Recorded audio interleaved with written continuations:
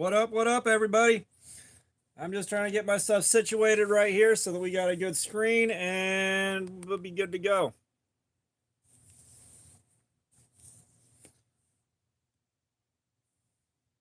Wow, this for some reason it's different every single time I do this. Like I'll put everything up here and then we won't have a gap down here, and now we do have a gap down here, and I'm not sure why it's different every single time.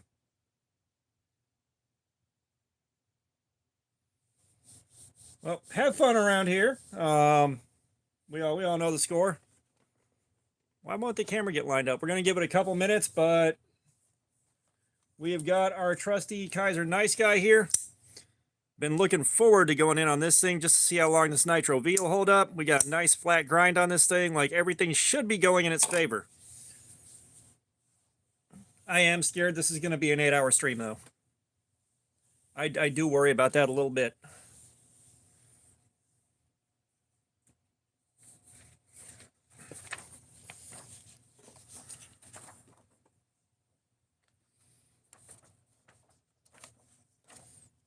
Well, what are you guys getting into today?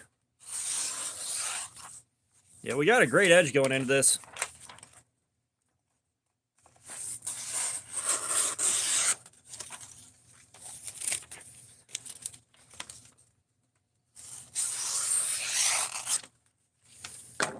Yeah, it's going to be a shame to wreck that edge, but we can put it back. It'll be okay.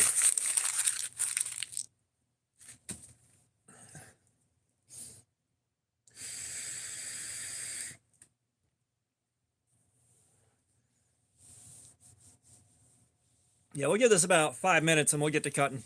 And sadly, there's no pizza box this week. Or at least not this time. But we'll make do.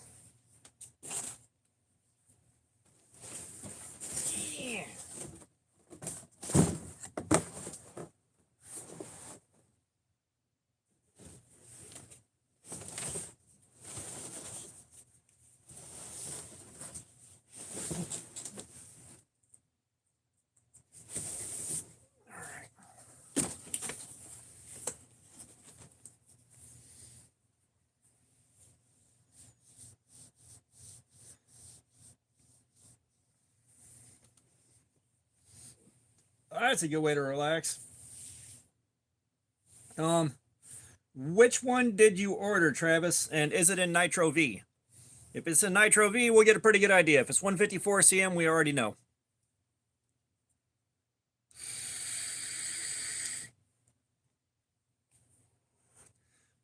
At some point, we got to figure out, are Domino's boxes superior to Little Caesars boxers for cutting up? Is it just the same? We got to find out. But every time we order Domino's, we're going to spend 20. No, you spent 70, idiot.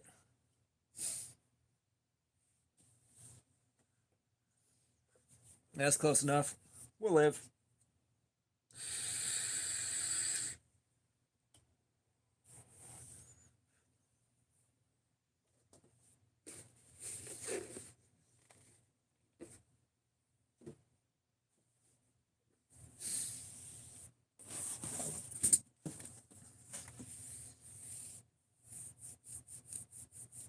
All right, who else are we going to get in here? We're going to get the rest of our usuals in here? Where's our regulars?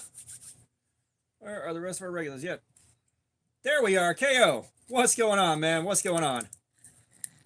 We're fixing to start cutting with the nice guy in like 2 minutes here.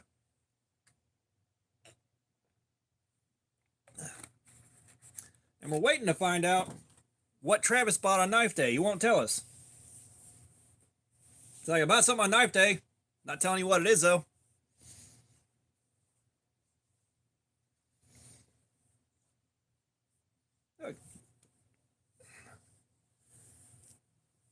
God, I need to watch that movie again. I haven't watched 12 Monkeys in fucking years. That was a good one.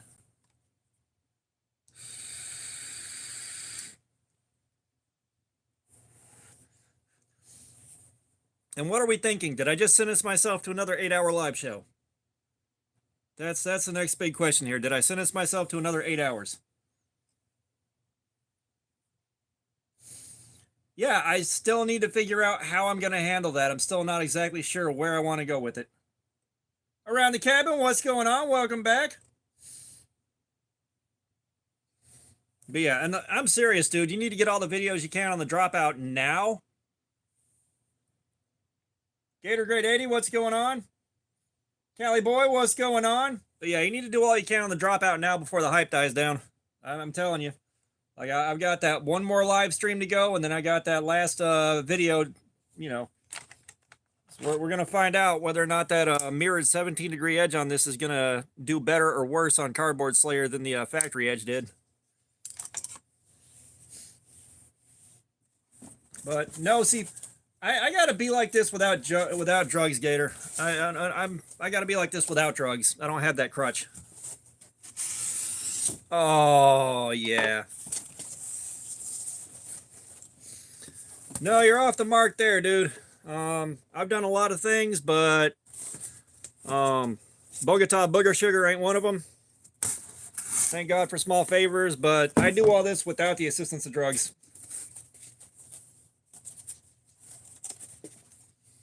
Yeah, I mean, here's the thing. Every time Ozark Trail does an access lock, every time we get the same hype.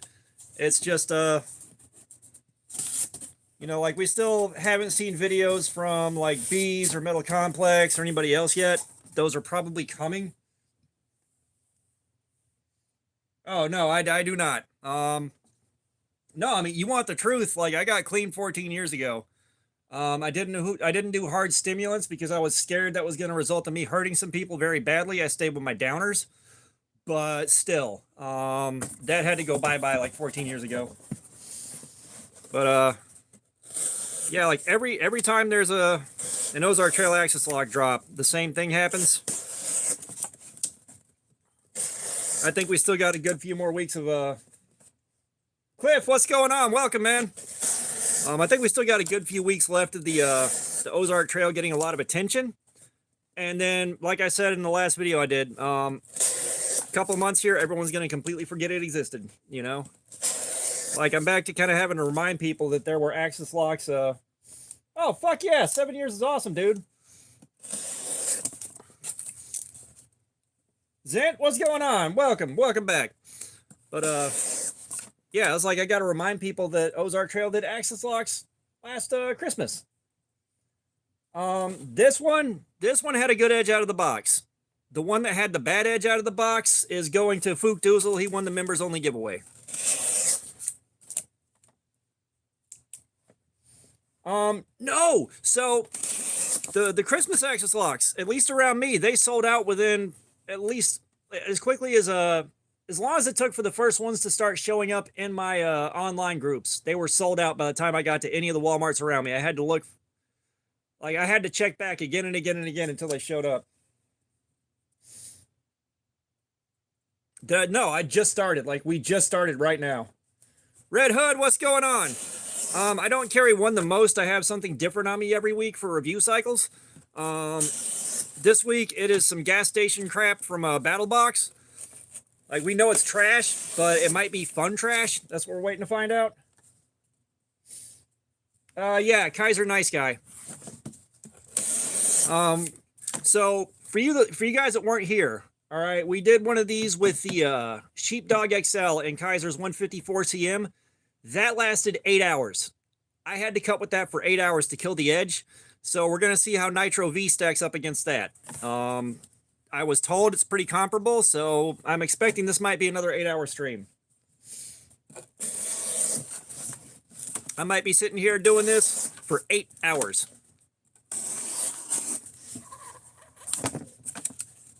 Oh, nice. Yeah, I got the nice guy. I got the drop bear with the clear scales, which thank God that exists because I don't like Ultim. But I got that. I've got the Sheepdog XL, and I think that's all the Kizers I have. The only button lock I've got that I really, really like is the Pyrite. A lot is known about that. I'm trying to think what other button locks I got floating around. Yeah, I mean, just Ultim looks bad. It does. What the hell was I saying?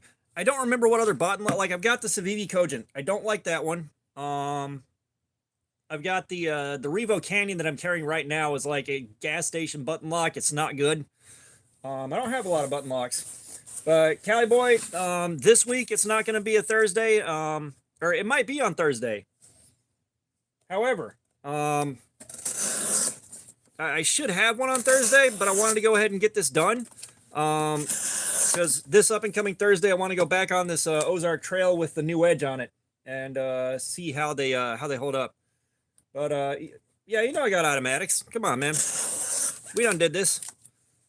But no, it's like I like the idea behind Ultim. The first time I saw it, I liked the idea. You can see through it, but the first thing I thought was I want that in clear. Hey, Zint coming through with the emojis. Yeah, I tell you what, Zint, you want to pick the first one out? Oh, God, I do not like the... Bro, I don't like the quadrant. Like, my quadrant was beyond messed up out of the box. The pivot was so messed up you could hear it squeak when you opened it and closed it. Yeah, why don't you pick one of the figures out, Zint? But, yeah, like, it just... The quadrant was terrible. Yes, we can do the Reaper. Let me finish up this part of this panel. We'll get the Reaper out, just for you.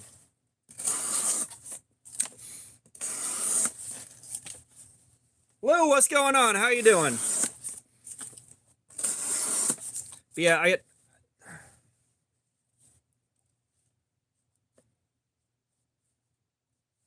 Yeah, I don't think I've heard of Olympia as a knife.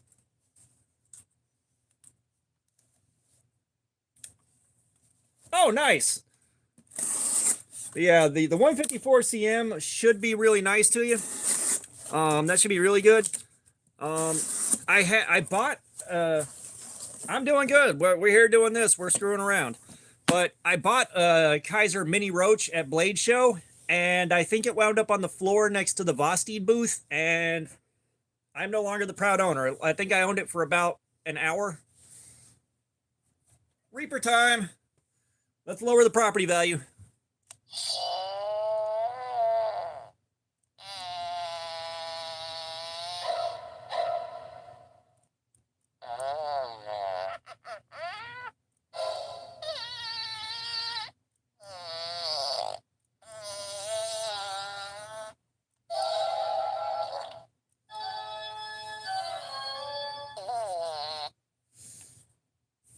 Well, no, it's... So when I was at the Vosteed booth, I was sitting there for 2.5 hours because they were giving away prototypes at 1 o'clock, first come, first serve. And I wanted the prototype that I have. So I was there, and I was in my bag a bunch of times talking to one of the guys because the prototype I have is where they're trying to figure out how to do resin scales. I happen to play around with resin a lot. So I was talking with him about what resins to get and all that. I showed him my thermochromic resin that changes color when it gets warm. And I want that on a knife so bad it's not funny. So I gave him one of the thermochromic beads that I make and sent him home with that. But at some point, going through my bag that many times, I think it fell on the floor and I just didn't see it.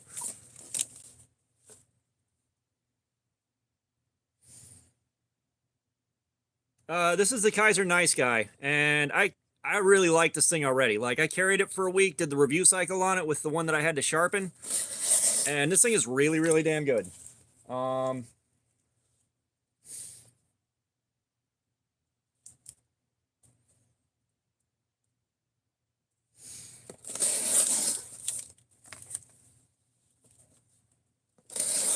I probably do not have it, Kelly Boy.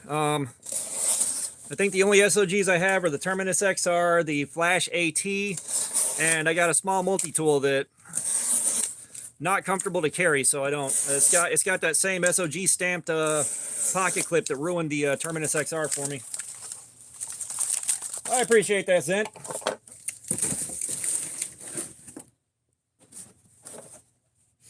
But yeah, like resin shows up in a lot of places. It's not showing up the way I feel like it should in knives.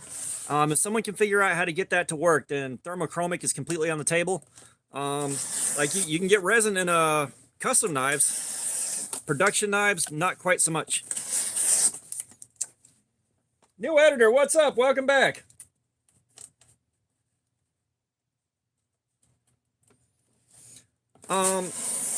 Lancelot 35, what's up? I'm not sure why it's not working. I know when I was talking to the guy at the Vosti booth, yes, you can just ask the question. You don't have to announce it. But you know, he was trying to figure out how he could mill it because he was running it through a milling machine and he was using polyester resin, which is notorious for being on the brittle side, and it's notorious for chipping out when you hit a 90-degree angle with a tool of some sort. So he was fighting with that. I suggested he switch to Alumilite or something along those lines. But resin, like... Any favorite gentleman's knives?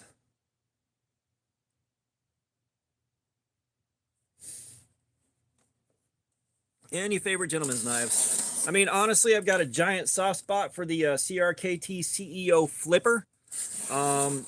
That one is definitely one of my favorites. That one got me through some really hard times when I broke my wrist. I'll think and see if anything else comes up that I can really think of. It's like my Elementum with the shredded carbon fiber and the copper flakes. Very gentlemanly. I love that thing.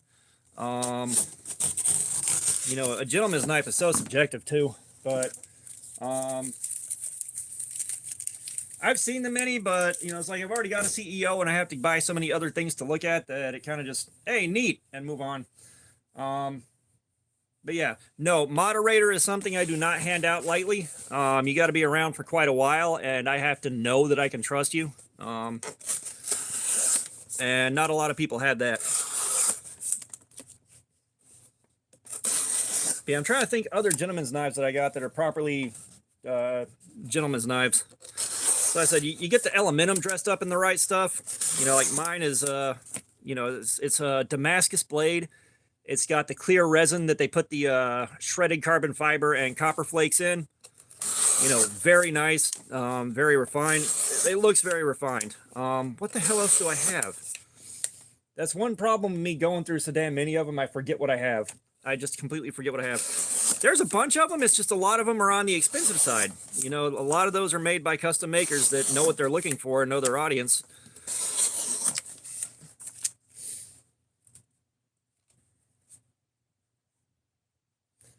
The Buck Decatur.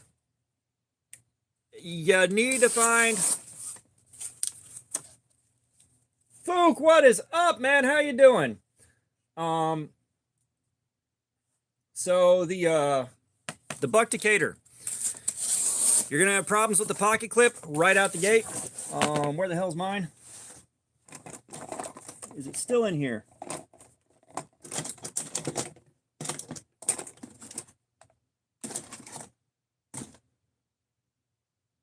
Do I still have my Buck Decatur in here? I don't think I do. I do. So,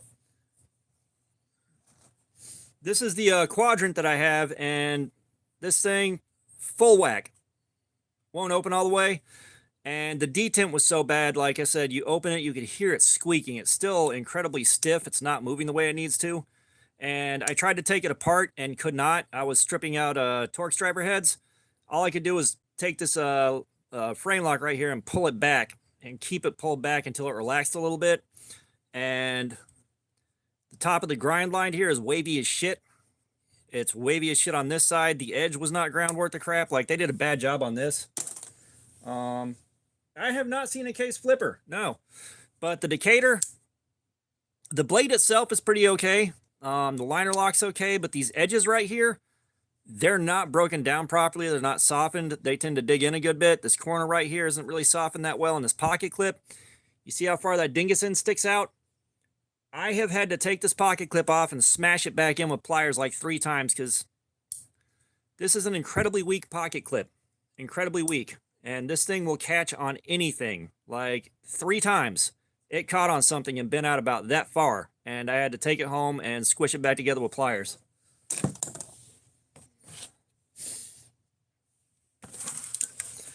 Yeah, high dollar means it's off my list right now.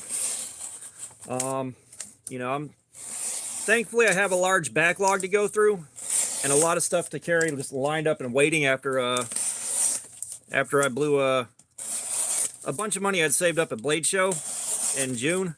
I've got a lot lined up because my budget for buying new stuff is pretty much zero. Now, no, the buck's not very heavy. Those are wood scales on it. So they're not it's not that heavy. It's not any heavier than anything else. But what was I about to say? Oh yeah. One thing that should be coming up soon is the digital electronic sharpness tester.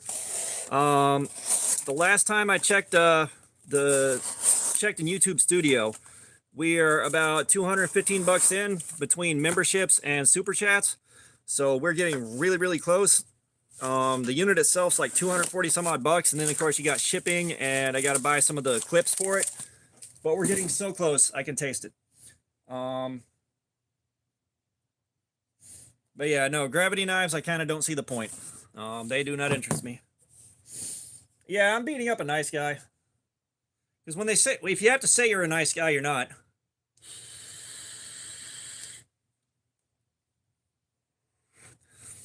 Hey, Steins versus Knives, what's up? Just remember, for a handful of pennies a day, you can feed a starving child a handful of pennies a day.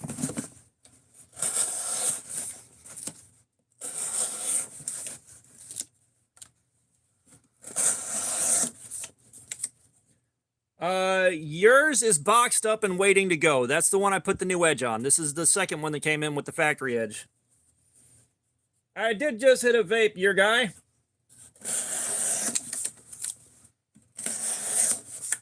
Maxilla, what's going on? Welcome back, man. Welcome back.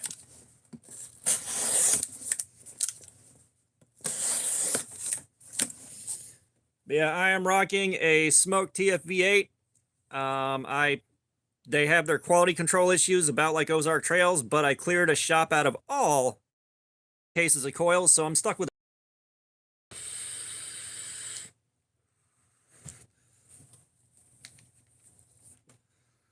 Lucky Charms with extra marshmallows. I do my own shit too. So you don't have to announce the question, Zint. Just ask the question.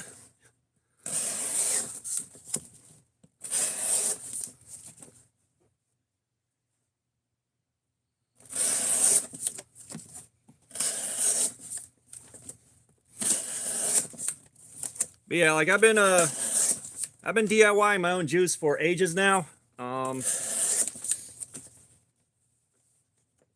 So I've just I've gotten used to it. Like I don't buy any juice anymore.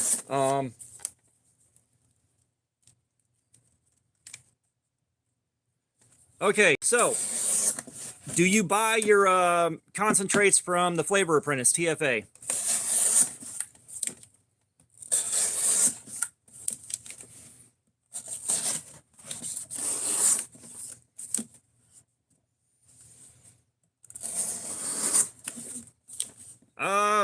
You're asking the wrong dude about romantic tips. I'm gonna tell you that right now.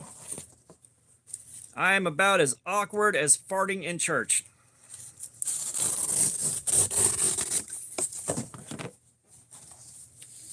Okay, so 6% Lucky Leprechaun, 3% Rice Krispies, Rice Crunchies, and 3% the toasted marshmallow. That's all it is. Luke B, what's going on? What you doing, man? Yeah, let me get my recipe book and just make sure I'm right on that real quick.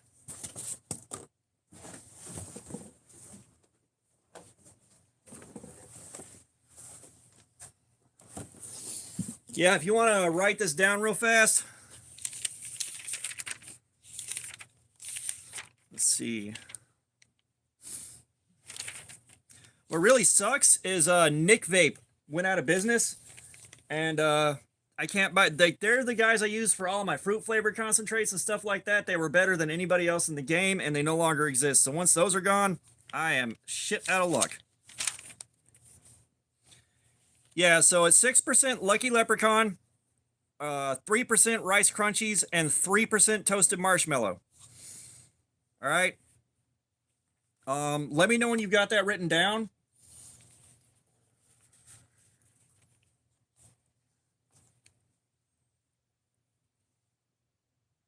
Like I know Bull City has some stuff. I'll end up having to find another source for them, but right now I've got so much different stuff that I'm not going to run out for ages.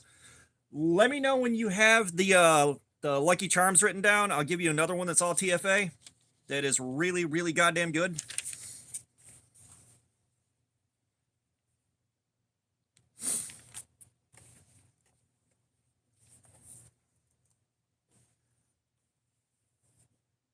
All right.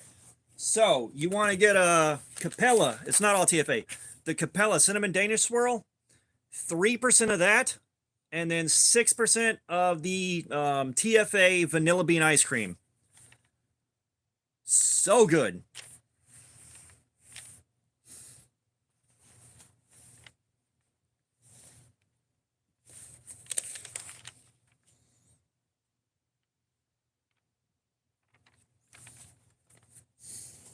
Yeah, just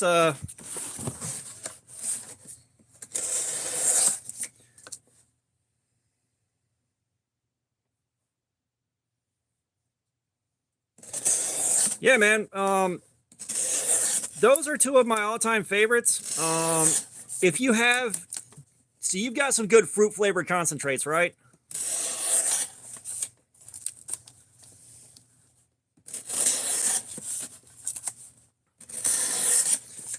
Because if you do a 3%, if you do 3% cinnamon Danish swirl and 3% TFA vanilla bean ice cream, then you can add a good fruit flavor. Banana works good. The Central Vapors Blood Orange works good. The rest of them were Nick Vape, but those work really well together. I call that the Zilla series. I named them all after Kaiju, Godzilla, Mothra, Rodan, a couple others. But that base, the cinnamon Danish swirl and the vanilla bean ice cream, make for really good shit. It works really good with the Flavor Apprentice pear, I believe. I called that nice pear.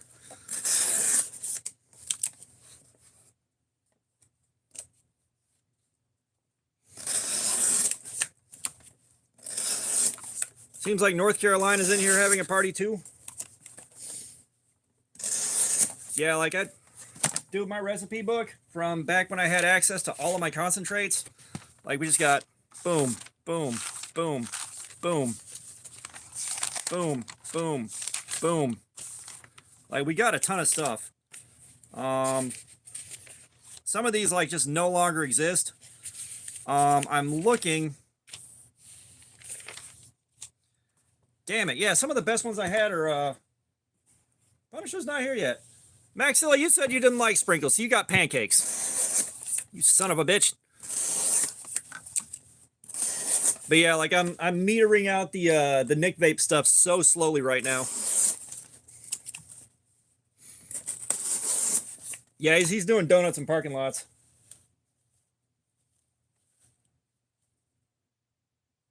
Yeah, well, I mean, the thing is, those cereals in real life, they're lemon flavored. So it wasn't hard. You know, the only thing that stopped me from making a really good, strong Fruit Loop or Fruity Pebbles was I couldn't find a good concentrate that, you know, had the milk taste to it. That's what pissed me off. I never found a good Nameless EDC. What is going on? Welcome. Yeah, I never found one that had the milk taste right, that didn't taste like, you know, socks that have been in a basement for the last 3 years. Like, they all tasted gross. No, that was the thing. Nick Vape, the lemon at 3% was fucking phenomenal. Like, it tasted like lemon candy. It had the right flavor. I used that in so many things, and of course, Nick Vape doesn't exist anymore. When they banned shipping the nicotine, unless you had a license, you know, they made it impossible to ship to a private citizen. That was Nick Vape's like 70% of their business. They tried to go on just selling concentrates. That didn't work, so they closed up shop. And when I got the notification they were closing up shop, I didn't have enough money to buy anything, so I just had to stand there and watch it go down. You know, the only thing I did was, like, they'd sell a liter of 100 milligram nicotine base for like $50 when it was on sale. So I bought 4 fucking liters when the law came out that they couldn't ship it to private citizens anymore.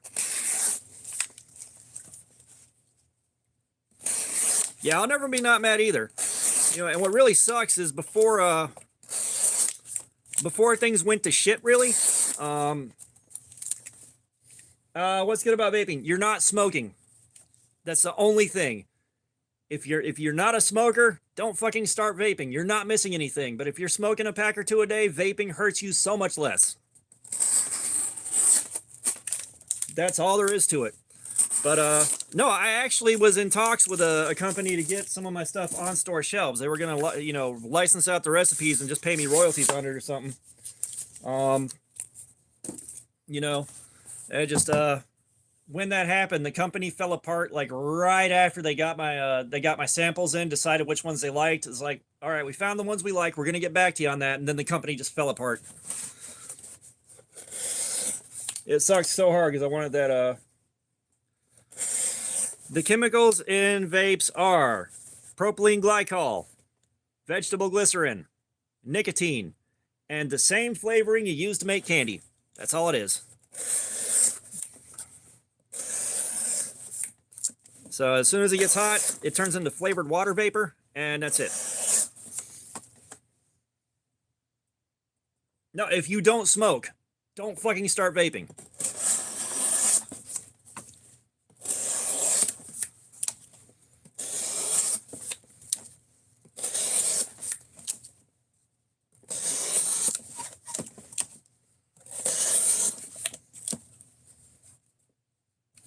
Yeah, I mean, a lot of them are the ingredients in fucking inhalers.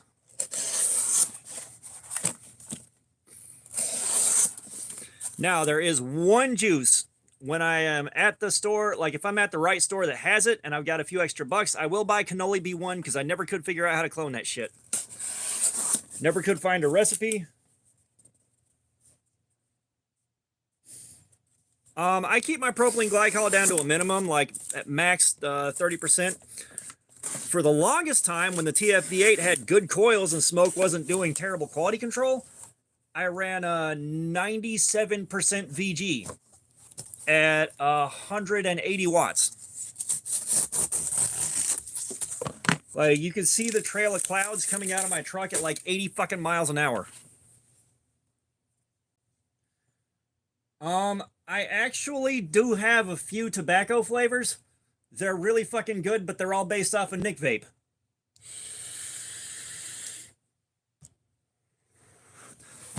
There were 2.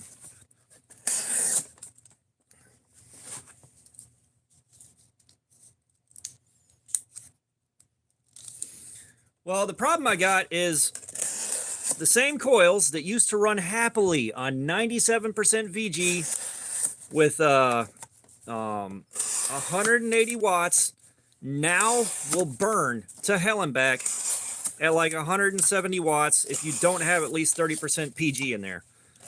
I don't want the PG in there, but it has to be in there because, you know, the smoke's quality control went to shit. That's why all the stops around me stopped carrying them. No, that was the thing with the TFV8. All right, on VG with my recipes, I could run those coils for like 6-8 weeks, no problems. That was back again when the quality control was good.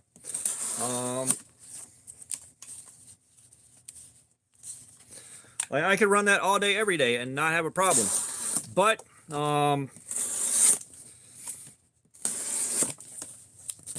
you know, it's just, and they don't make stuff like the TFV8 anymore. Like everyone kind of moved on from that. Unfortunately, the bigger is better game kind of died out. Everybody wants smaller, tighter airflow, more concentrated flavoring. Like I get that. You know, small 35 watt or less tanks are the ones that are really selling right now, which sucks. But you know, once I run out of TFV8 coils, I have to start buying them again. It is what it is. I'll live with it. I'll make my peace.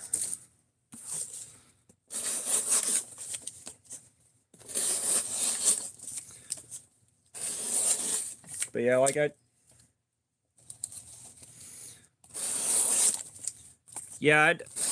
you know, the thing I miss, and that's part of what sucks so much about the vape game, is you know, stuff will be fucking amazing, and then it'll vanish from the market completely. But if you remember the Kanger knee box and the coils it took, I can't remember what the tank was called that it shared the coils with, but that knee box, they had the Adam Clapton gold coils for that. That's what I want. I want something with a lot of punch that's just nice, tightly wound Clapton coils.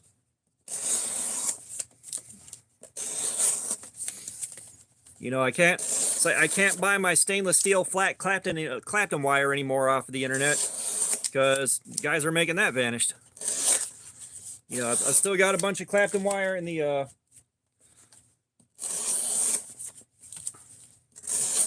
yeah, well, I mean, I use that knee box. You know, you throw, what was it, 7 mil tank capacity or something like that, 7 or 10. You know, I'd fill that up and take it to work and run that at 35 watts on that Adam Clapton Gold. Fantastic experience all day long. And you know, you can't find those coils anymore. And I think I gave one to a friend of mine who, naturally, we all got that one friend who drops every single thing. We all had that one friend drops every single mod and breaks it within a month. He was one of those friends. I gave him the knee box. I was like, this ought to last you a while. I've carried mine at work. It's been okay. And yeah, about 5 weeks later, he dropped it down a flight of stairs and brings it back, and the guts are just hanging out the bottom of it. But I will say, at the very least, a friend of mine showed me how to make Clapton wire, so I can make my own. I've also got the little coil roller robot thing floating around somewhere. I'll have to find it if shit gets real. No, I never saw the chump mods. Like, the last time I really paid attention to mods or anything new happening was when squonks were the big deal. And I got one cheap squonk mod just to see if it was remotely interesting, and it turned out it wasn't. So I let go of that and just went back to what I was doing. You know, because I kept buying stuff when it came out, and honestly, like the T-Priv and the S-Priv from Smoke are a couple of my favorites. I like the skull with the eyes that light up and RGB out. I like the RGB on the T-Priv.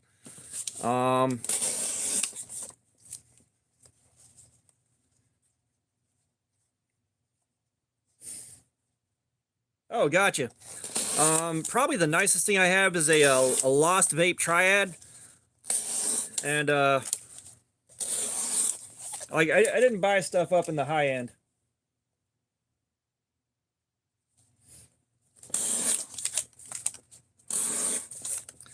Like, I kept my shit cheap. If it gets broken, I can replace it.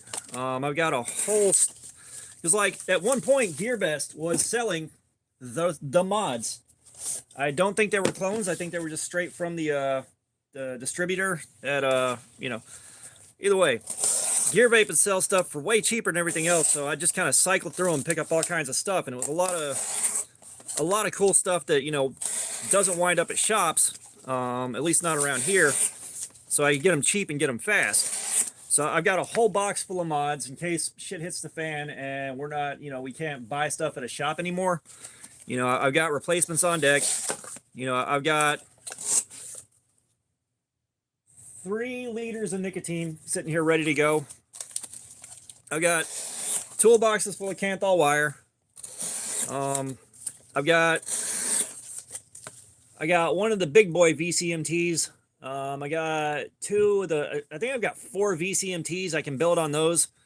I've got the oh, what the hell's the name of the company? They did the Dragon Ball RTA. Was it Fumi or whatever?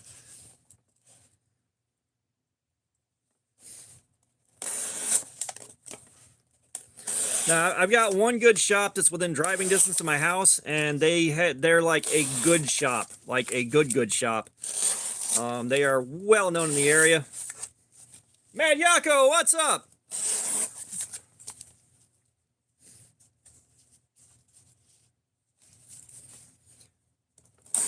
Yeah, like You know, it's again, like you've had so many dates where it's like the industry's going to be killed, the industry's going to be killed, the industry's going to be killed. And like shit's been made harder and harder and harder for us to just enjoy what we do. So it's like at some point, there's a really good chance someone's going to realize they can build a political career off of think of the children vaping. And shit's going to get either way harder to do or unilaterally banned. And I'd rather be ready to just keep going as a large fuck you. I do what I want. You know, because like I've learned how to build on RTAs, so I can get by on that. Make my own juice. I can get by on that. They're not going to stop selling Canthal wire. You'll always be able to buy that. You'll always be able to buy cotton. Like, oh, I never, ever thought about trusting myself with a mech. I've got a couple of hexomes. One of them wasn't quite right when I got it, but it still works. The other one I did fry the batteries on, and I was able to send that to Craving Vapor, get it repaired, and get it back. Nobody can do that nowadays. So that's a huge claim to fame right there. I got a mod back from Craving Vapor.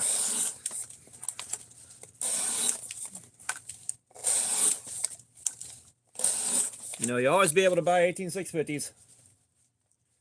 Oh yeah, I know that, you know, at one point mechs were the only thing. What is it? You remember the little pin, the Ego 1, the black one with the button? It was like 25 or 30 watts. And you just screwed a small tank on top of that. Because you had that and you had the E-Leaf right about the time that first 100-watt box came out. Rimby, what's going on? Welcome. I remember seeing the Noisy Cricket and hearing about it. I never got hands on it.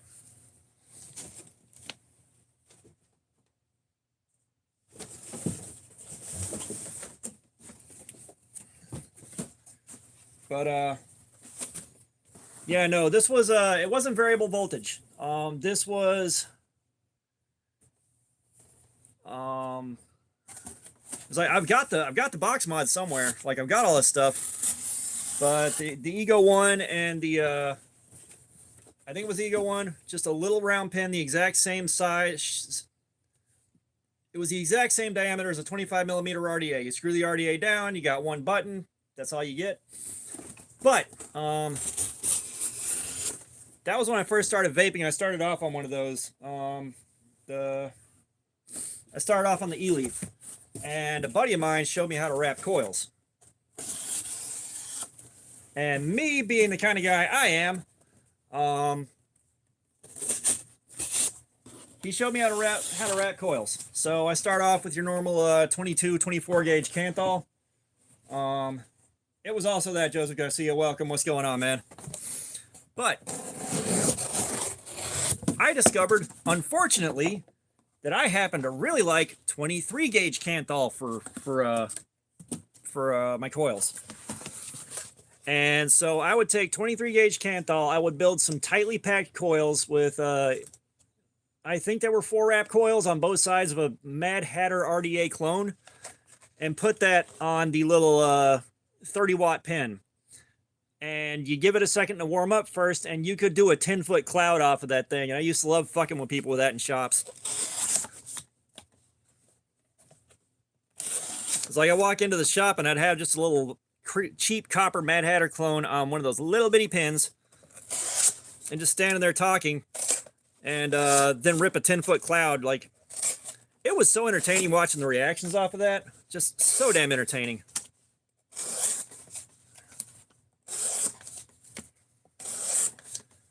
And of course now, you know, you don't have to really work to get that kind of performance.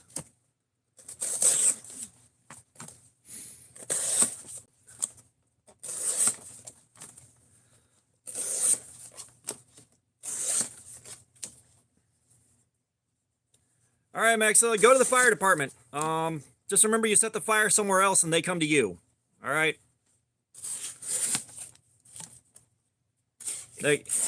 If you set your front porch on fire, the fire department comes to you. You don't got to leave the house. It's magical.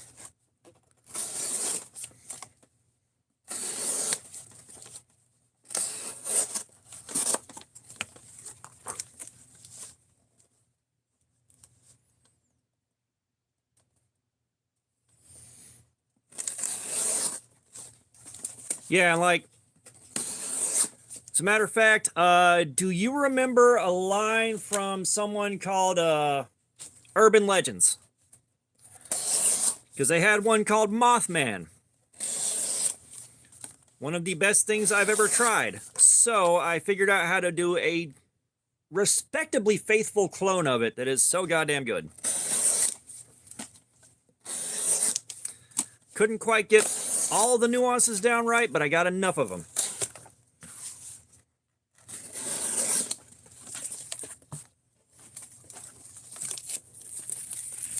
Hey, I'm just trying to save you a trip, Maxilla. Wouldn't even have to leave the house.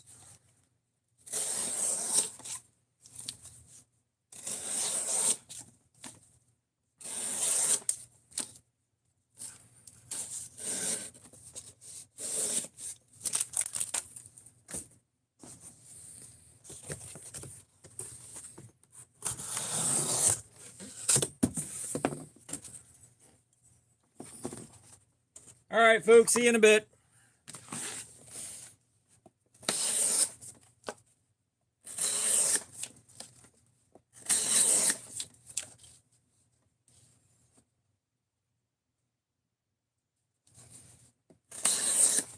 Yeah, it's one thing that's, like, you talk to anybody that vapes in an area larger than about 30 to 40 miles away from you, odds are most of the stuff they've bought for e-liquid is not available anywhere else because the companies are so damn small.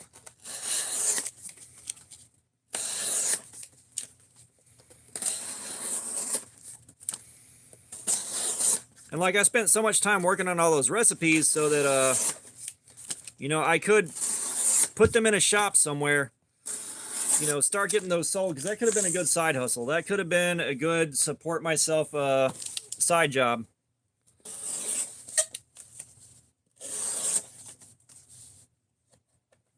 Yeah, we had one. It was like, I think Vape 911. They would make custom stuff for you. They'd let you try out all kinds of crazy stuff, and you could just have them build what you want basically for juice. There were a few of them that were all right. They'd put caffeine in your e-liquid for you. Let that sink in.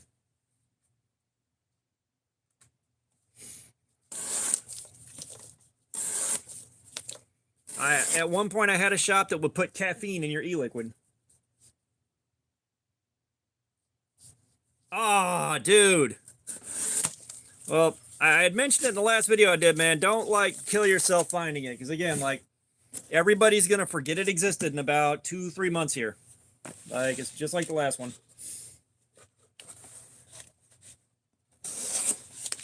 Yeah, like, I'd love to be able to have that back, or at least someone that worked there could tell me what exactly they did to add the caffeine so I could do my own. I'd love that. I may need to look that up online.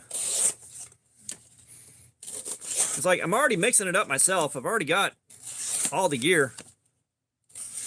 You know, it's a very, very crude operation, but I just got to see how far I got to dilute it.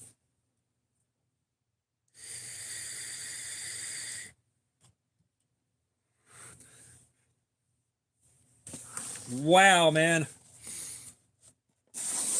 You know, it's like I mentioned in the video. You know, if I wasn't trying to get content out of it. Killer Llamas, what's going on? Welcome back.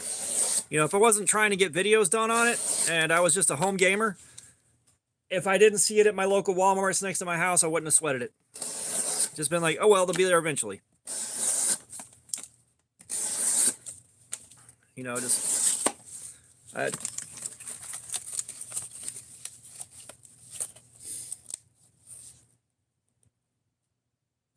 Yikes. Someone said that these things do take dye pretty well. You could dye them black or anything else that will go with the orange.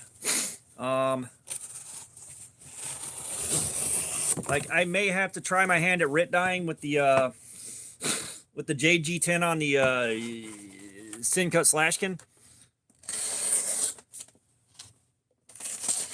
Thing is, I've only got like one JG10 to play with, maybe two. So what I want to do is probably not going to be conducive to the first time you do something like that.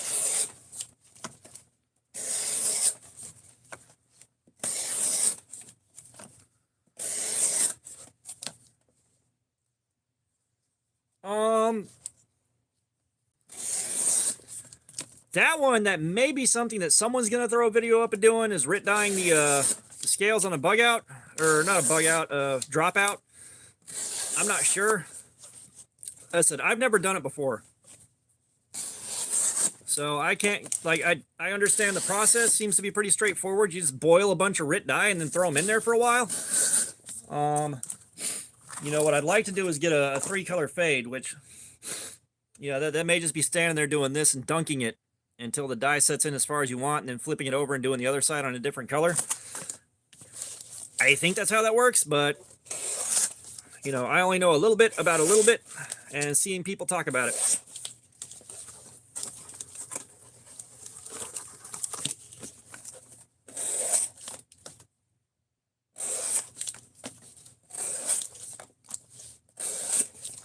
Okay, this thing feels like we haven't even touched it hardly so far.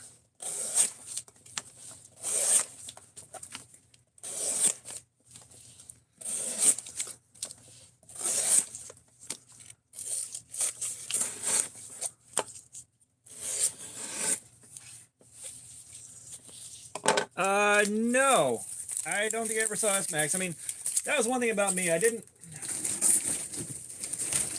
got there a little bit too late to be part of the scene. You know, when everybody was, that was their whole personality, their whole lifestyle. So I had a few shops I went to that sold stuff I liked. As a matter of fact, the Lucky Charms that I call As You Wish is a clone of Max Vapor's Princess Bride. The only thing different is they somehow managed to get the sensation of the dust in the bottom of the box worked into that. And I have no clue how they did that, and they wouldn't tell me the secret. He just said it was 4 ingredients. I got 3 of them, and I don't know what the other one was.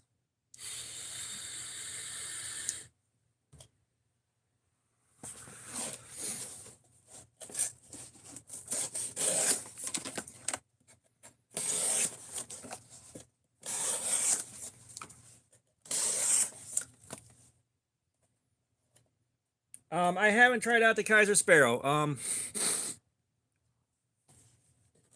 My next Kizer purchase is probably going to be the Amicus. You know, and I'm kind of hoping that the Kizer gets wind of this, or knows that I'm doing stuff like this, and try to build some kind of rapport with them to, you know, have them send me stuff to check out. Don't know if that's going to happen. But, you know, this is like, what, a little 1,600 subscriber channel right now, so it's not like I'm really throwing enough weight around for guys like Kizer to really sit up and pay attention.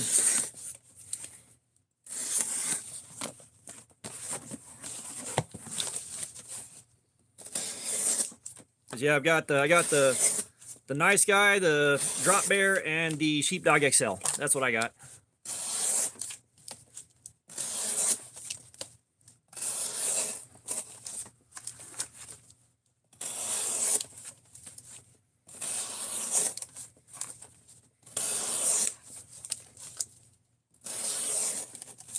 So what was it? Oh yeah. No, it'll grow. It's been growing slowly. The Ozark Trail dropout has brought me so many new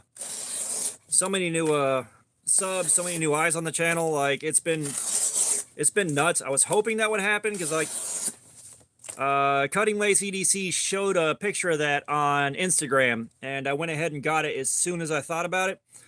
And somehow I got like the first videos up on YouTube at all of that thing that I could find. Like, I went and searched to make sure, and there was like one guy did a short on it. That was all I could find before I got my first videos up.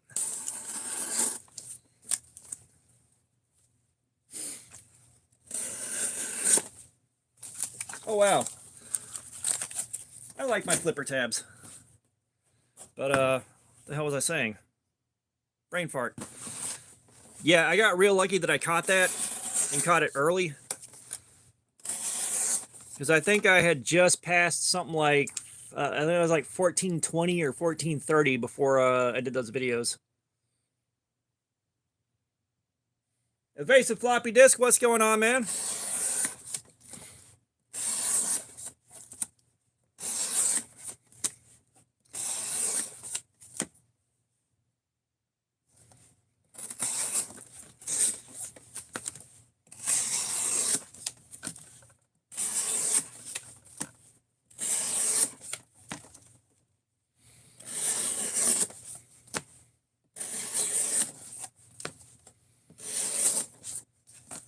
Sorry, I'm still here with you guys. I've been having a lot of cerebral flatulence today, just complete dissociation. Did not get enough sleep.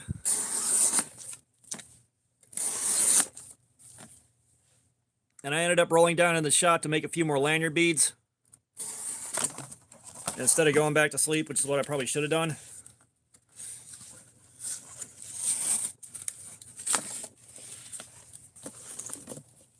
Oh, dude, hell yeah.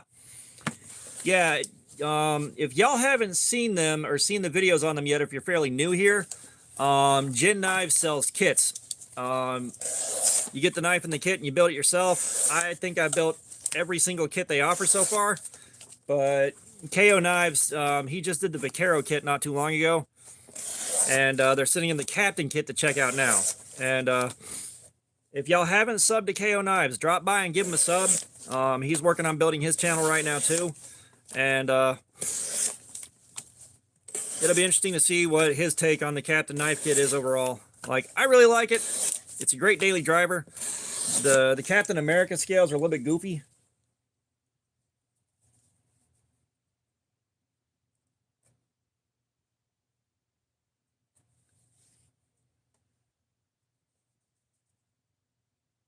Oh, I mean, if you're not going to check it out, that's fine too. Hey, a free knife.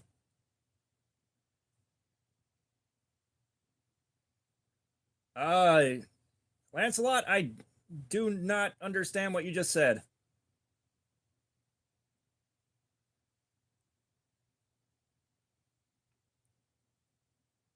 I am obviously missing something there.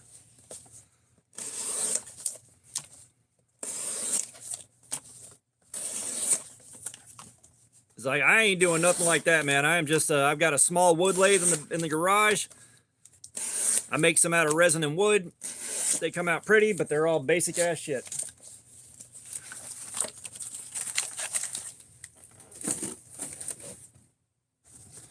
What's your video going to be? Jen sent me this knife kit, but I'm not going to check it out. I just want you to know I have it.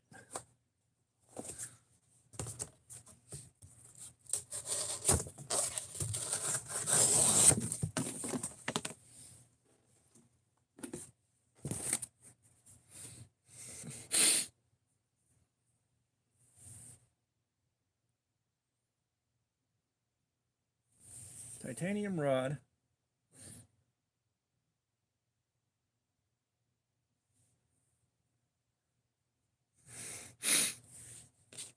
Yeah, I'd have to see that to fully understand what's happening. Because, like, what I'm doing is stuff like this right here.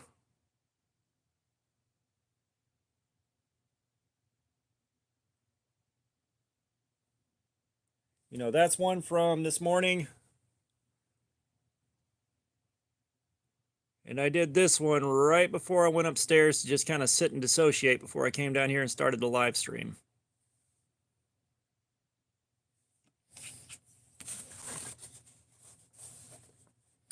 Yeah, no. Those are like 25 bucks. I've got to get the spare cash to pay for starting the Etsy shop back up. They sent me a notice that they were taking my shop down unless I logged in, so I went and logged in, and then like a week and a half later, they're like, okay, we shut your shop down. And now I got to pay 30 bucks to start it back up. Which actually, I am trading if Joe Garcia's still in here, I'm trading him a handful of beads for an S35 VN Ontario Rat. So that's going to be fun to check out. The grind on an Ontario Rat and S35 VN versus cardboard. I don't know what I'm setting myself up for there.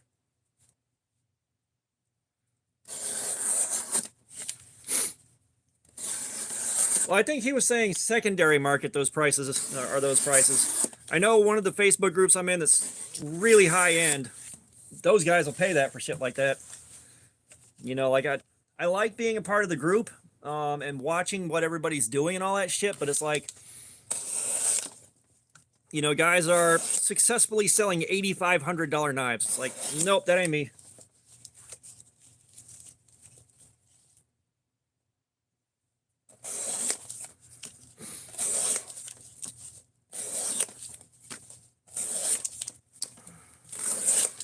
I actually got into one of my blanks of thermochromic resin, and that stuff at room temperature, it's one color, and then you let it get warm either outside or in your pocket or something, and it changes colors. Those things are really cool.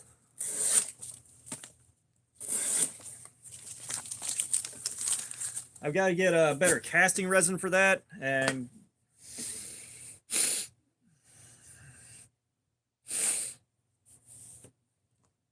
yeah, I got to get better casting resin and tweak a few things. I mean, that was one of the things when I was at the Boston booth. You know, I want someone to do knife scales in thermochromic resin.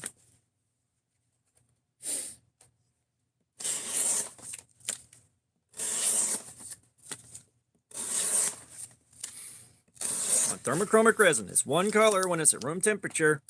You put it in your pocket for a while, you take it back out, it's a different color. It's not that hard, people. If I can do thermochromic resin, so can they.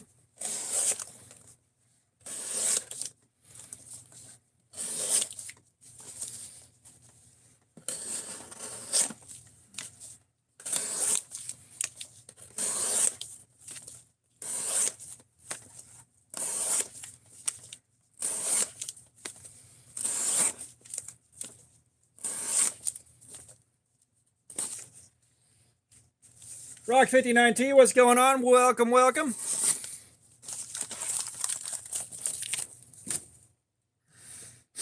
All right, let's get something a little bit tougher out. We'll take, it says 32, but it ain't gonna feel like 32.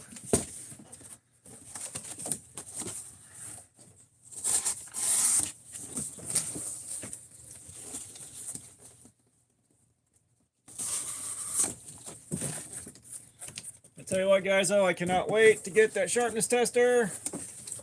Cannot wait.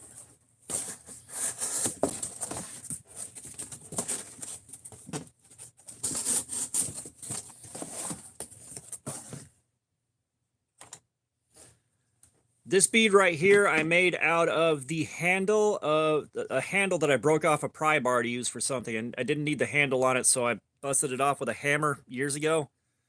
And I found that just laying there. So I was like, you know what? This will be perfect.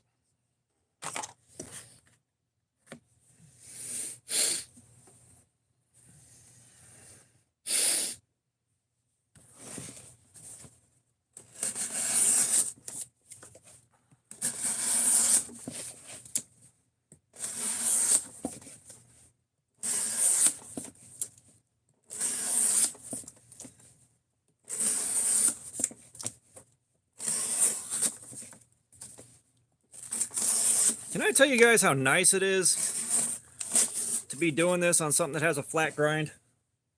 Just how nice it is.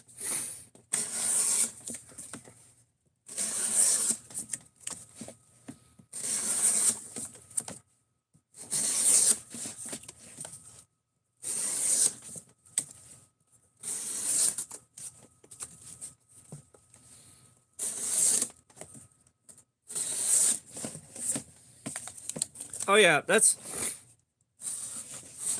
you know, for the longest time I thought the hollow grind on the kind of Scandi looking blades were, you know, the best thing out there. They look the most like the default image of a knife in my head possible. But the more I've carried stuff and the more I've used stuff, especially on the cheap end, like if you go back and look, I've done a lot of really cheap knives and actually, you know, daily carried them and used them and everything. But you know, the more I've done that, the more I've come to love just a full flat grind on something like this. Give me a drop point with a full flat grind and a comfortable handle at about 3 inches. That's great for EDC. If it's not going to be that, give me something like this. Oversized craziness. And if you're going to give me a tiny knife, you better make sure you get it perfect.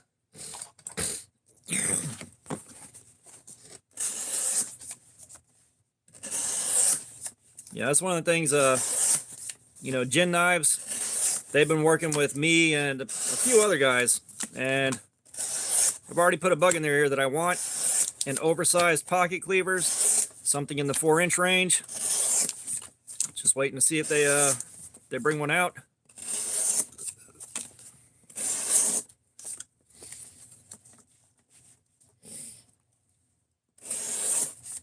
Now, if you're looking for tiny, so far the best that I've found overall that I've had my hands on is going to be stuff from Olatans. And unfortunately, the T025 is no longer available, which sucks. That was one of my go-tos for, you know, small, cheap, daily carry knife that's got some cool features, because it's a titanium frame, and it was like $25.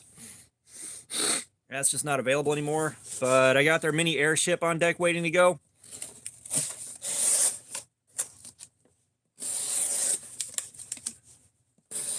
And that's also a very tiny knife, but it's done really well. Yeah, I think at one point I looked at the Spyderco bug, and it's like, I want to spend my money elsewhere. And of course, right now I'm kind of... I can't say stuck, but I am basically limited to what's in the backlog right now for the next however many weeks.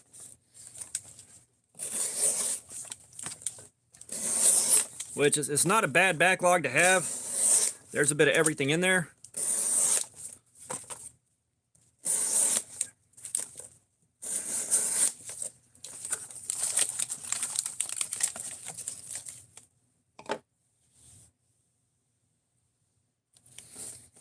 Yeah, it's just, you know, generally speaking, like if I'm picking out a knife for myself, for my own needs and for my own carry, I'm going to go with a flat grind.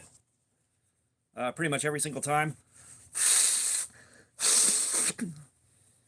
Oh, God.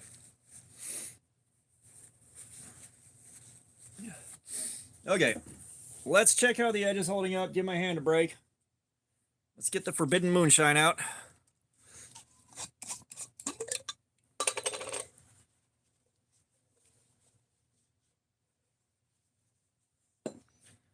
Now, how well does this let go of tape residue?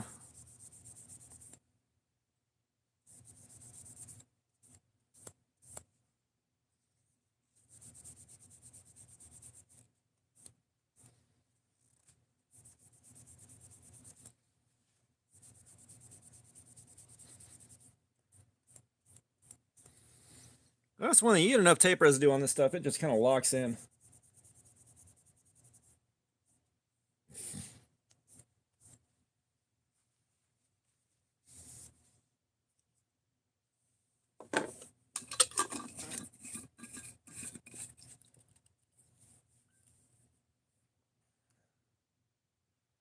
Mineral oil.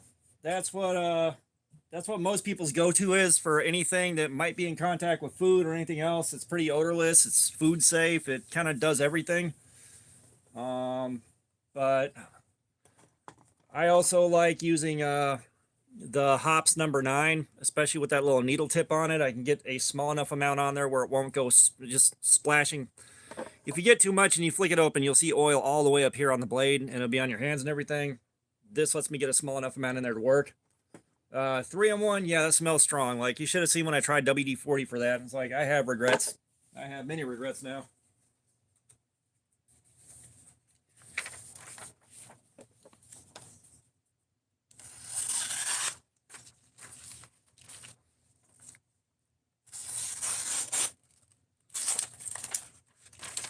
Yeah, a little bit of wear. You know, nothing I didn't expect.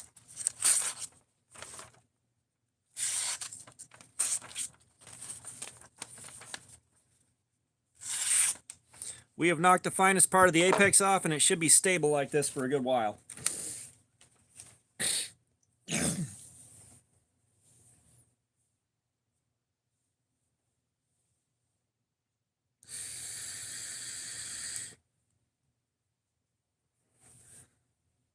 All right, yeah, I'm gonna give my hand a break for a second. We're not gonna kill myself too early. What the fuck was I gonna say? It was something.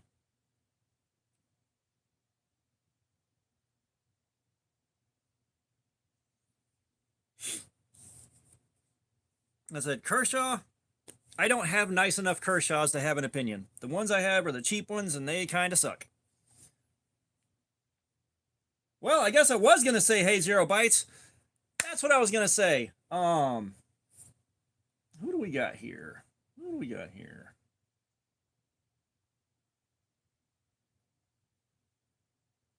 Rock 59T, if you're still in here, do you want to pick a figure out?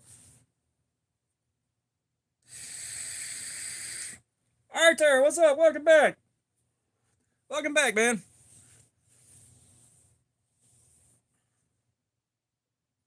Okay, so you've got a ninja, you've got Frankenstein, you got robot, you got knight, mummy, scuba guy, or alien.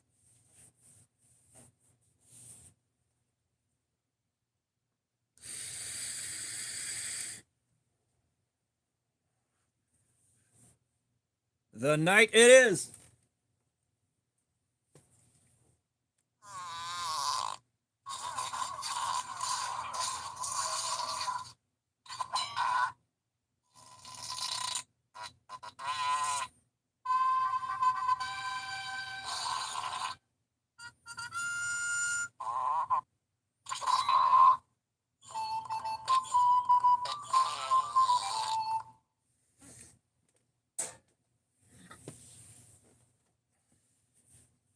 Henry Sherman, what is up? Welcome, welcome.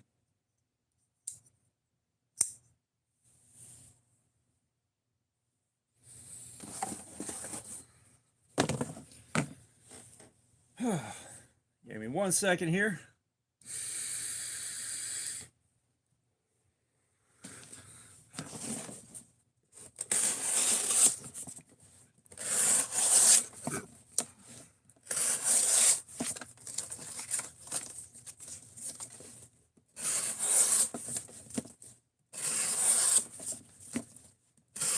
Yeah, I was gonna say I was saving the figures for super chats, but those aren't happening right now, so we're getting them in.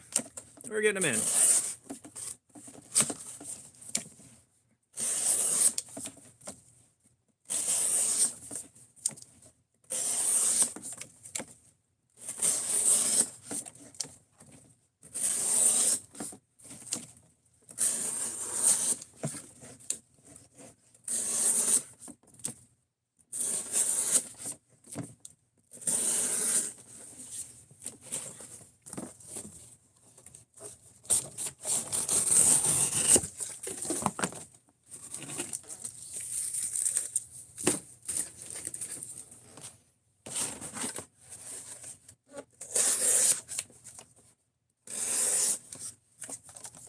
Whoa, welcome back, welcome back. You missed a farting night. That's about all you missed.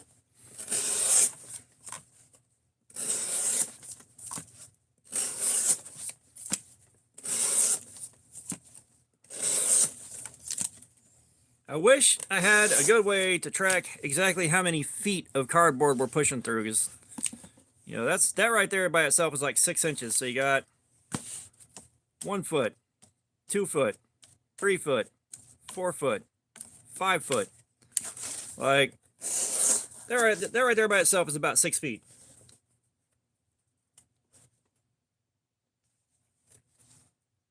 And we have got the Kizer Nice Guy. If you remember, I bought one at Blade Show, and the factory edge was one of the worst I've ever seen. So they sent me this one with a good factory edge on it to replace it. So, Fook Doozle won the one that I sharpened, and that is going to be in the mail to him tomorrow or Tuesday.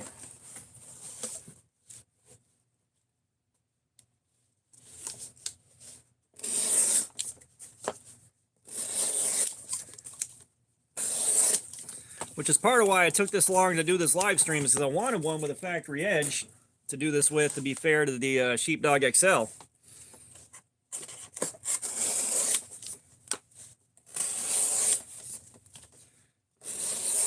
If we're going to do something like this, and I'm going to put myself through it, factory edge is the way to go.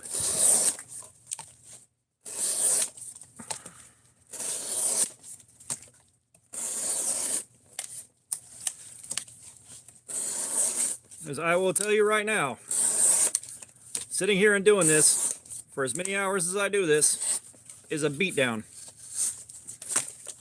Ah, come on. There we go.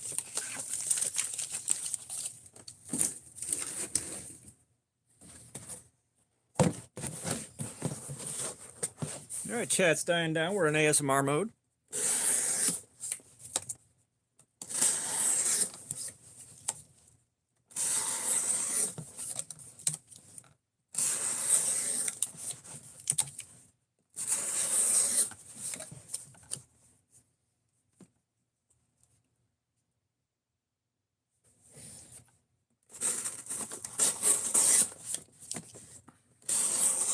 Oh, believe me, as much of a fiend as I am for oversized pocket saws and oversized pocket cleavers, you better believe my ass has a Sheepdog XL. You know, and I keep seeing the Sheepdog Mini and the regular Sheepdog kind of surging in popularity and then fading out again. It's like, I've already got the XL. I don't need a smaller one.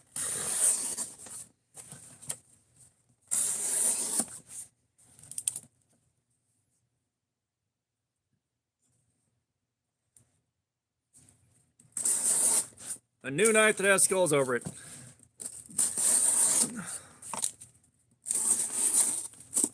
I can only think of one off the top of my head that's not 100% of a gas station knife that has skulls all over it.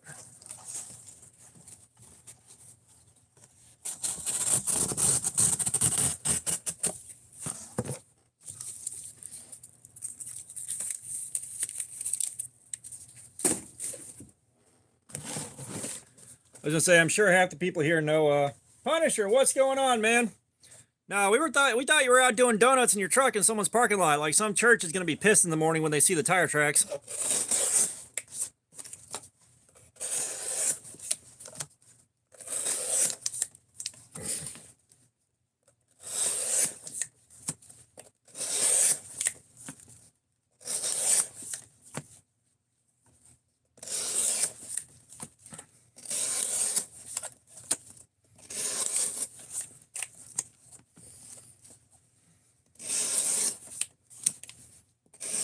Well, those are just the words of a girly man.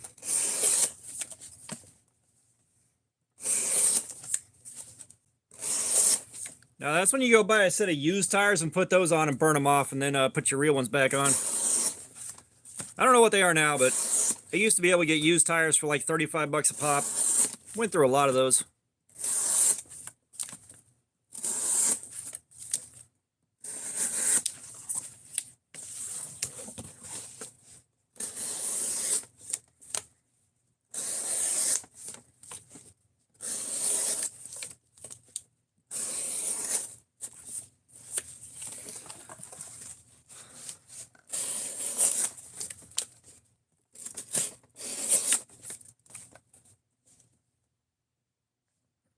Oh, yeah. Huh. Do you have the branding on that knife? Do you know what brand or anything else is said on the packaging? But yeah, no, I'd love Kizer to send me some stuff to review. That being said, again, this is like...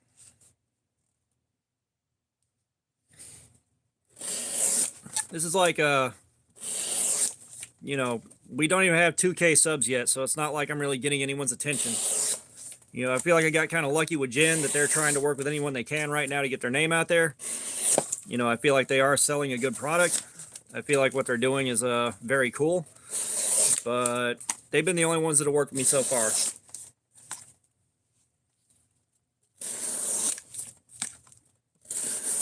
Yeah, I've heard the Chavez name dropped a bunch of times, but I've never actually seen what the price tag on one of them is.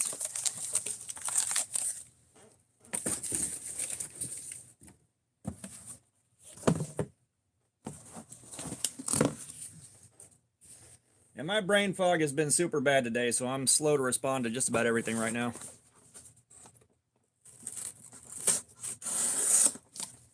Yeah, that tracks.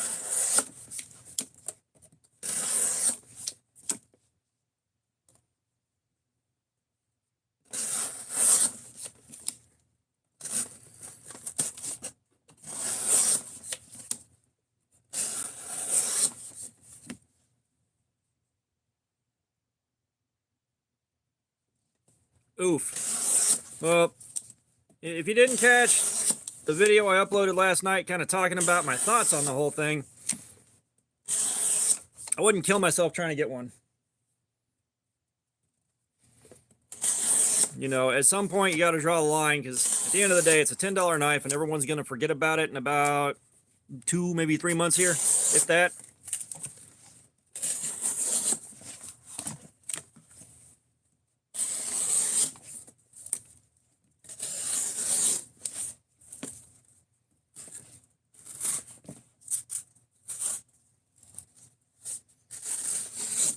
That's what I've been trying to decide, Arthur. Because at some point I would like to dive into that. I know KO Knives is looking for me to submit something to him to try to, you know, pull together in CAD, 3D model it.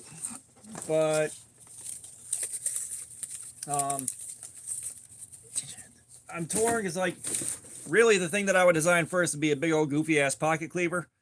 And even then, I'm not decided about how to really get that to work without it looking like every single other fucking big old goofy ass pocket cleaver. But no, so guys are still going to be squeaking out videos for a while on them because they're not as available. It's going to take them a while to get them and do their videos, and that's going to just kind of pull the hype along for a while longer. Like, I mean, for shit's sake, I got in the door really late on these other Ozark trail axis locks. I got in there late on those, and I still pulled a respectable amount of views for how small the channel was when I checked these things out.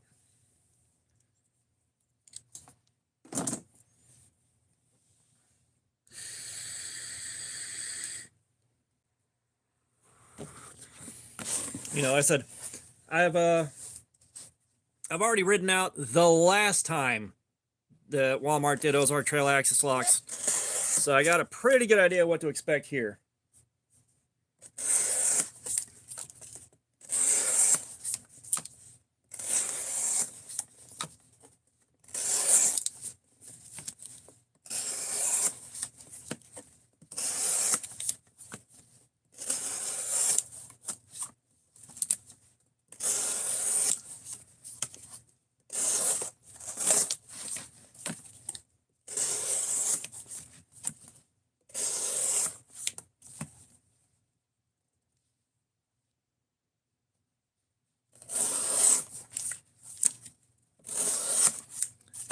Well, you could always go to eBay and pay 30 bucks for it.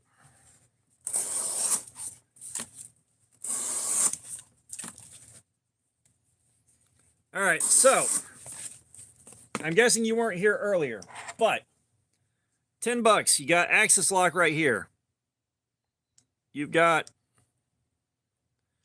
good action. This one is full of cardboard dust and gunk, and I've also tightened the pivot up quite a bit, but you know, you're getting a lot of clean function. It works really, really well at what it does, as long as you don't get hit with any QC issues.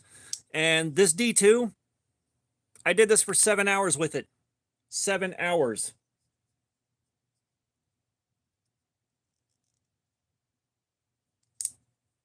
No. The Gin Knives D2, that lasted 4 hours, just like every other D2 we did. This went 7 hours for I don't fucking know what reason.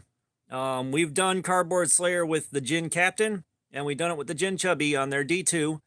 The Chubby did, the D2 held up, but the blade was a little bit too thick for being that short for it to cut easily for long periods.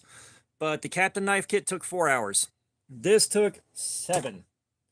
That's why I freak out about it so hard. Yeah, so like I've done the testing.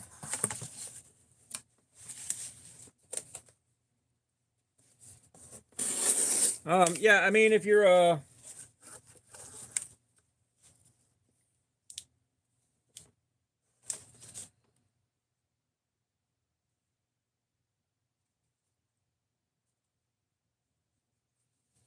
The lock button on what for one hand? You're confusing me there, Beskar. Yeah, I mean, that's the thing. It's a hell of a beater knife. And the other thing, too, is, you know, if you guys have never seen it, where the hell is it? Back in the box of crap.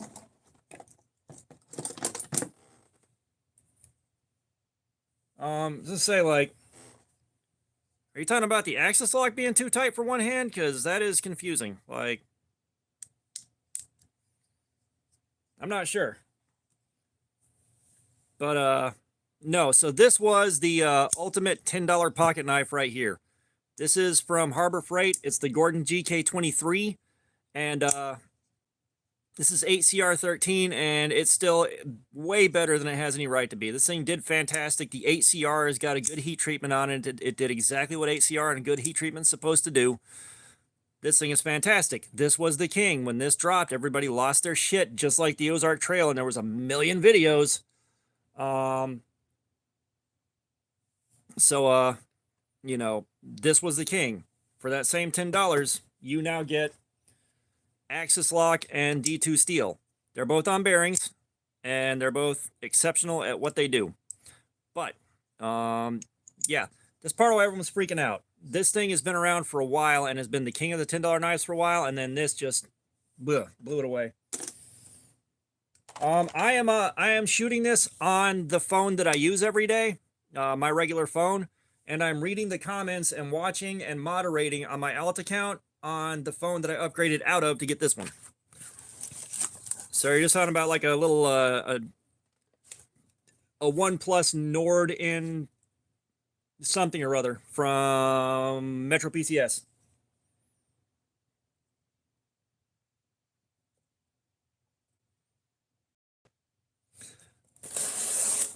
I agree with you, and I don't know how to fix the it may just be your Omega springs are a little strong. You may have to just break it in. I'm not 100% sure how you'd fix that, Beskar. But, no, the liner lock on the Gordon is thin. It's not really thinner than a lot of other knives. And the thing with liner locks is you really have to put a lot of pressure going this way on the blade to really have that lock fail on you. And, oh yeah, I love that too. You know, I'm not going to do anything with a liner lock that requires puncturing that hard and potentially putting pressure on the back of the blade there. I've had knives fall up on me being an idiot before. I'm not doing that again. You know, if I've got to make a cut that sketchy, I'm either getting a knife that can cut that, or I'm going to find something I can use that'll do the job that's not a knife.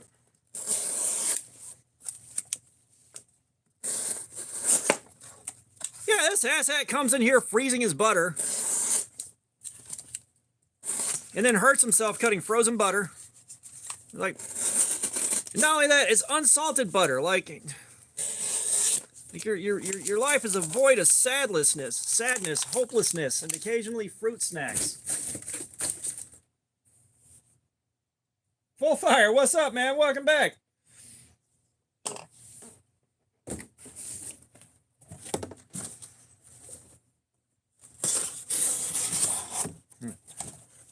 I don't like being happy. You better put my butter in the freezer.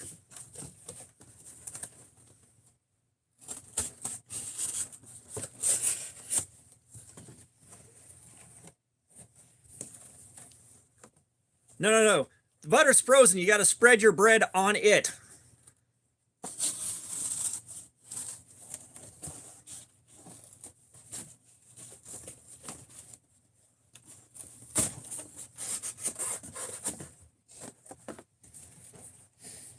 Hey, what's your best pickup line? Hey, girl, what do you and butter have in common? Y'all are both going in my freezer tonight. Hey!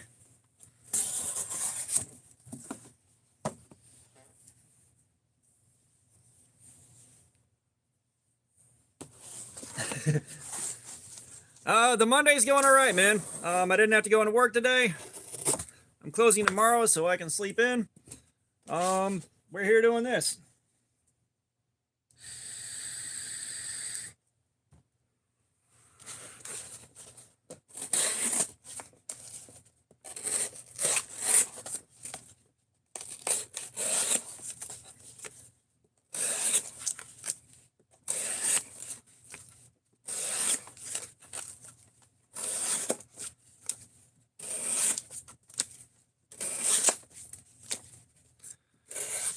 I will say,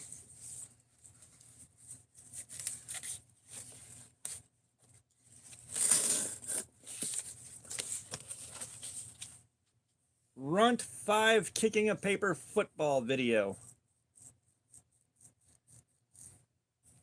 0 bytes, there are many things in that sentence that I don't quite understand how to put together in the correct order.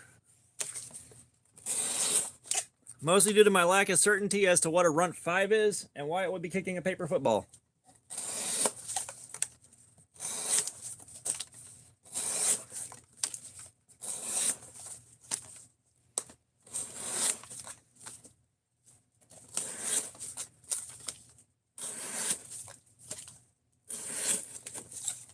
Yako, why do you have a can of gas in the kitchen? I gotta melt the butter. Oh, okay. Now I got you. All right, I got you. That seems like that was entertaining. That seems like that was entertaining when you figured out to do that.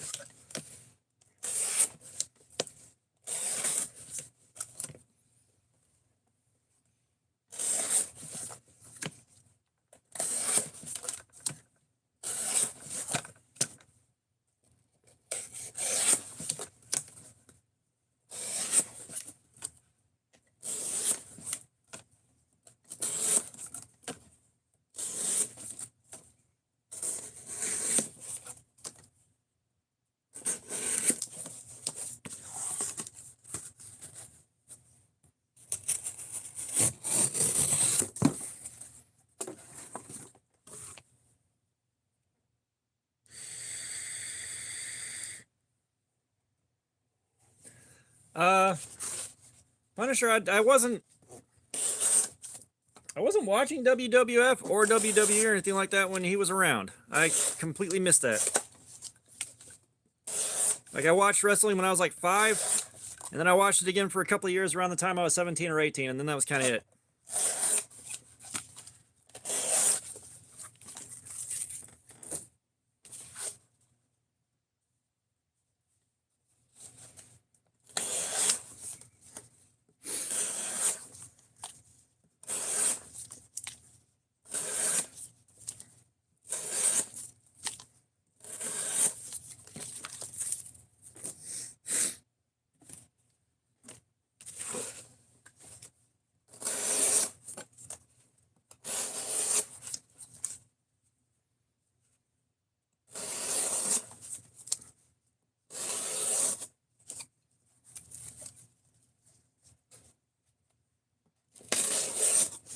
I did see where he passed away from cancer, I think. Because I saw that pop up on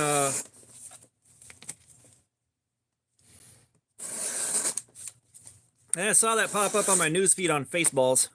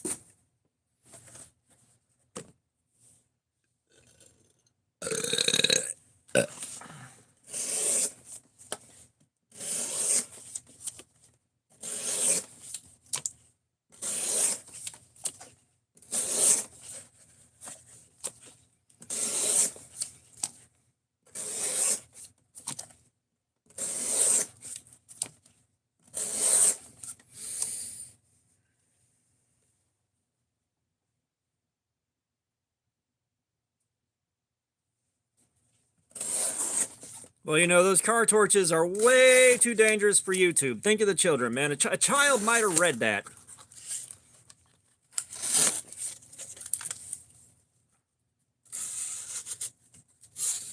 It would have been your fault that they stole a car and burned down an orphanage because you said car torch.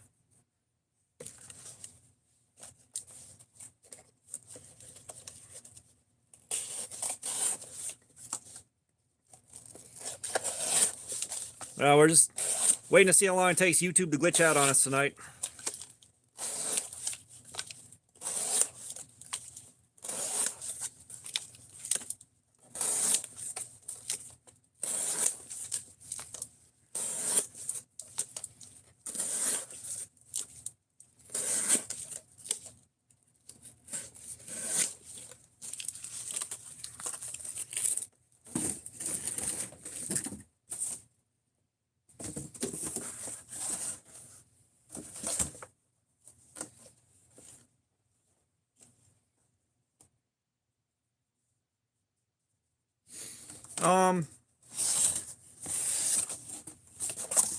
Yeah, there was a joke about killing something. It wasn't even like about violence. It was something entirely irrelevant.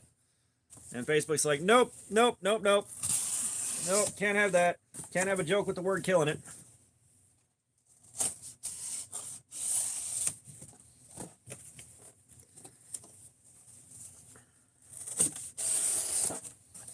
Like, I get it, all right? You know, I get it. It's not that it's a First Amendment issue because it's a private company. It's like all the ways that we have with interacting with the world around us like that are all getting the censor hammer dropped on them.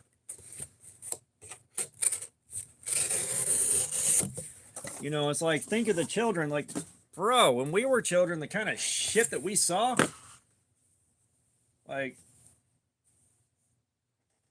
Ray, what's going on, man? What is up, dude? You made it.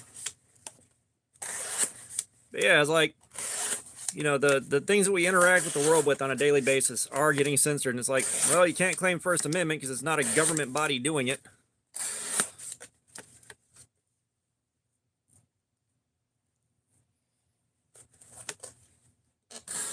Oh, nice. Like, God, no, yeah. So those of y'all that are old enough, remember the fucking Faces of Death VCR tapes. Those things, holy shit. Anything with Faces of Death or Banned from Asia on it meant you were going to have a good time that night.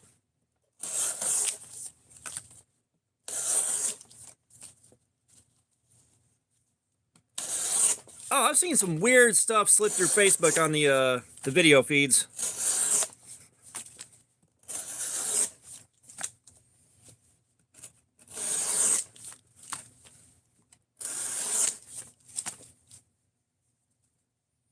Right? Trust me, there are still some things from Faces of Death that are burned into my head, and I think I watched those in like 1997.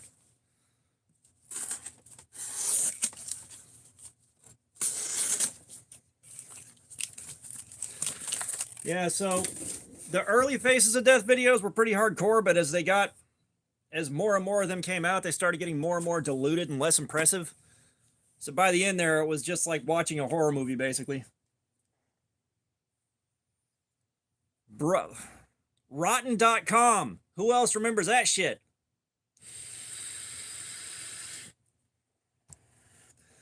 We're still going pretty strong. We stopped at an hour and it was still doing exactly what you'd expect for having the finest part of the apex broken off. It's still holding up good.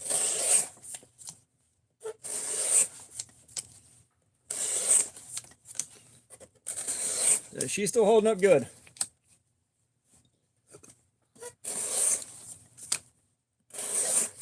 Yeah, I'm not going to get too much farther into the specifics of the things that stick with me just because I have a feeling that that will get everything that we're doing suppressed into oblivion.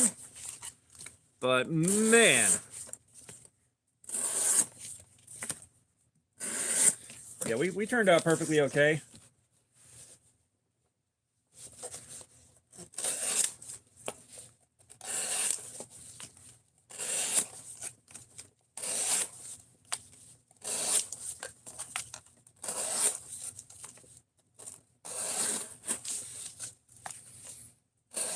But, you know, I think, too, like, for guys that are in my age range at least, you know, the world that we were raised for stopped existing right about the time we were done getting ready for the world that we were raised for.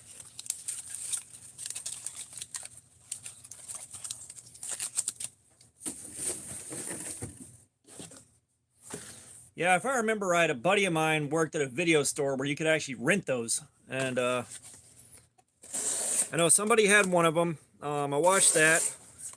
I think I picked up one of the newer ones years later, like Faces of Death 10 or some crap like that, like after they'd done made a few. And it's like, this doesn't even look like it's real footage at this point.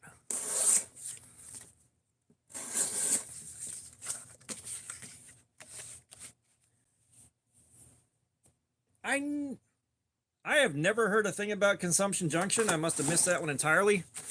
I don't even remember how I found Rotten.com.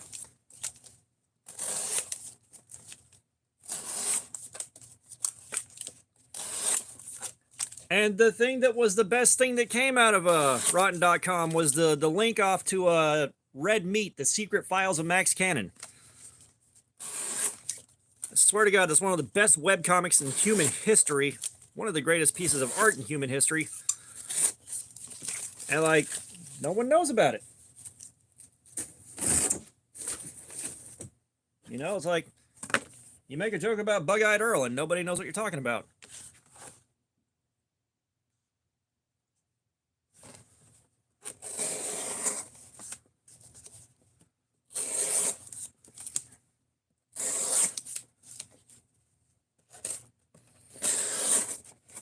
Just a guest, what is going on, man? Welcome back, welcome back. Coming in with the random numbers today like a boss.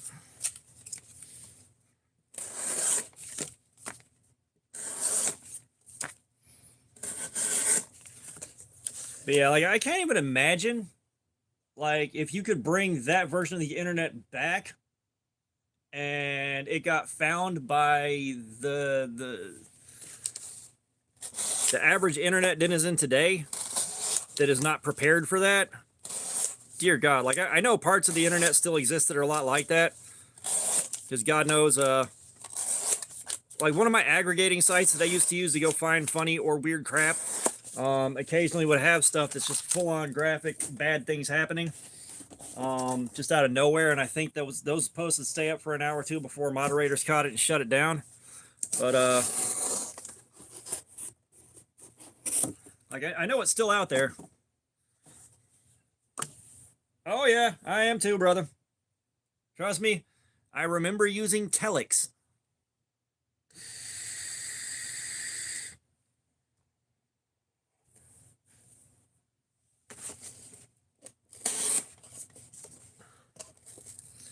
Oh yeah. Well, if you've ever seen the edited for TV version where the farts are all replaced with horses. I say I'm 44 right now.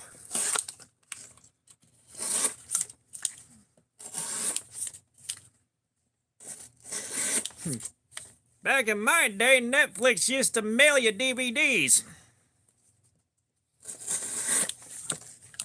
Back in my day, a quarter cost a nickel, and that's how we liked it.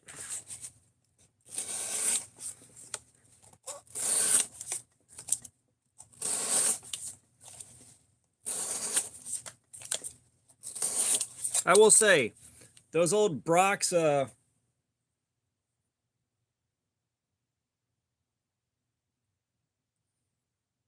old Brock's candy displays they had in grocery stores, we were not kind enough to them. I wish they still existed. I want to buy a pound of those fucking nougats with the colored dots in them right now. Somebody sell me those shits. But I walked away with way too many double fistfuls of candy for dropping 13 cents in that box. It's partly my fault. I'm sorry, guys. Okay. No. So, AOL and a couple other people, they would send you a floppy disk with the trial on that for the longest time. So what I did, me being poor and clever, is I signed up for AOL trials under every name I could think of under the sun. So about every week or so, I get 2 or 3 new floppy disks in the mail. I would tape over the copy protect, I'd format them, and then save all of my illicit JPEGs on those, and then hide them in the bedroom. Free floppy disks, and I was able to store all of the naked women on JPEG in JPEG format that I wanted.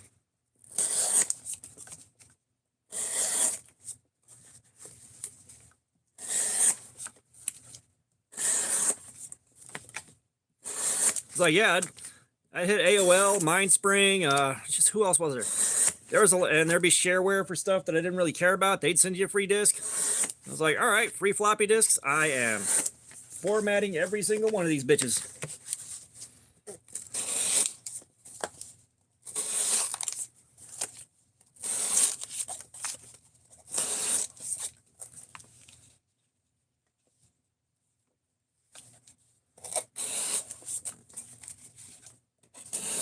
Well, no, for the longest time, all you had was like on an 8086, you had telex. So you just had a blank screen with a green cursor and you go into like bulletin boards and stuff like this, and that's all you got.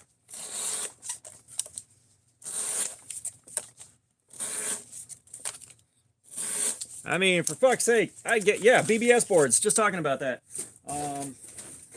You know, because I lived with my dad when I was a kid, I got to spend time on a Commodore 64 too. A lot of time.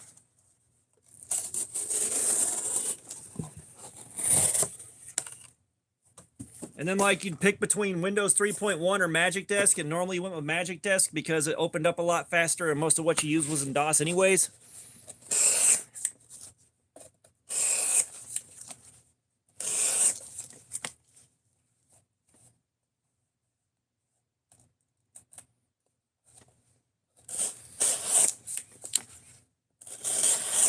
Yeah, nothing I have left from back then exists anymore, except for, like, 2 or 3 small trinkets.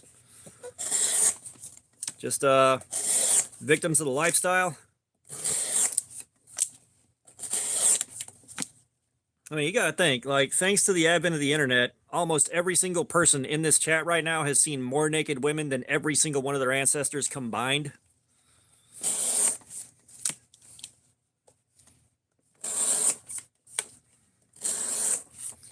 Yeah, I think the dial-up internet tone is pretty ingrained. However, the sound that I want back so badly is the PS1 startup sound.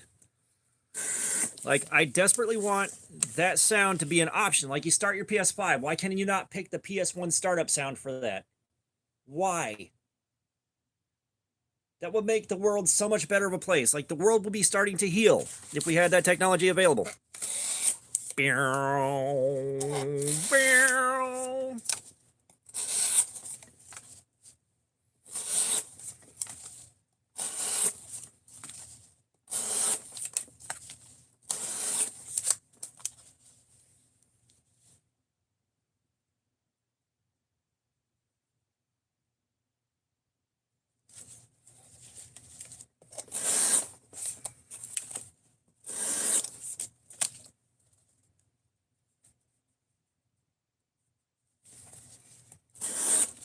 Oh, I didn't pay shit for porn. You kidding me?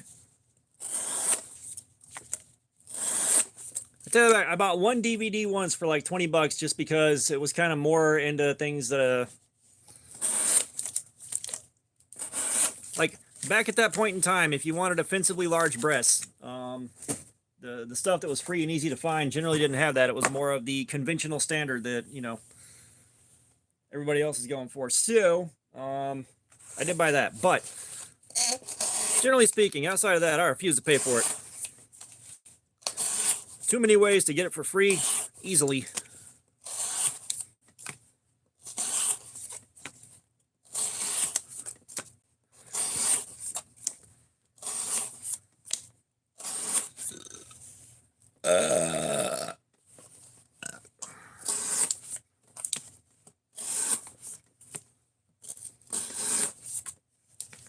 Fook, what's up? Well, enjoy the next 5 minutes, or else.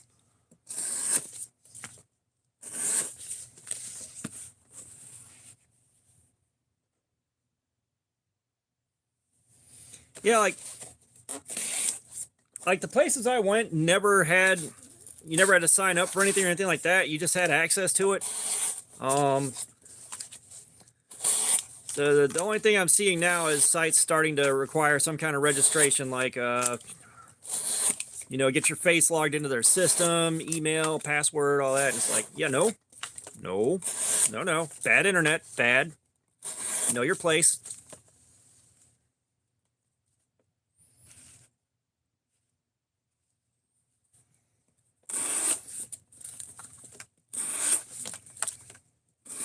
You know, I remember when I saw the first cell phones being used, those giant bricks.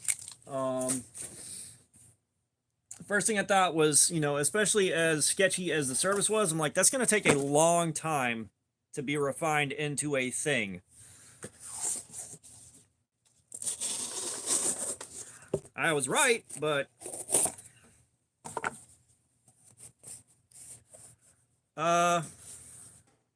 I mean, there was 1-800 Music Now. Um,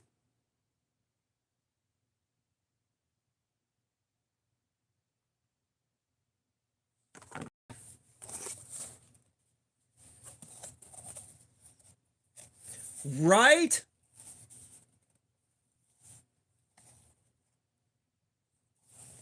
No, I'm trying to remember, like, a lot of the 900 numbers are pretty easy to figure out because they involve bad words for sex lines. Like 900 numbers are 900 numbers.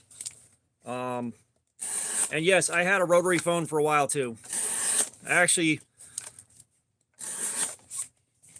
the rotary phone was entertaining because I was used to the normal phones of the day, but did have a rotary phone. And I had an 8-track player in my room for a while there too. But yeah, no, as a matter of fact, 1-800 Music Now was killed by credit card generators.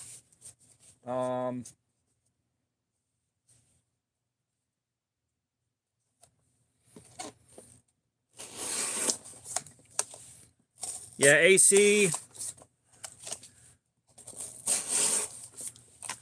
like from 1992 to about 1998 or something like that. I didn't have air conditioning in the house, which I can tell you wasn't enjoyable most of the time. Like my bedroom didn't really have insulated walls or an insulated ceiling, so it got miserable in there.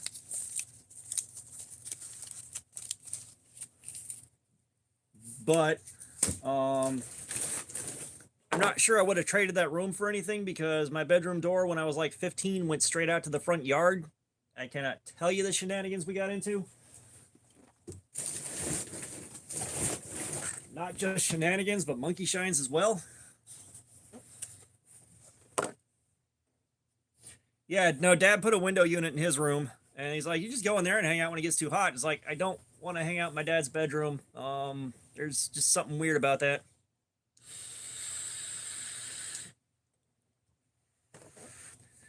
Your bedroom has neither the TV, nor the Super Nintendo, nor the Nintendo, nor the Sega Genesis, nor the PlayStation, nor a stereo. Like there's nothing in there for me, sir, except an air conditioner. Like, no.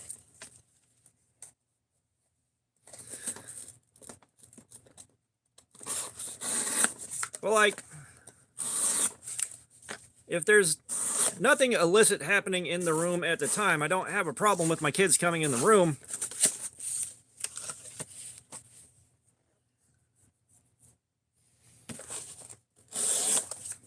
You know, that's not a big deal, but I also had the not allowed in the parents' room dealing with my mom and her second husband. If you could call that a man. But, you know, it just, that's, and like, you know, I wasn't necessarily supposed to have a TV and all that in my room, but I think Dad kind of gave up because I had all these systems set up in the living room where I could play them. And eventually I didn't even bother asking. I just traded somebody for an old TV. It wasn't great, but it worked. And I could just set the PlayStation up and everything in my room and be done with it. And God knows, I spent hours on that crappy old TV on the PlayStation 1. And there were a couple of game demos of racing games. One of them was a rally game where we turned the car around and went backwards on the course and just tried to hit the other car as much as possible and activate as much as the damage model on our car as much as we possibly could. And then there was an F1 driving demo.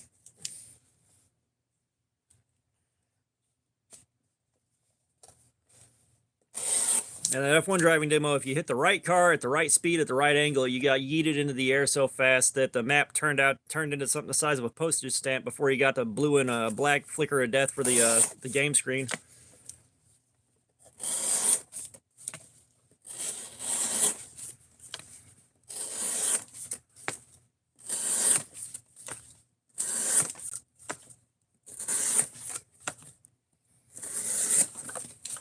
You know, one thing I kind of miss, and I've upgraded out of it, but in the basement at the pre-divorce house, I had a couple of TVs set up, and me and Dad went through and installed outlets all down the wall every 3 feet.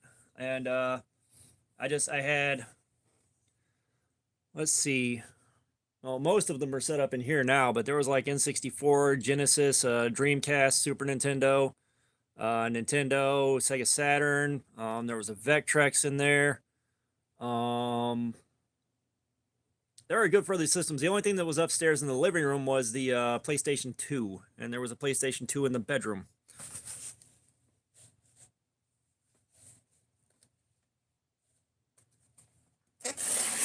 Oh yeah, the scramble channels. Like after 40 minutes, oh, that's a nipple, and then you're back to doing nothing for the next 40 minutes.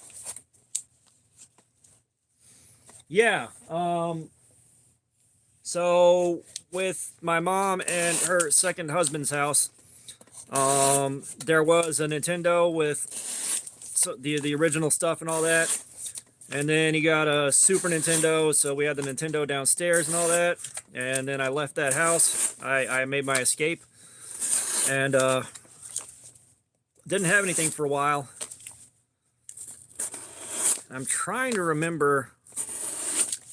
I think my brother might have given me their old NES whenever they decided they were done with it, and the games that came with that. And then I know my brother gave me the PlayStation that he had at one point. That's how I had a PS1. And of course, the Final Fantasy save file that he gave me with that, with the game finished, so I could actually see the end of the motherfucker. That got stolen. My game where I got hard stuck right before the boss, without enough resources to finish the boss off. All that shit got stolen.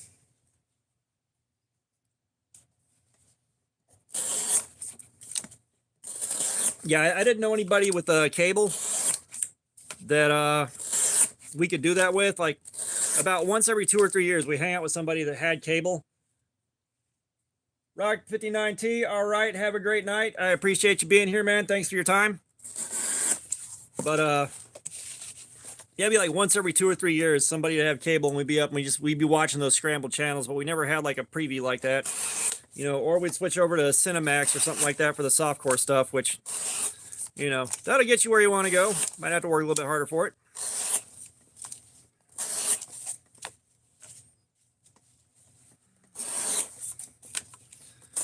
Yeah, the original Doom.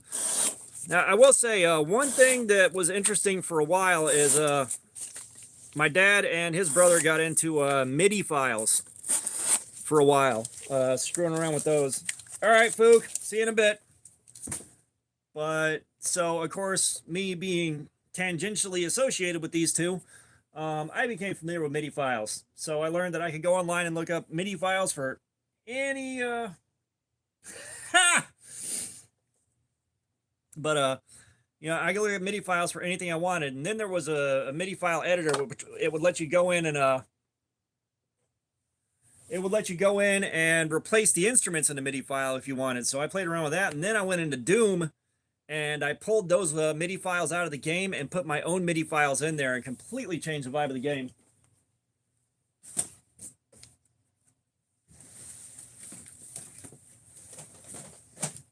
So you saw an ad for one of these. All right, Ray. See you in a bit.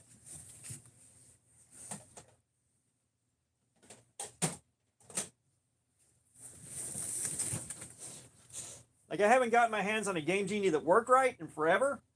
Those things were stupid fragile. But at least I still have one, I guess.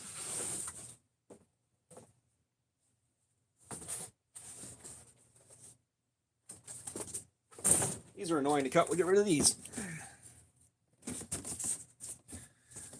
Yeah, like Game Genies, everyone that I've gotten my hands on in the last while now, just they don't work.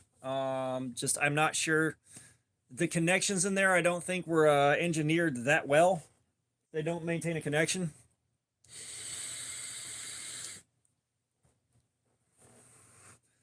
But I do absolutely love the noise when you pick characters out on there. That blink, blink. I can't make the noise, but if you had a Game Genie, you know the sound.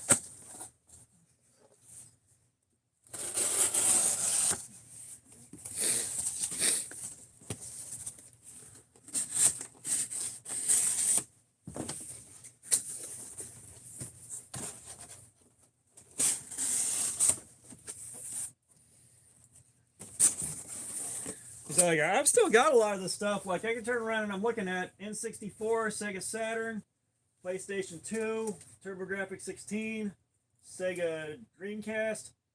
I said Dreamcast Saturn. There's a Switch dock. There's a Retron 3 for my NES, Super NES, Sega Genesis, Sega NES Mini. There's a Nintendo 64. There's a Super Nintendo, there's an NES, there's a Sega Genesis, there's 2 more NES Mini clones, and all that's just in this room.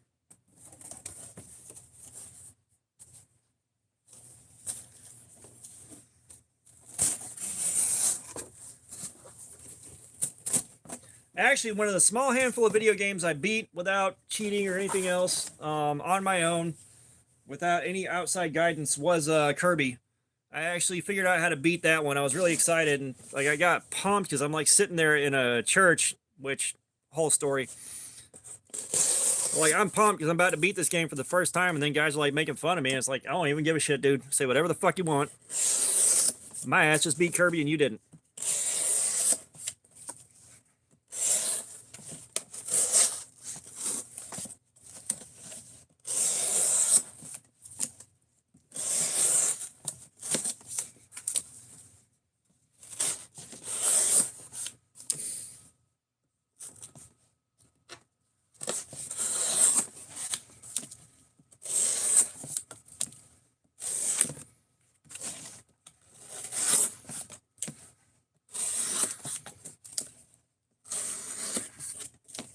I can't remember if I ever actually beat Super Mario Land.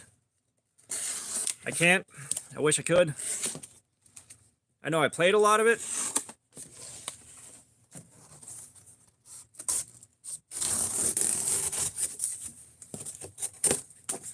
But it's been decades. No, Tetris on Game Boy, that was my jam.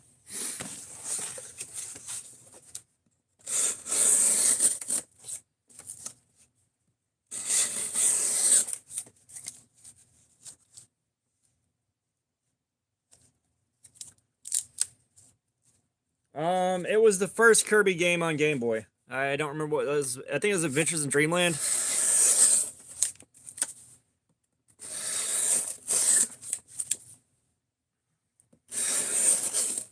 But yeah, I got my Dreamcast years late. Like I think it was the Dreamcast and a bunch of games, or it was the N64. I got them from the same guy. One batch of stuff I bought, I believe. The other one I traded him half a bottle of Vicodin and cut his grass for it.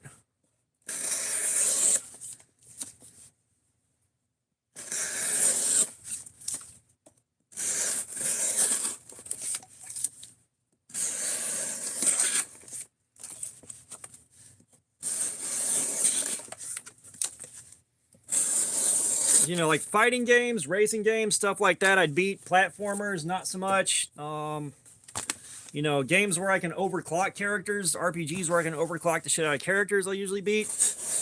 But like platformers especially. I never got good at beating those things.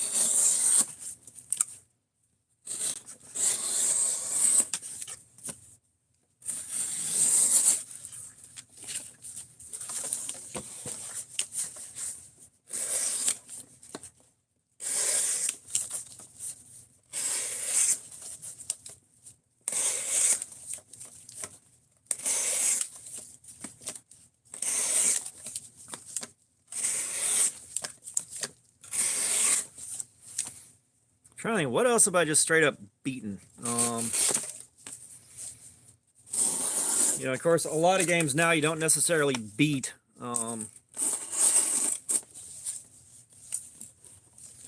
Uh, Believe it or not, like I tried playing Smash Bros on the Switch. I tried.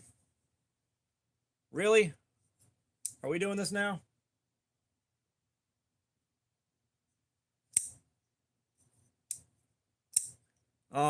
So like I tried playing on the Switch. The way the Switch controls are set up for Smash, I cannot force my brain to get wrapped around. I cannot. I hate it, and I hate everything about it. So I don't play current Smash Brothers. However, Smash Brothers on the GameCube, I did play that a fair amount, and I was really good with Link. I pissed my brother off so badly with that one. I was really good with Kirby on GameCube, but I haven't played a lot of Smash Brothers. It's just so like on the GameCube, the way the controls work, they were similar enough to other fighting games that I'd played that I could get through it. I could figure out what basics I needed to do and what was going to work, and they worked, and I was able to actually, get going on it. Um, but playing on the Switch, just sorry, I'm not going to respond to having to like do a half circle with one of the sticks to execute a special move that should have been, a couple of D-pad buttons and a face button.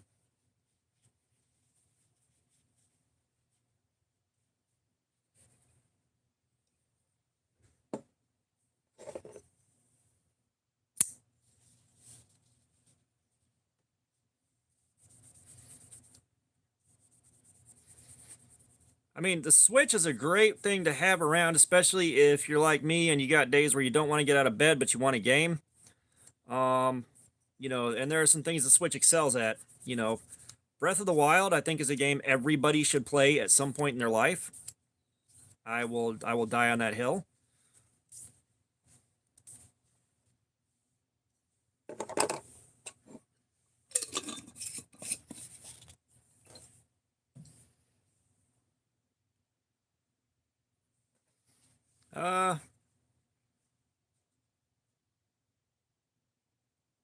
I had a cuticle falling apart on this. It's been bleeding for like 2 days, but apparently the Forbidden Moonshine's not working on it. These small cuts, no. Wait, I think we're getting somewhere. Hang on.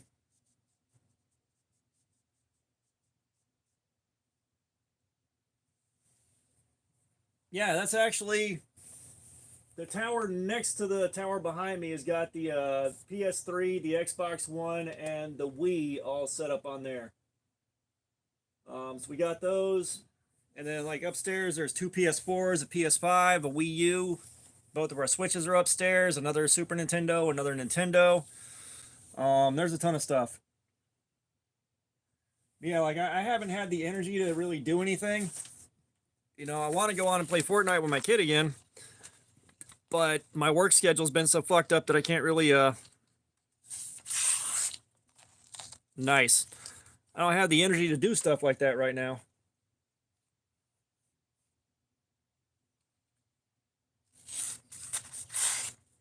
Yeah, the last Call of Duty I played was World War II. I actually really enjoyed that one. But games like that, I really need people to go in with, Like going in there and playing solo on a TDM or something like that is a pretty miserable experience. It's just like, Destiny 2, that was one of those games before they fucking ruined it, where you really wanted, a crew to go in with. Fortnite, you need a team to go in with. Like, I can't imagine why it would bother trying to...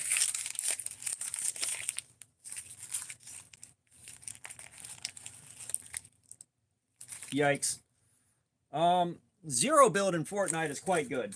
Like, the only time I played build mode is when friends of mine that are significantly better than I am were playing, and then all I was doing was finding something to destroy other builds with. So, like, they'd be doing their thing, and I'd be on the ground, like, shooting grenades into the house they're building and stuff like that, or setting it on fire, making it way harder for them to deal with the threat that's coming in on them from a reasonably safe distance. Just outside all the action and fucking up their build for them.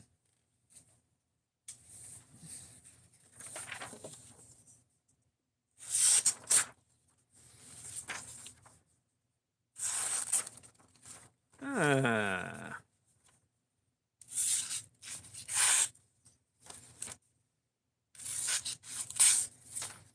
so we are, I want to say we're seeing some wear.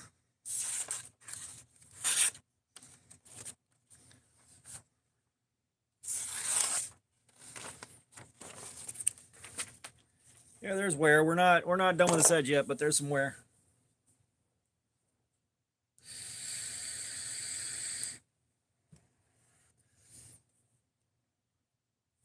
And yeah, I did see the immunity thing. Cuts aren't fresh enough. I feel like I was going to say something reasonably helpful for all this, and I can't remember what it is now.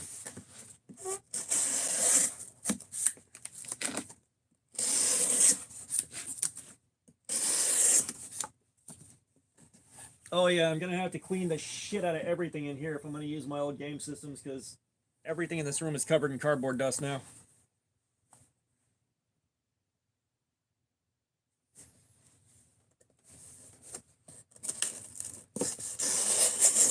All right. Any sports game with a number at the end of it is just last year's sports game with about 3 hours worth of updates. Let's go in there and change 2 player names and a handful of stats, and boom, there's your 2026 version.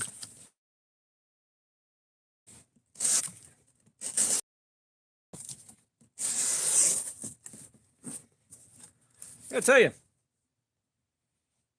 the Nitro V, it's not holding up as well as I thought it would so far.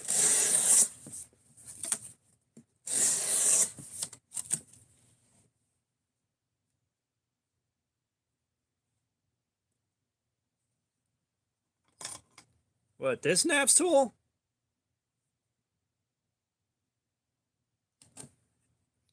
And there's still the painful reminder that I have to wait for my last bit to come in. I replaced one of the bits that I sent across the room at Mock Fuck, but I got a second T8 instead of a T6.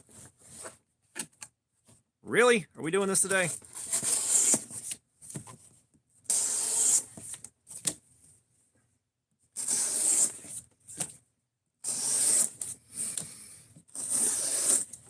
I don't know. Give it a few more days here and I'll have all the bits back in my Naps tool.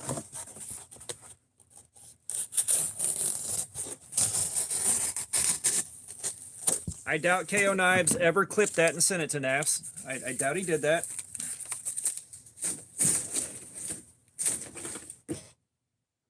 We were hoping he was going to do it, but he didn't.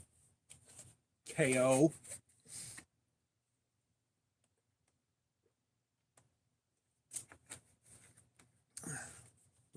Uh-huh. Sure you did.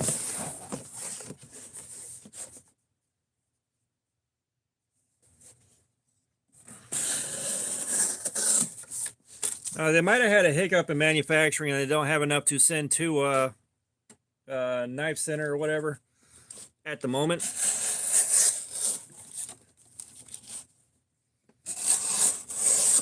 I wasn't dropping just one ball, I was dropping both of them.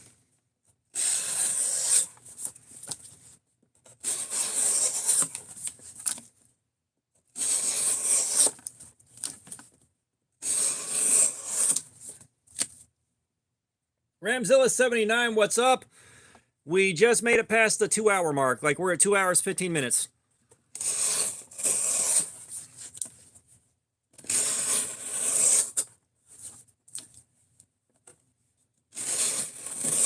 Yeah, just remember, before you spin it, put both the O-rings back where they belong. I did not buy anything on Knife Day because we are fucking broke. All I did was my backlog video, and if you watch that, you know how many things I still have to carry and go through. Because I wanted to get the Kizer Assassin rollout with the Optimus Prime flames on it. I went and looked and they had it. No, this is the Kizer Nice Guy. I was not about to do this to my drop bear with the clear scales on it.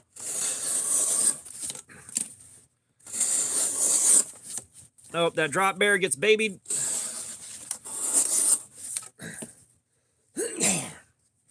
Just because it's got the clear scales on it, and I think they're cool.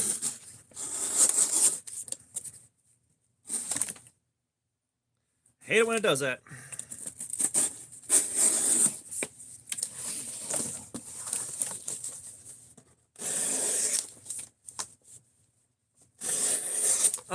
The Nitro V seems to be wearing a little faster than I expected, but I've already carried this for a week and done a review on it. It's a fantastic knife. I just don't know how... Like, we're trying to find out whether or not this Nitro V can pull the same 8 hours out of its ass that the 154 CM did on the Sheepdog XL.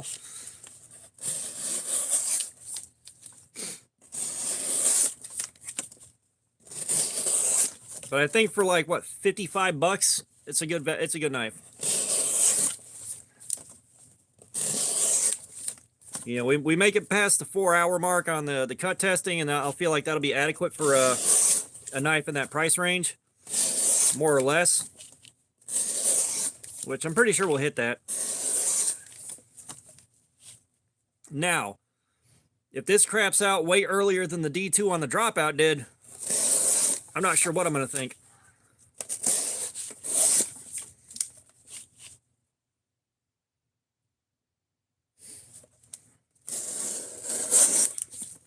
The question is the steel on that side of the blade heat treated?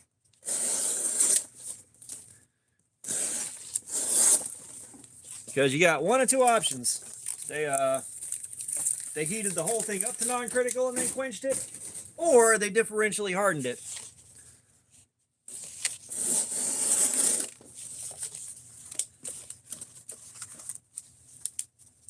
Huh. All right.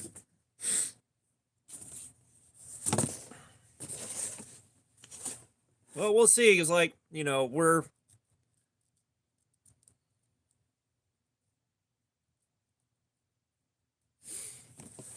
see, like, we're now at half the time it would take to kill a normal D2 edge. Yeah, so the 154 CM on the Sheepdog XL on the factory edge that had been used some too. That was 8 hours of doing this. Because I know when I talked to Jeremy at the Kizer booth at Blade Show, he was saying they're pretty comparable. Yeah, I do wonder about that S90V too. Like I said, we may end up having some on there if I can get that Devo Fireball. However, it's gonna suck because it's a deep hollow grind and that shit hates cardboard cutting.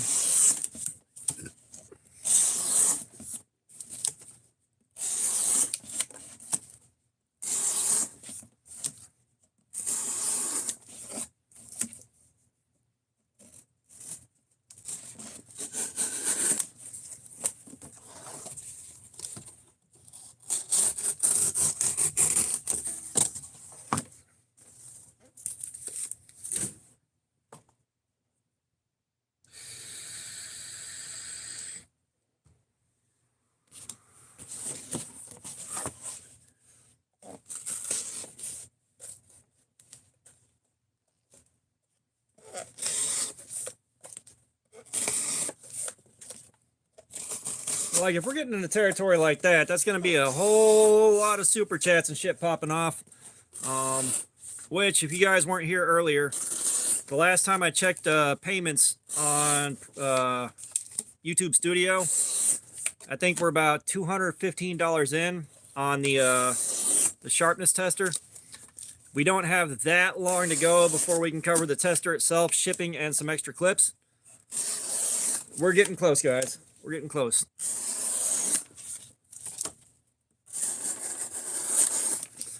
Everything is also a few days behind with Studio, so like stuff that happens here tonight will take a good few days to show up on Studio, so I'm not sure what the exact final total we have is.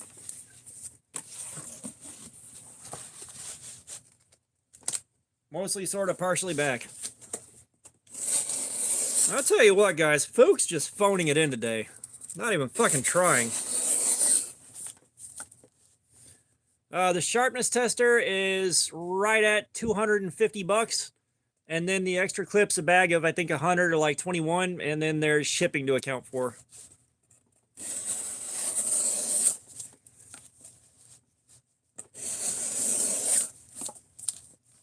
I mean, and I said phoning it in too, which is quite funny because he's probably watching on his phone. So you're free to laugh at that joke.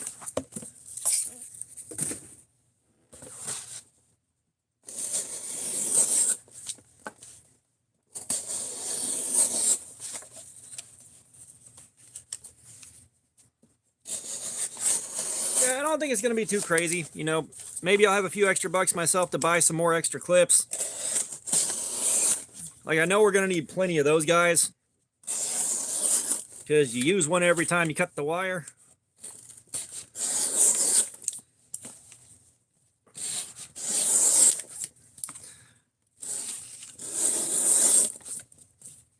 You know, and I did see where I finally saw a video that showed how guys are using the sharpness testers to cheat, and those aren't the right. You know, using them to cheat their numbers. And it's the one where you put your own tension on the wire, you pull it to like as much tension as you can get it and lock it down, and then like pop the knife in real fast, which this is not the variety of tester we're looking at getting.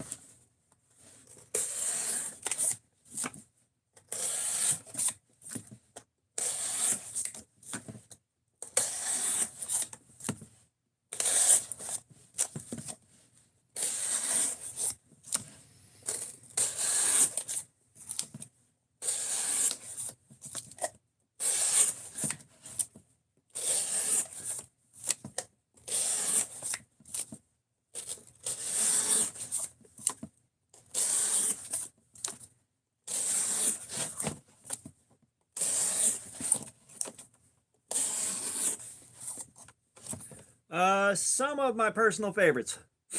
All right.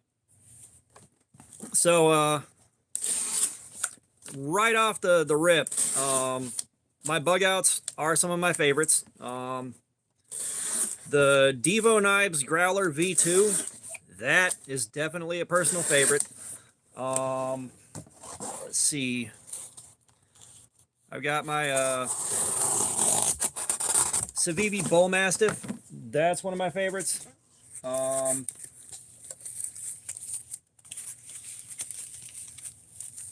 There's the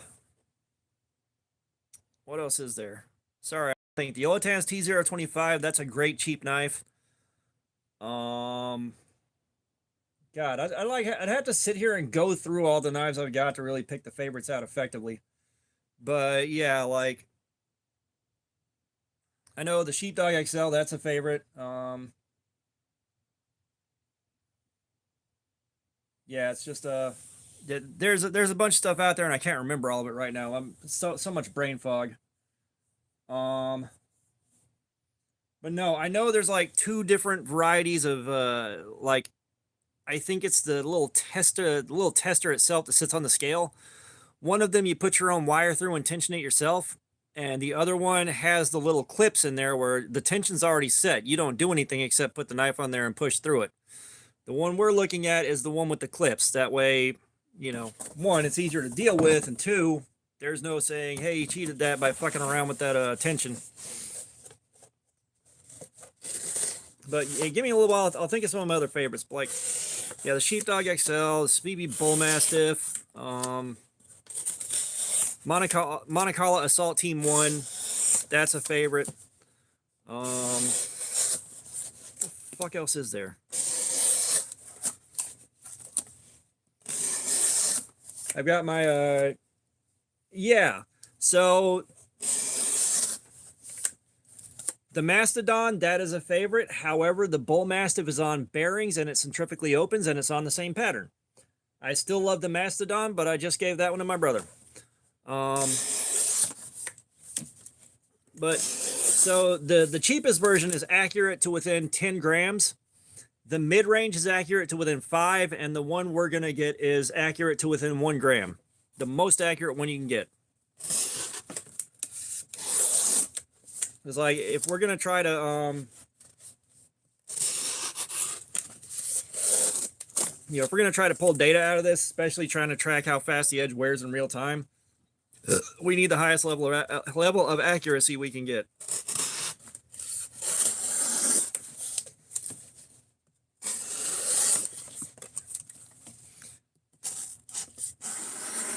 Yeah, I mean, would you guys want to know that we could be getting accuracy to within a gram and we're only getting accuracy to within 10 grams?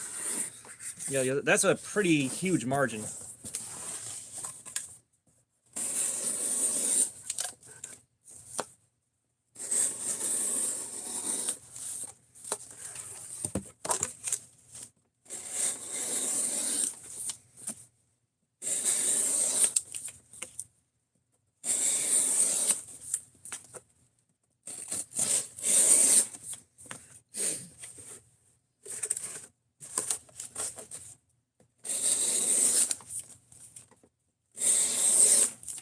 What I don't understand is why there's any other version besides the most accurate one.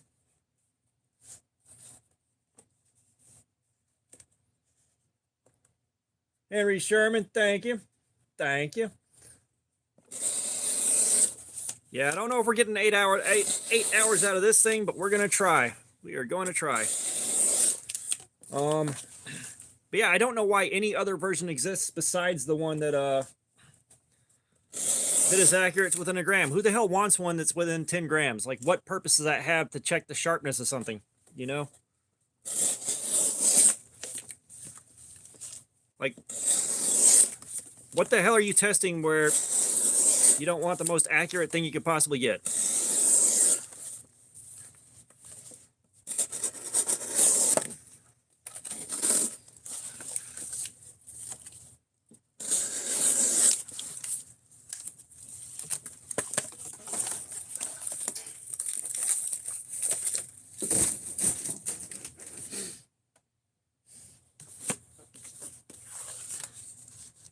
Well, Medford hadn't figured out that MILF means someone else's mom, so what do you expect?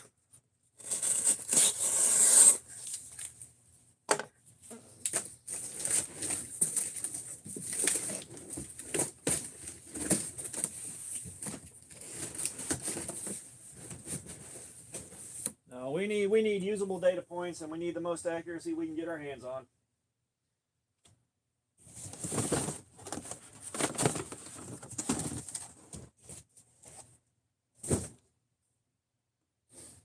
See, what's my next good box to hold cardboard? We're gonna go with this one.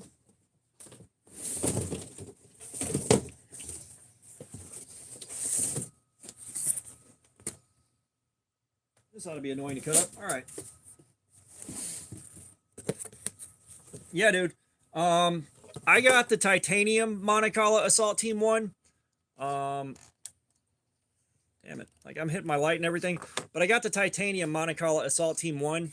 And, like, I took it apart and flame treated the titanium in front of my forge. But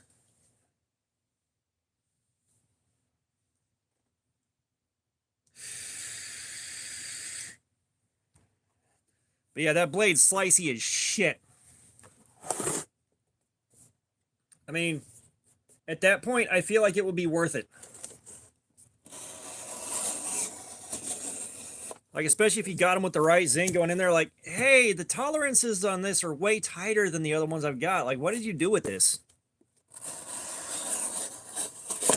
Like, whatever you guys are doing, keep it up, because this thing's way nicer than the last Medford I bought.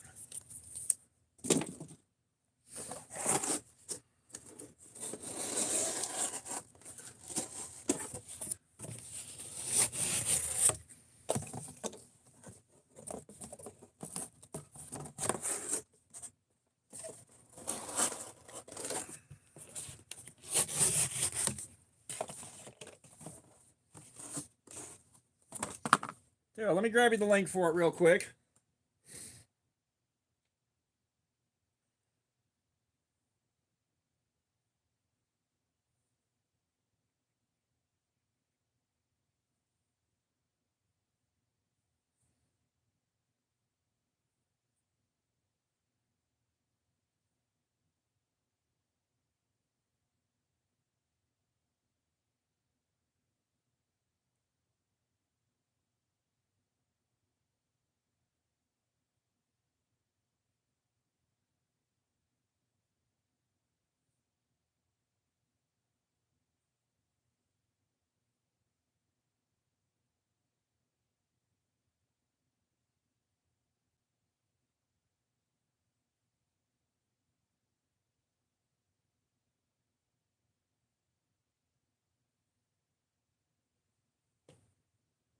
I don't know. I'm getting a white link on this one. No, so mods weren't posting links on the last live stream. Something was just weird.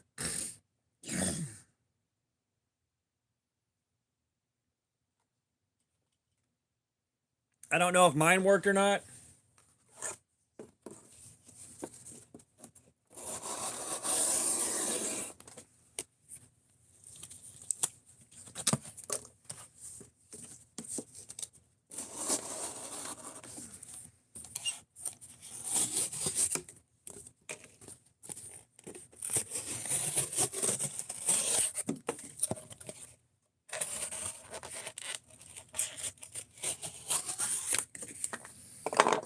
That was annoying.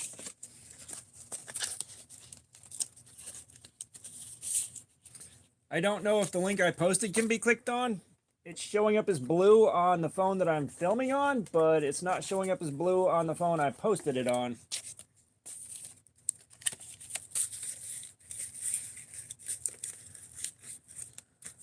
Huh.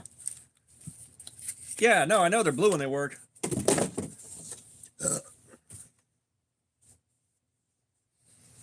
But yeah, like I've got that. I've carried it quite a bit. I've used the Assault Team 1 quite a bit. That 14C28N's good steel. It's not gonna, you know, it's not gonna cure kids with ass cancer, but it's good steel.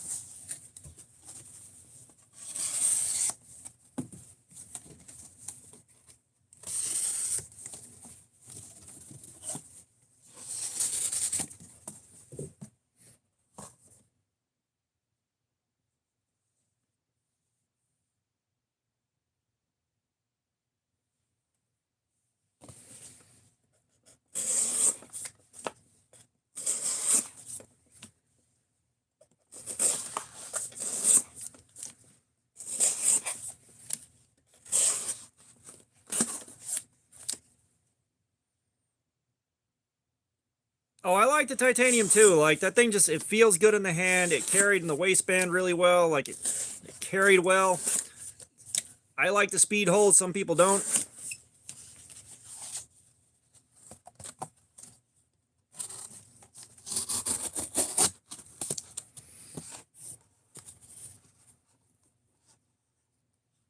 Mark's Adventures, man. Thank you. I know I've been trying to get those videos out there as far as possible. But yeah, welcome, man. Welcome to the insanity. We're doing a Kizer Nice Guy right now to see how the Nitro V does.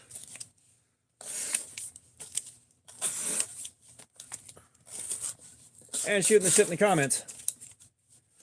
But yeah, it's like I wasn't Neves. I forget who it was, but someone shared the Assault Team 1.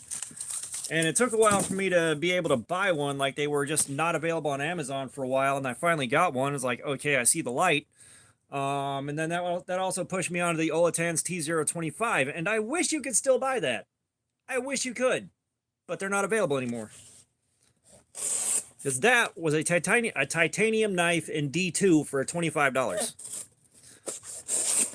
Like that was a spectacular bargain. And then I think it went up to like 35, and then it just disappeared. Like you can still look at the link on it, or you can still look at it on Amazon, but you can't buy it.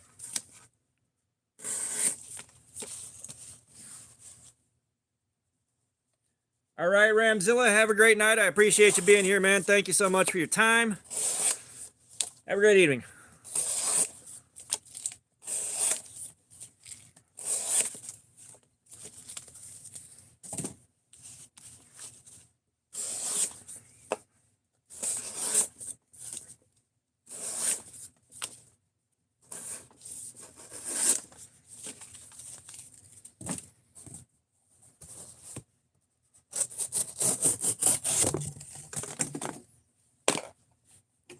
What else we got interesting to talk about?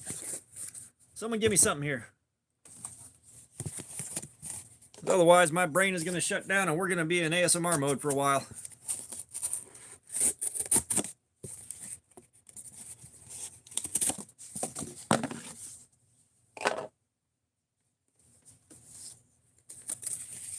No, it is not a link for anyone, unfortunately, but I like what you were doing with going with that there. Hell. Fook, you want to pick a figure out while we're at it?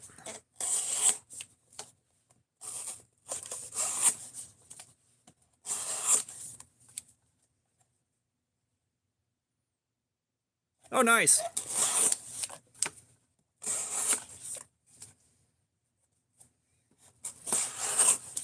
How hard it is to get watch hours. I'll be honest. All right. Frankenstein, it is. It's a zombie, I know, but I started calling it Frankenstein and didn't really make the connection with the zombie for way too long, because I don't know why. But, I mean, watch hours, they are definitely,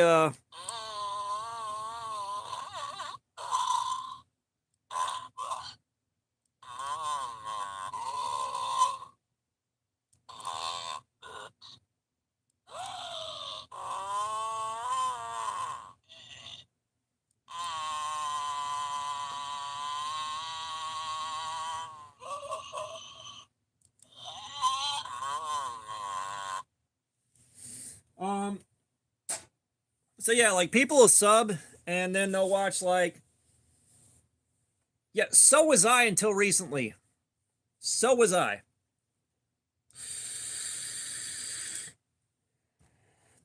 And you, Claire, what's going on? Welcome. O's Flash, what's going on, man?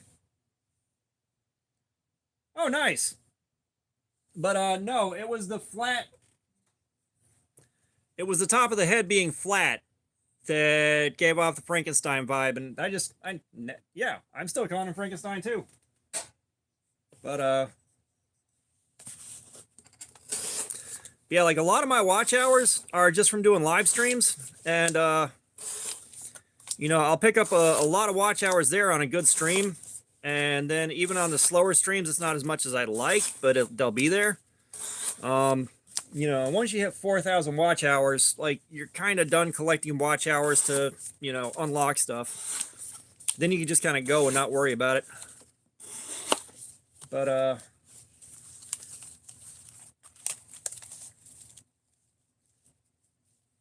no, it's a zombie. Unfortunately, we all assumed it was Frankenstein and didn't give it a second look.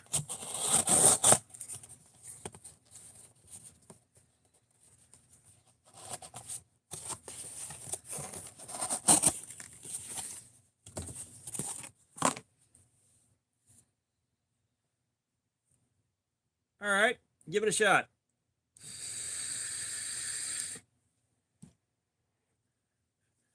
But yeah, right. No, I've been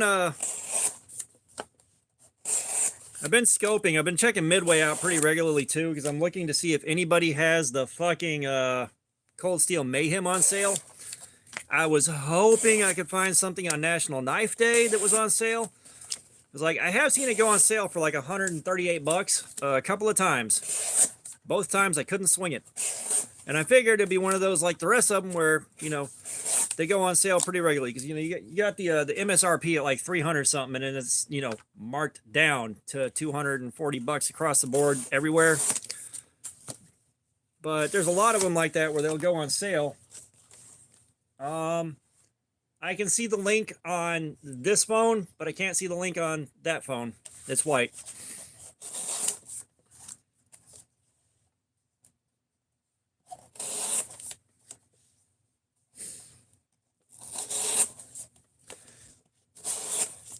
Yeah, I wanted the Espada XL until I saw the Mayhem. Like, I still want the Espada XL, but nowhere near as much as the Mayhem. Sorry, the Espada XL, like, I would carry it just to prove a point, but especially with the way that thumb plate is, it wouldn't work for me how I have to carry. Now, the Mayhem, I could carry that easy as shit.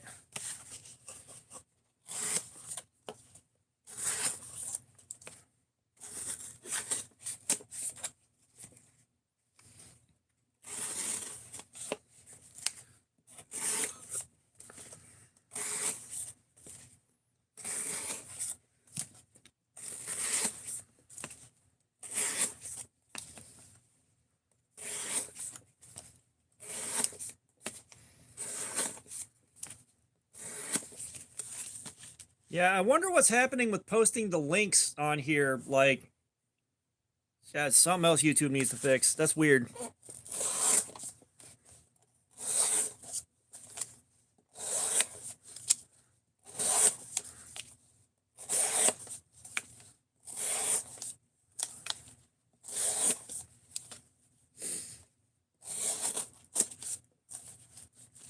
You know, and don't get me wrong, you can get the G10 version of the Espada XL and OS 10A for a lot cheaper.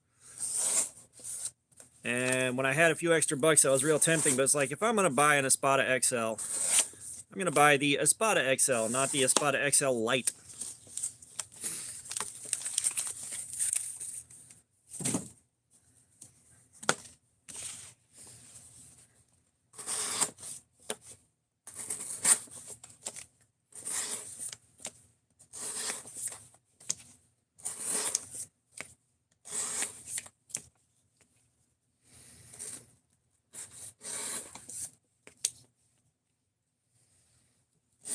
Oh, I'm assuming they already know about it.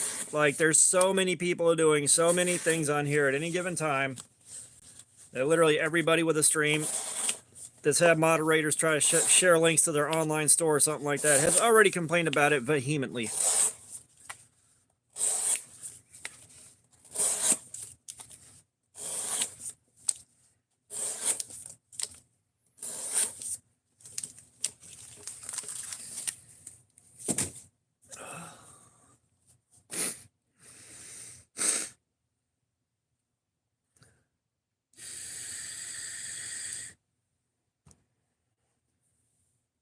Well, and I have no idea what the deal is. That's unfortunate.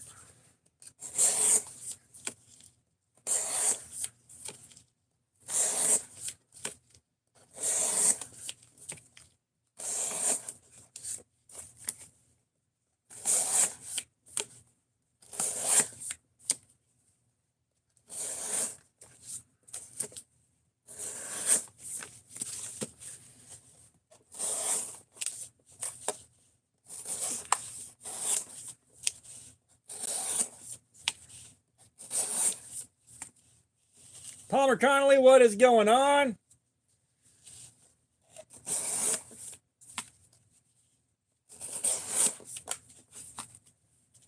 I don't know. If your headache's like my brain fog, I do not feel good for you, man.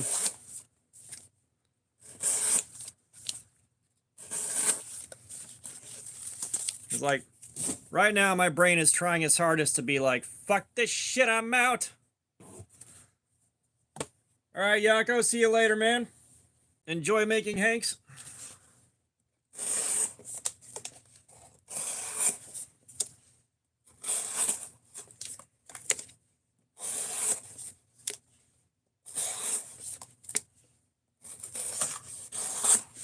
Get your butter out of the damn freezer, too.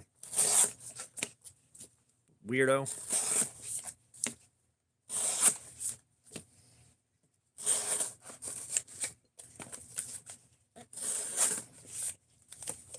The next thing he's going to tell me is he buys those Canadian bags of milk.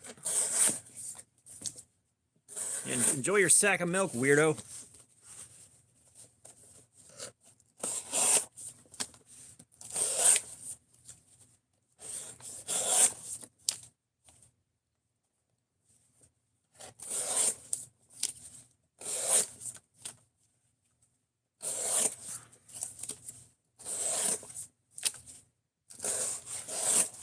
I wonder if making Hanks, if they're easier to sell than beads are. I need to take a look at that.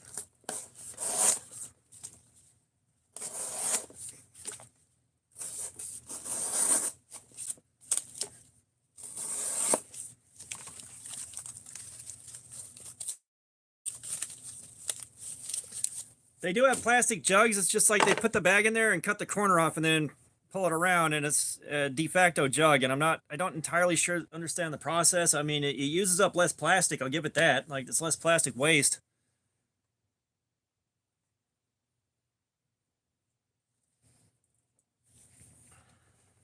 Yeah, I make my own this.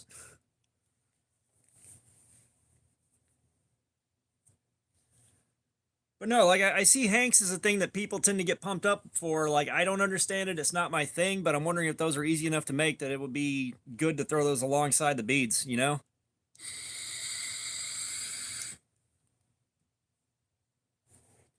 Ah, I got you. No, Punisher. I was talking about the same thing. Like they have them, they just use them weird. I know someone had a decent explanation for the bagged milk thing. There was something to it that made some sense, but I forget what the explanation was because, like, a lot of my Destiny 2 guys were Canadian, so I always had fun making jokes about that. And someone actually had a fairly sane explanation as to why that was. But I'll be damned if I can remember what that was.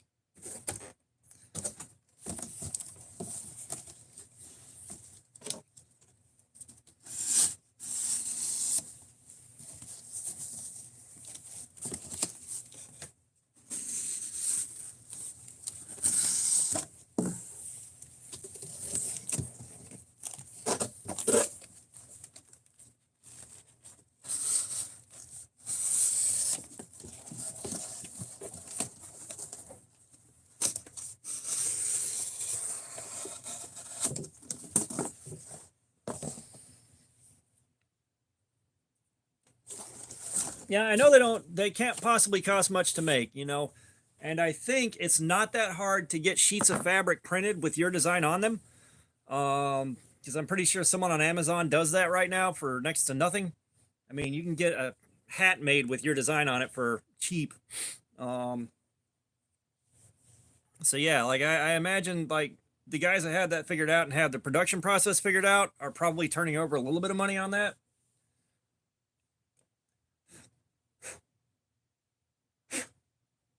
But you know, it seems like the stuff that makes the least sense to me in the realm of things like that are the ones that do the best.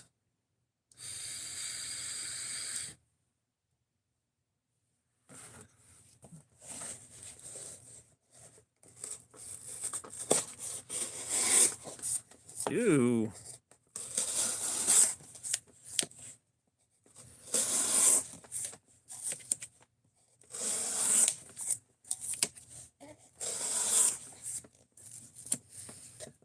So a resin like this, these are 25 bucks.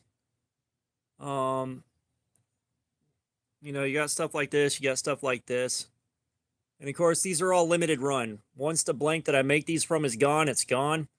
The wood beads, I'll do like 15 bucks for those. They're faster and easier, but that resin, like that takes a little while to get turned down without shattering the resin. That takes a while to get it polished up. And I've had people tell me I need to be charging like 50 for them, and I don't see 50 bucks in them.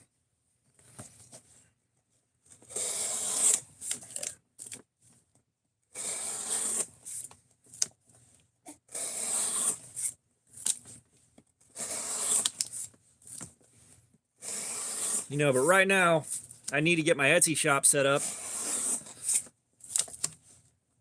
Catch up, what's going on, man? Welcome back. But I gotta get the Etsy shop set back up and running. Pay the fucking $30 reactivation fee for an account that they shut down. Like, I'm still salty about that. Log in or we'll close your account down. I logged in. Well, we're closing your account.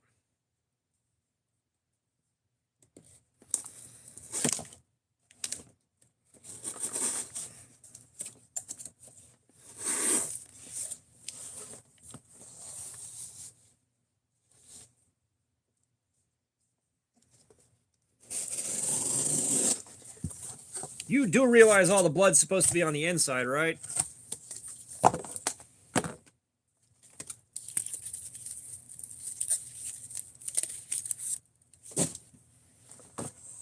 Like all that blood's supposed to be on the inside. That's the whole point. All right, so this thing's sliced all right with the double wall stuff. We'll finish off this panel. Save this for the future. All this crazy shit. JD Slangs and Things, what's going on, man? How you doing? We're wailing on a Kizer Nice Guy and Nitro V.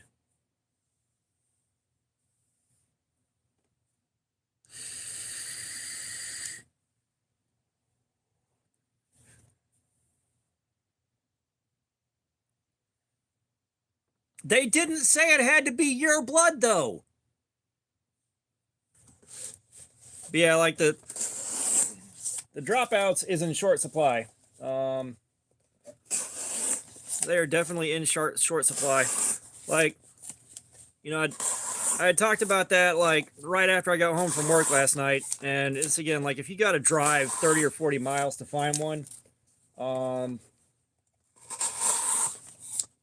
you know, you might be going too far. You know, I don't know. Like my store, unlike the Christmas access locks, actually had them. Now, and in the comments on that last video, one of the guys said he works there. He's an associate, and there's apparently this is something he's expecting that they're going to keep in stock, and it's not a seasonal thing that's just going to go away. So that will be good.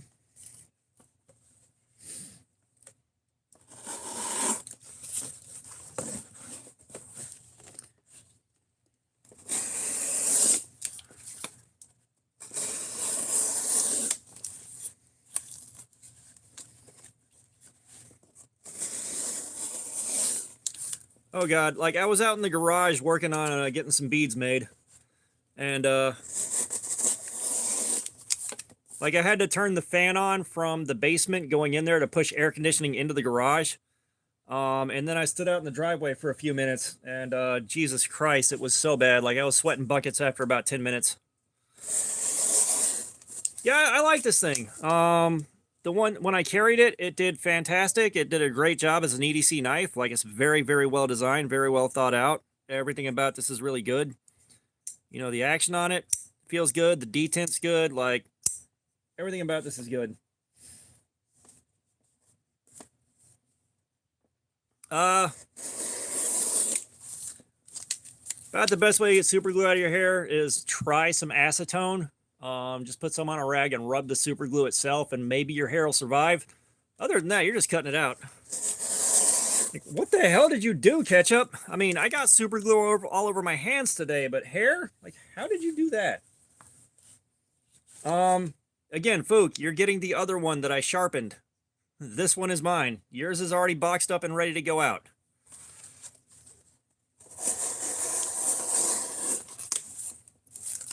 Yours is boxed up. The address is on it. It's sitting there waiting to go out.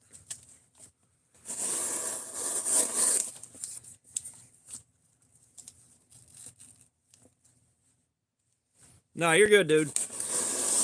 You did ask earlier. That's why I was confused.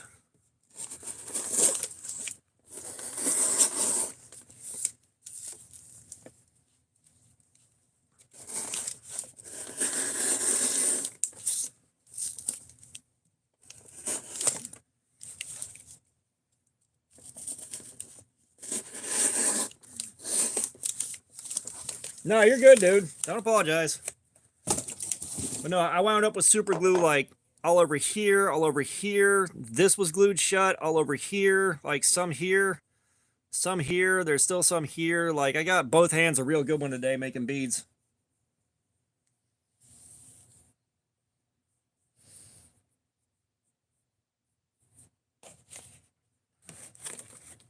Yeah, I think ours last year might have been somewhere around 110, 111 for the hot day.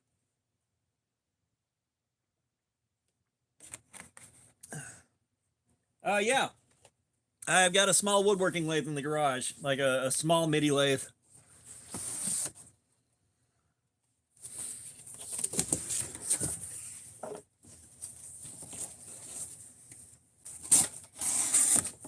So I had one, so something that I'm working on figuring out, and I think I've got it figured out, is some of the blanks that I made years and years ago when I was turning pins, they have a color going through clear resin.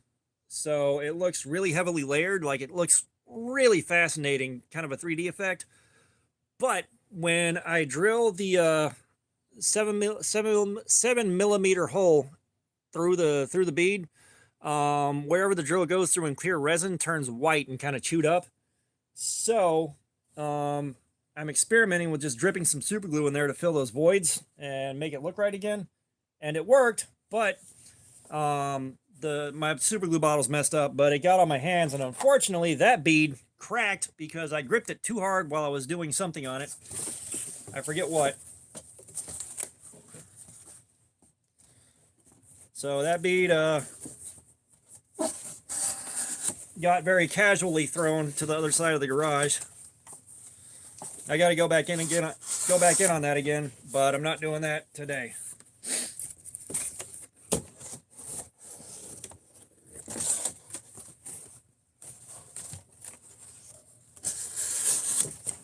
Yeah, we've been getting a lot of 95, 97, 98, stuff like that around here. It just I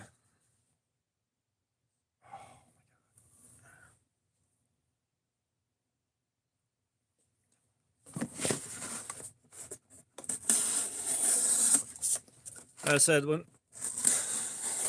we had no air conditioning, welcome back, Josh, by the way, but when we lost AC for that month, man, I'm looking at the fucking forecast. It's like 97 degrees outside. Okay, that's the entire rest of my next 3 days. Fun.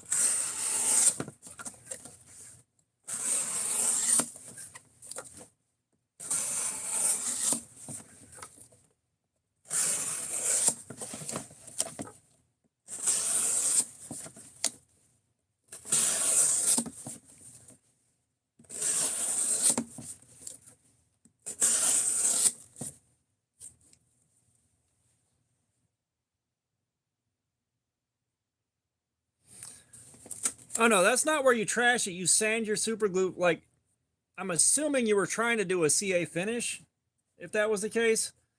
Were you in the middle of assembly and you did that?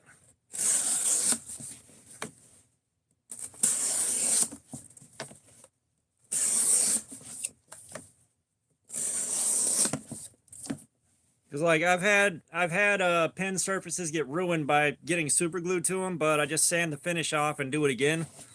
You know, if you're trying to assemble it after it's turned,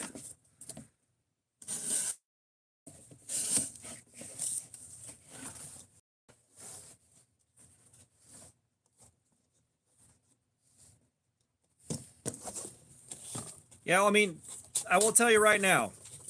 All right, larger channels that have a larger audience, you know, when you got like 150, 200 people in chat, you're not going to see that many of them go by. It's really hard to interact with people. Like we had one stream where we topped out at like 87, I think, was the highest concurrent that we had.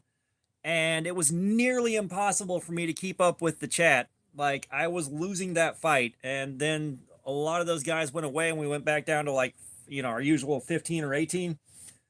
But yeah, like once you see the chat and it looks like you're fast forwarding the end credits of a movie, you're just there to listen to them, and then they don't, you know, usually they don't respond unless there's a super chat, because then they kind of have to. So yeah, that's one reason I like watching smaller streams like this, even though I'm hoping to build this channel up where those streams do that.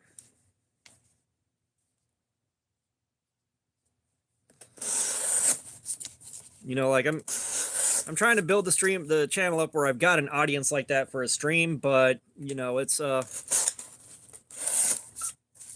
gonna bite me in the ass in that department. I won't be able to interact the way I want to anymore.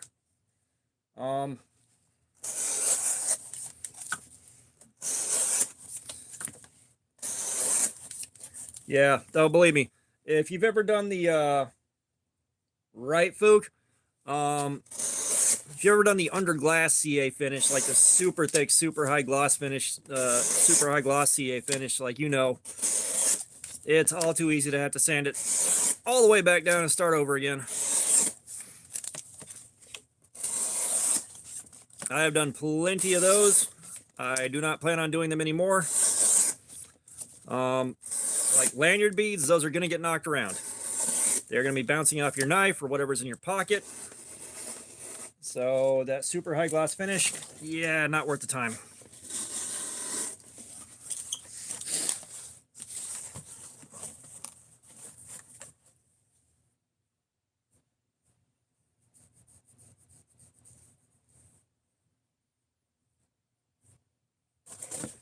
Yeah, your early birds and the guys that hang out after the giveaway is done on what is it? Shit. What was that? Metal Complex? Like, you get a lot more out of them. But I mean, that's the thing. I like being able to interact with you guys, and I like having stuff to talk about with you guys. That's half the reason I do this on a live stream. You know, I want to have some record that I actually did this, and we have proof that this was done. You know, but I could very easily be, you know, listening to something on YouTube or doing anything else in the world. You know, but having the live going and the audience is here. You know, having you guys here makes this a lot more bearable. And this is why what would be 2 hours of just being bored out of my fucking mind turns into 4, 5, 6 hours of that was a great stream. Because like I did do this without doing a live stream, and I'd be down here for like 2.5 hours or something like that, and I'll just be bored out of my mind and desperate to do anything else.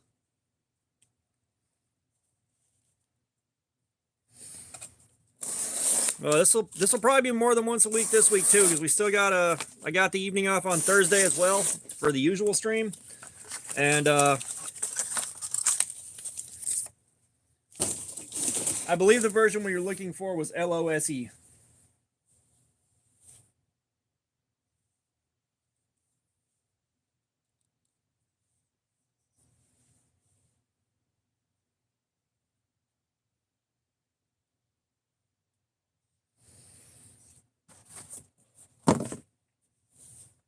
But yeah, like Thursday, we're gonna do the redux on this one and see if that hand sharpened edge lasts longer or wears out faster than the factory edge. 'Cause I'm curious.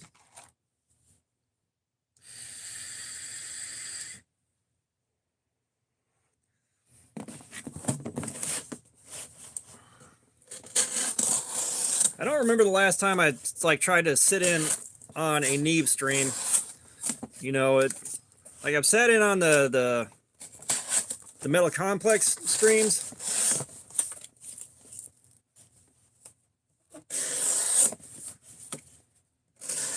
But even the Metal Complex streams, I'm like everybody else there. I'm just waiting for the giveaway to be done so I can move on with life.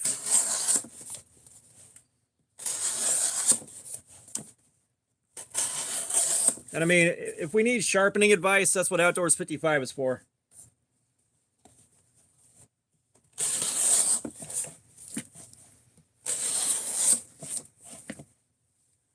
Well, no, it's Metal Complex, I'm pretty sure, where like you're just sitting there the whole time going, do the giveaway. What the fuck's a spaghetti wizard? Come on, spaghetti wizard. What the hell's a spaghetti wizard? Like, the whole damn time.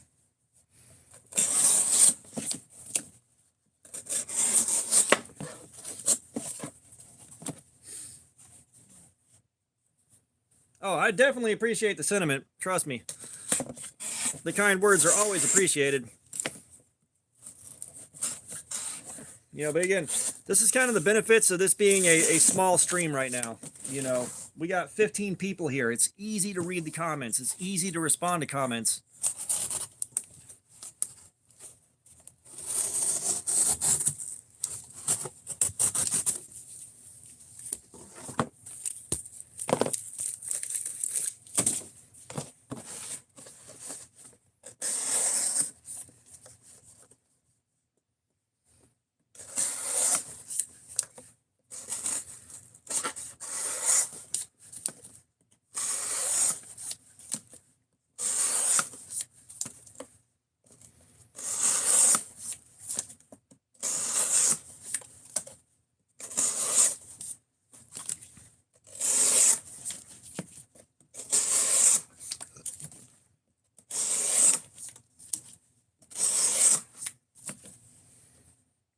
I expected this to go a lot longer, but this thing's having such a hard time starting clean cuts now.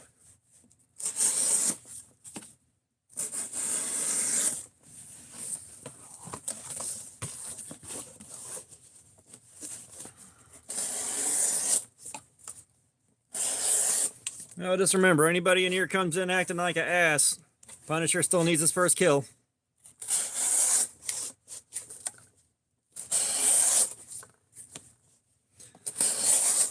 Dude, you are good. Trust me, my brain is so desperate to check out. Like I've had the worst brain fog all day. Um, Believe me, when this is over and I go upstairs, I am putting myself under a little early tonight, and I am taking the big pill.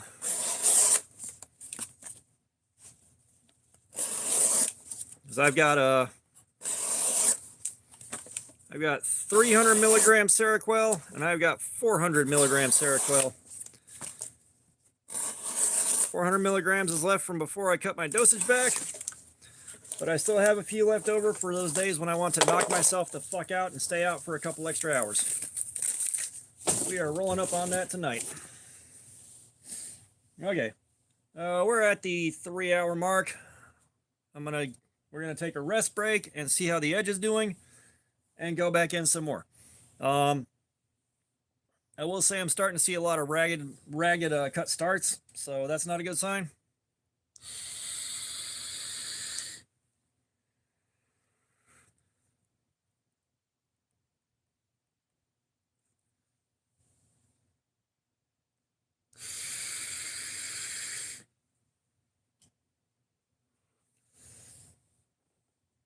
But let's get this tape gunk off.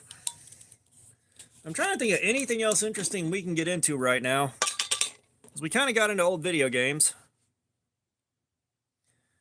We got into the Wild West days of the internet.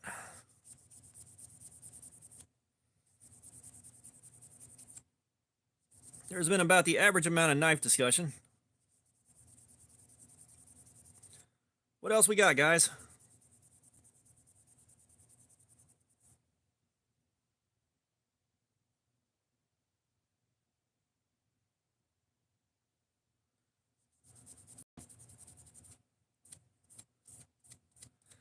Yes, again, if you want sharpening advice, especially hand sharpening and stuff like that, you got Outdoors 55. You know, I've watched enough of Outdoors 55 that I was able to, on the second try ever, get a very, very clean hair shaving edge. The edge shaved very cleanly on my second try with crap stones. Yeah, so I actually saw a lot of Dobie Gillis back when Nick at Night was the thing on cable. Shit, way back in like the early 1990s. Like, I still vaguely remember the theme song, and that's about it. But there was like a lot of that old black and white Nick at Night that we ended up watching. Which I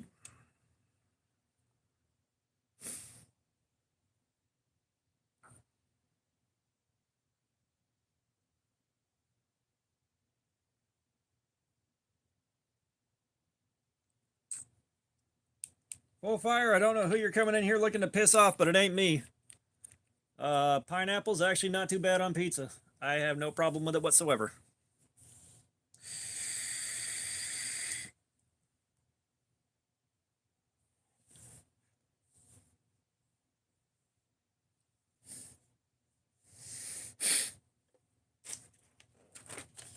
All right, what are we looking like here?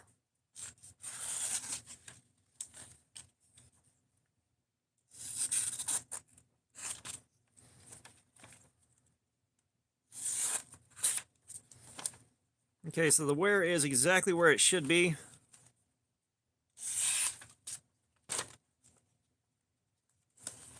All right, so we're not as bad as we're thinking here. We can get another hour out of this.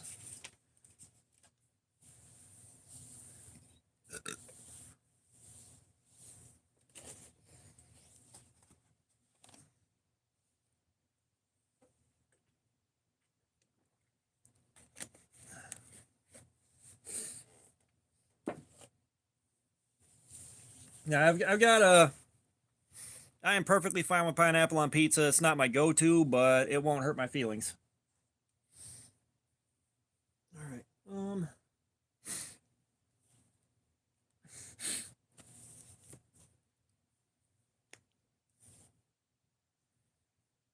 Tell you what, though, JD's Slangs and Things, it's your turn. You want to pick a figure out?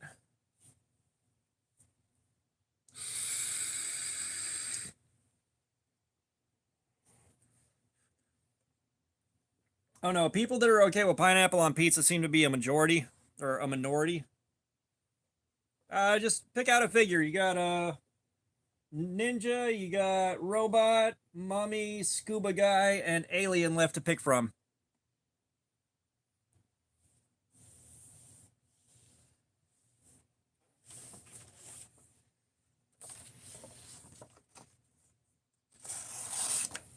Ninja it is.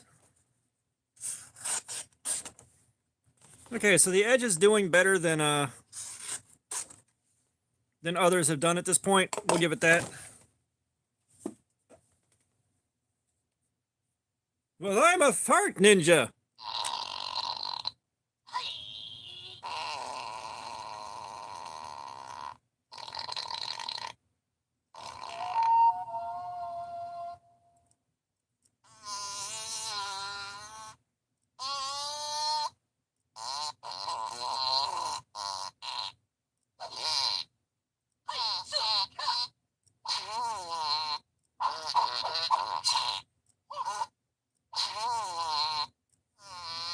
Where is it?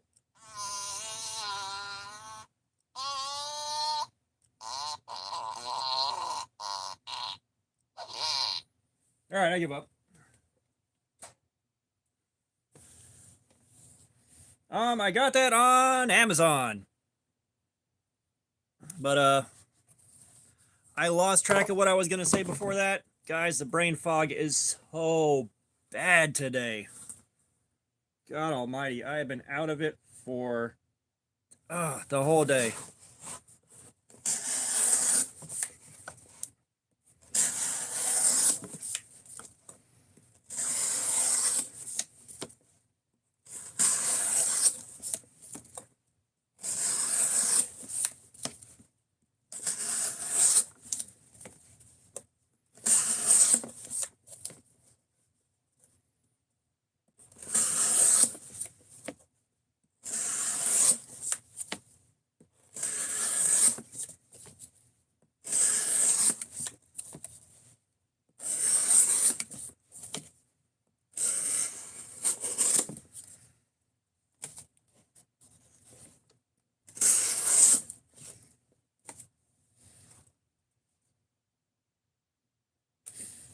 Okay, which one was it? Because I have gotten emotional support caffeine from Dollar Tree. The one at Aldi, that was probably the least enjoyable one that I've gotten in a long time. However, if times are tough, I know it's there. And actually, yeah, JD, if you look when you go to your emojis for typing a comment, there's a picture of each one of the figures in there.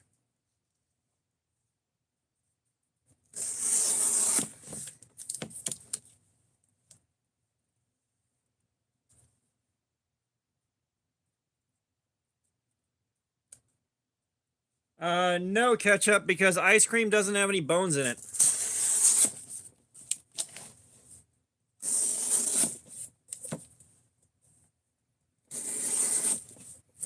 You know, one thing I do miss is actually I miss enjoying coffee the way I used to. Like, for those of y'all that don't know, a few years back I destroyed my stomach lining unintentionally. And so like I'm a life support system for ulcers now, basically. Coffee fucking hurts now. Like, so like I've got my emotional support caffeine right here that I keep forgetting to get into. I'm going to stop forgetting to get into it now. But it is here.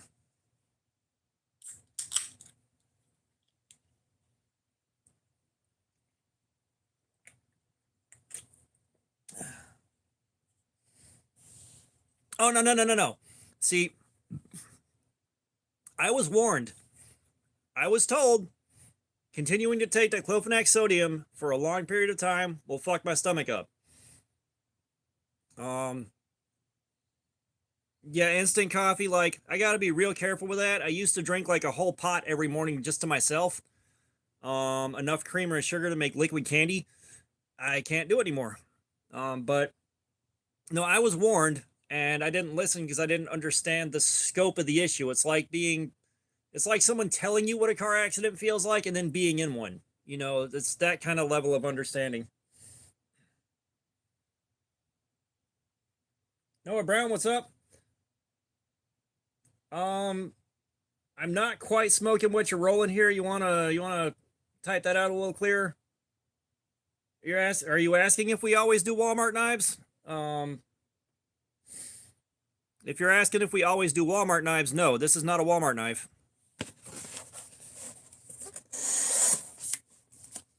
We have one more stream coming up on the Walmart knife, and then that's the last one. Yeah, like I didn't listen to the warning I was given. And part of that is the diclofenac sodium was actually relieving pain that could not be relieved other ways, even with narcotics. Like, it was doing a good job. Come to find out it was nerve pain, and that's why it was so hard to deal with.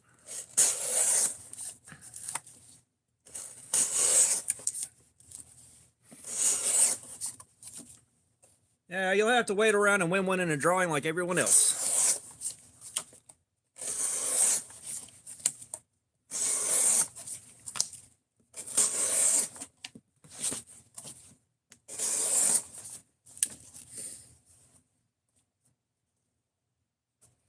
Yeah, somehow my kidneys are fine. Somehow my kidneys are fine. I don't fucking know how. Like, it's only in the last year or so here where I reach for actual water more than anything else. But for my whole life, it's been how long can I ingest at one time?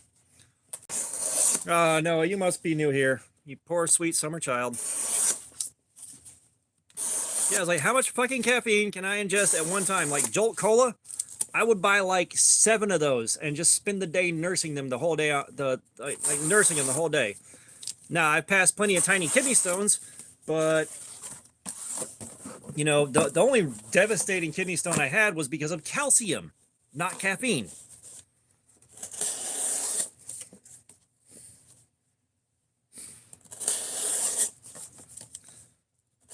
Like, because what is it? I think it's the Lamictal. I think. But I was talking to my therapist and explaining to her what the medications I was given were. And she's like, yeah, go ahead and get some calcium supplements. That'll make the Lamictal more effective and make it work better for you. So I was like, all right, cool. And no, I think we need Hesus more.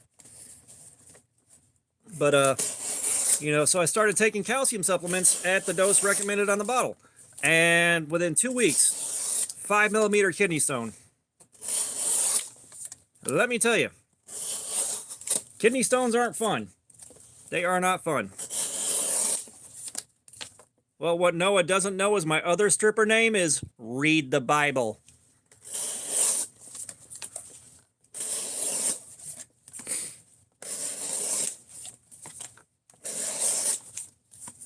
But yeah, like that kidney stone was absolutely brutal. Like, I've experienced pain like that. Like,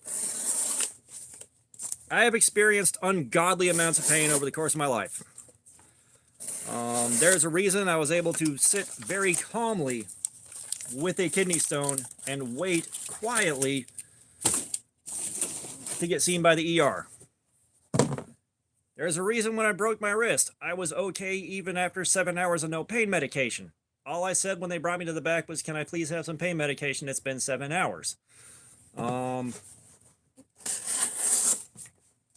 But that kidney stone, whew, that's up there in the top 3.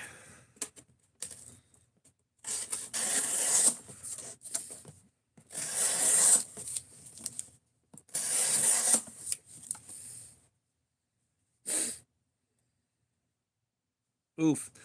Oh no. So I will say with a kidney stone, like, because I've seen guys on the floor crying from kidney stones and stuff like that, and I didn't understand it. I'm just like, that must be bad. You know, I wasn't making fun of anybody for it. I was like, that has got to be bad. Oh my God.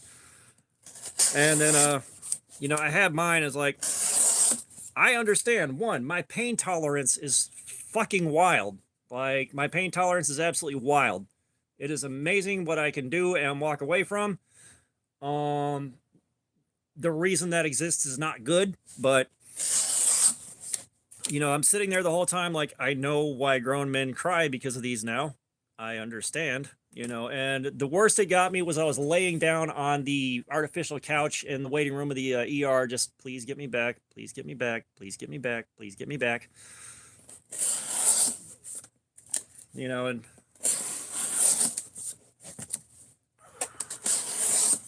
like the pain was something else entirely. And there was part of it where it's like, I can handle this. I am surviving. And the other part of it is I'm not letting these motherfuckers see me that vulnerable.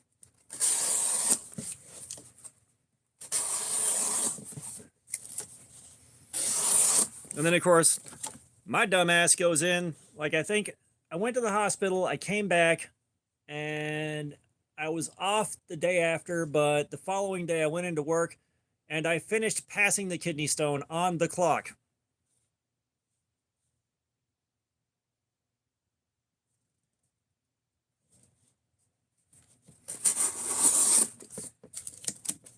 Oh, dude, I can't even imagine, especially seeing that. Oh, Jesus Christ.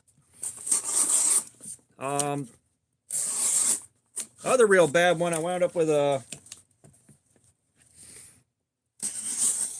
Yeah, no, I will say right now, 5 millimeters, I think, is the biggest they get before they start talking about, like, breaking them up ultrasonically. I think that might have been getting out there to the limit of the biggest size you can pass naturally. I will tell you right now, though, the kind of discomfort you experience from the part where you piss the stone out, on the pain scale, it might be like a 2 out of 10. Uncomfortable.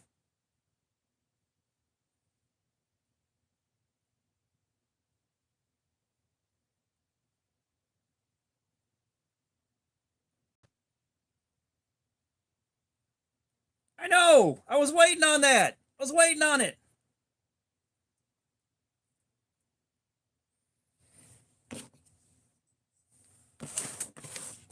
Well, I mean, most of us are at that age now where, like, coughing the wrong way can put you in the hospital. Oh, dude. But, no, years and years ago, and I think this is something the ex-wife brought home, but I can't be certain, but I ended up with a UTI. And, so, like, the pain on that was getting worse and worse and worse for, like, 2 solid weeks. Going to work, like, doing 8 hours, going home, fucking barely able to walk. And, I go to the hospital, because I didn't have a primary care doctor, because no insurance. And they look at it, and they're like, yeah, you got some mild kidney stones. Go home. Here's some almost pain medication. And, it brewed for another 2 weeks, and it got to where I couldn't walk.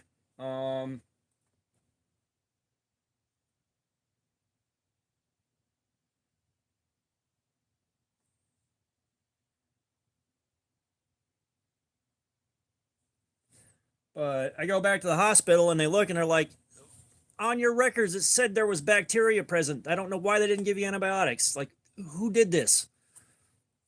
All I needed was antibiotics for a few days and I was good, but I had to suffer for a month because someone didn't,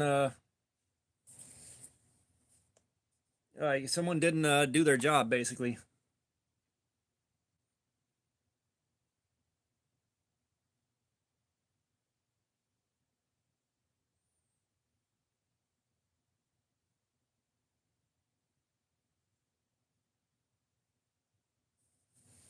Zing! Good one, KO. Yeah, that's the thing. It's like the pain from when it first kicked in on that kidney stone was fucking mind blowing. Like I've been through some shit, but that was like I'm sitting there and I'm impressed by how painful it is, and also waiting to get meds. What's going on, dude? The Kizer's holding up all right. We're a little over 3 hours in now, and it's doing fine. You know, we're pushing. We are pushing, but how's things going on your end, man?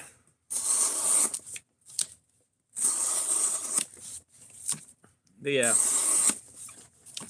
like If you're trying to piss out a kidney stone, it feels like you got a grain of sand with some glass stuck to it, blocking up the very tip, and you just can't get it to move until it finally goes.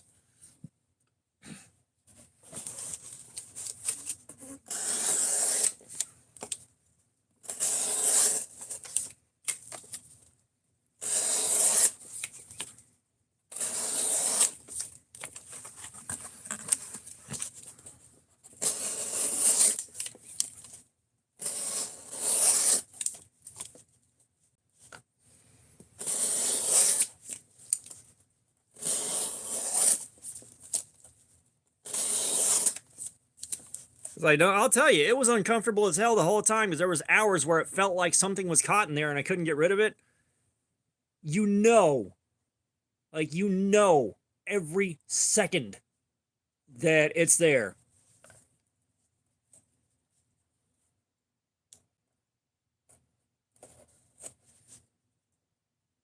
Wilderness, I get it, man. Like, hopefully it's nothing major. I hope it's nothing major.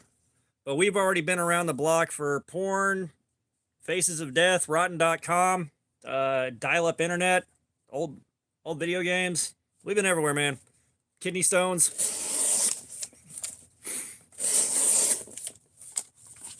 I had some kid come in here and tell me to stop using bad language and that we needed Jesus.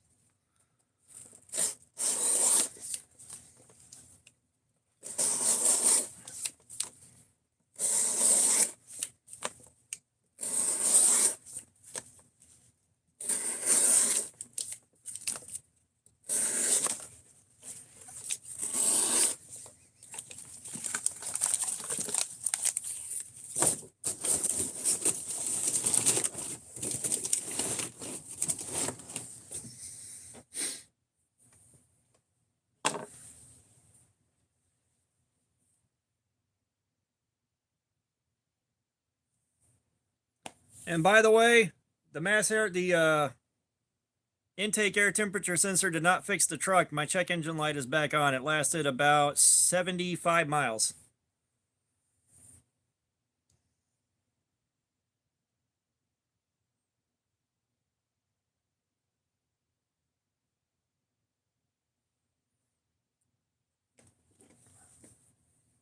Right, like I miss those old chat rooms from back then too, because like those chat rooms in the '90s were pretty damn wild.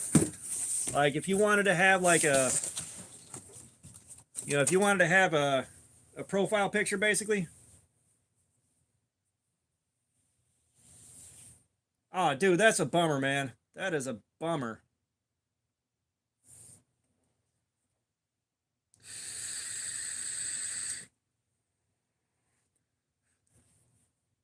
Well, if it helps any, yeah, dude.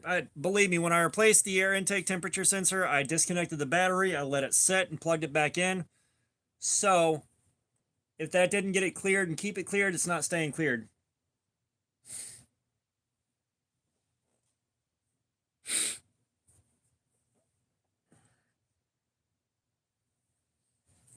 But yeah, like those old internet days, if you wanted a profile picture in one of those chat rooms, you had to know HTML code.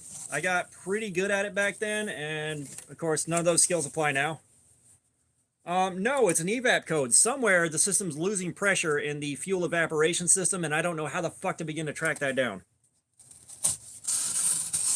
I'm on my third new gas cap. This one's from the dealership. I paid fucking dealership price for it.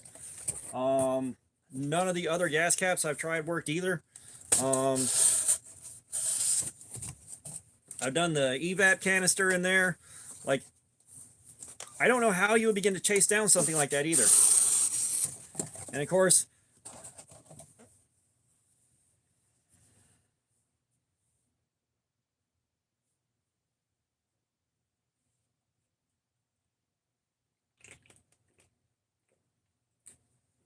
like, I can't begin to take it somewhere to have it looked at. Like, the money ain't there.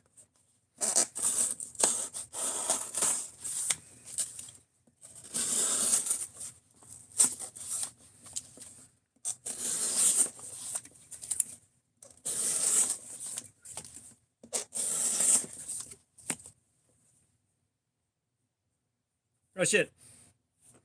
Wilderness. Wilderness. Did you get to Walmart and get one yet?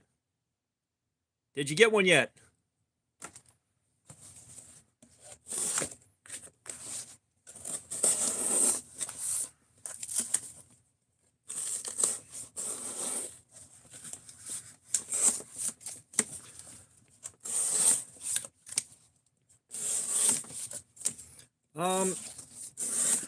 Well, here's the thing. Well, good luck and Godspeed. Apparently, just a few small channels covering them have made them vanish. But it's the exact same code from before I replaced the air intake temp sensor and disconnected the battery. It's still the evap code, and unfortunately, like, I probably should take it down to O'Reilly and get him to pull the code just to be 100%. But if there's a pinhole leak in something, that's not going to pin it. That's not going to track it down.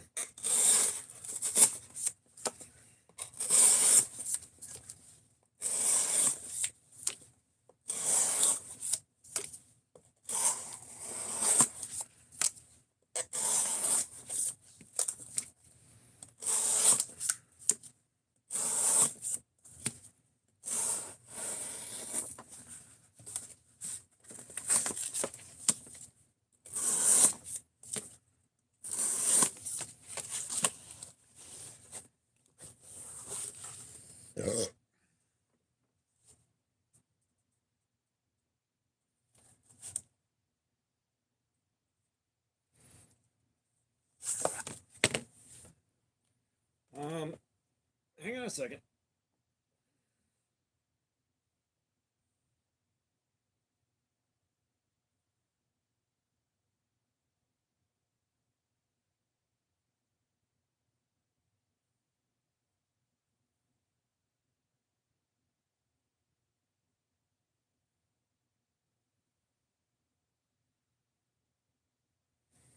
Yeah, it's P0456. I did see something I haven't tried yet. I haven't cleaned the shit out of the filler nozzle, or the top of the filler neck. So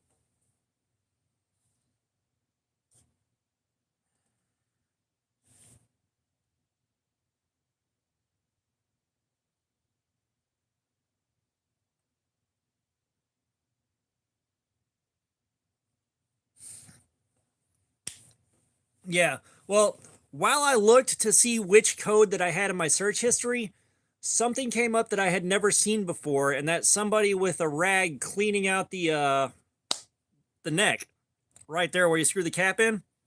I haven't done that yet. I am going to try that before I leave the house tomorrow. Maybe that'll get it. I'm going to be so upset if it is and so relieved if it is. That might be the problem. But yeah, PO456.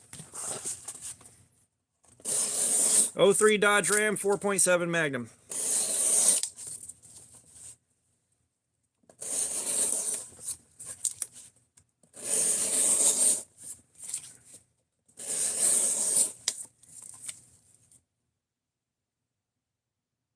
Answer the door butt ass naked, holding a bong.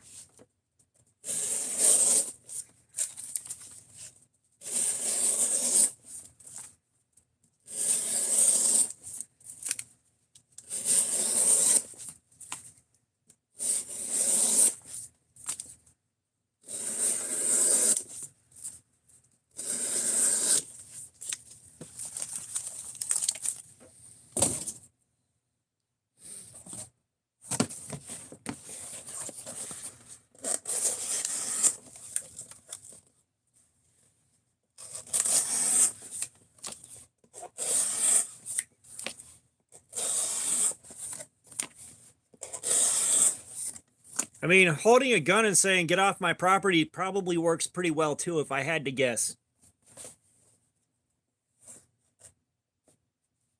We did the evap canister too.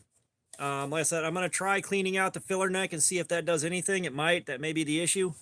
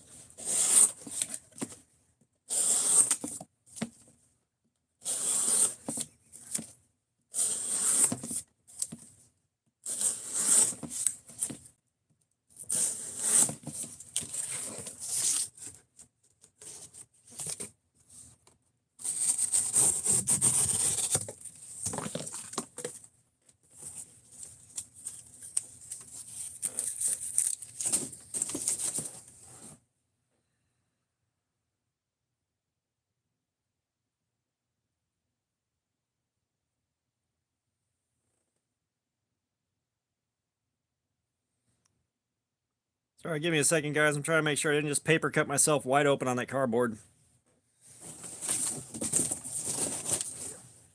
We got a bit of decent one.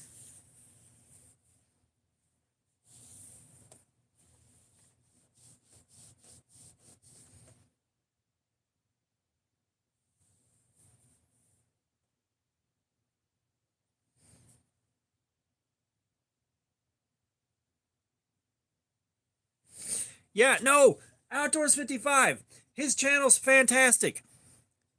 If for anything else, like I've seen knives being sharpened, I understand how that works, but the fucking close-ups he gets, the microscopic views he gets on those edges is fantastic. I tried to find him at Blade Show. I tried so hard, but I couldn't find him. And I'm looking for a guy on crutches. I'm like, this can't be this hard. It is that hard.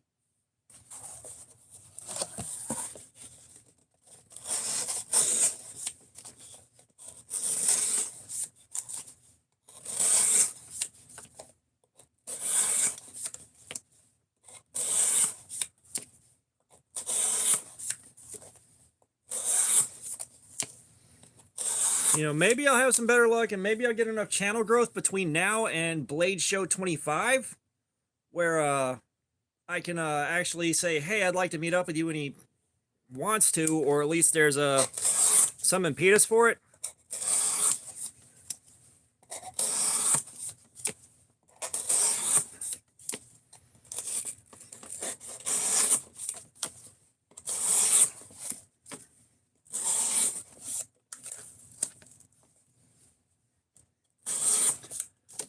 Brother, if you have ever been to Blade Show and understand the disturbance in the crowd a pair of crutches will make, you would understand what I am saying.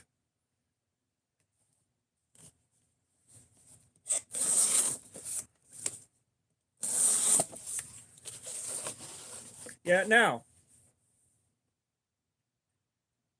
Yeah, he doesn't just have the macro lens. He got something like some extra equipment to do that. Like he got more than just the macro a lot of other guys use. Like he really went in.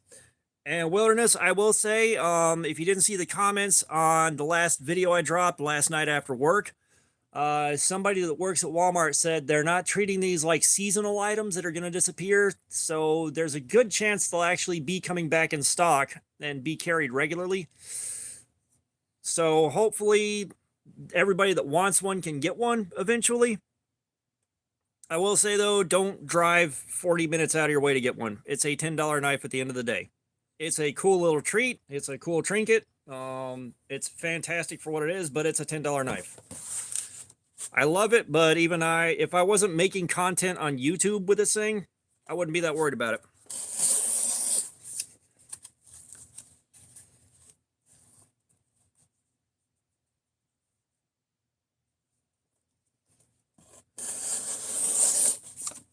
Yeah, so I mean,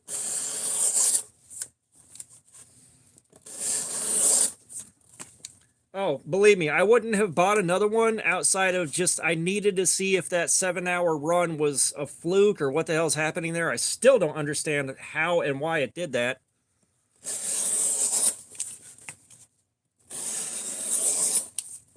Because it's not like I went all that easy on him.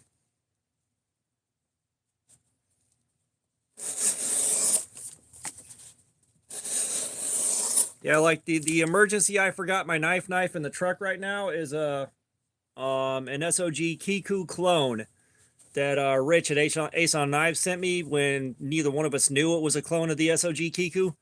So this can go in there with that.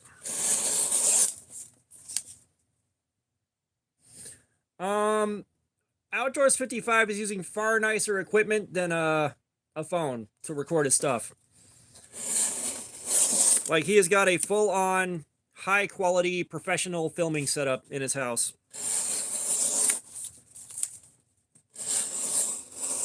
You know, that's the thing, is at some point, if the channel grows enough that I'm going to have to start investing in it seriously, I'm going to have to buy, like, a camera, a mounting system, all that, and really get everything set up right to do high-quality, pro-quality videos. You know, right now, I can get away with what I'm doing because this is still a small channel that's slowly picking up steam.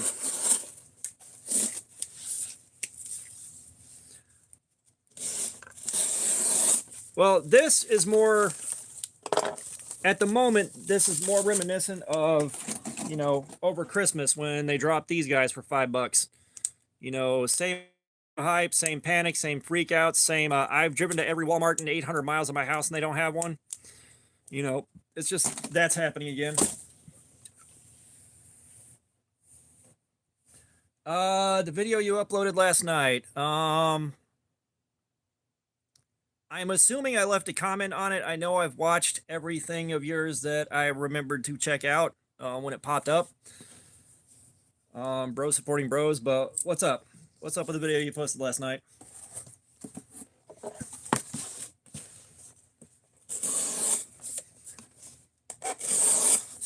If I commented on it, I saw it, and I just don't remember what it is right now. Oh, yeah.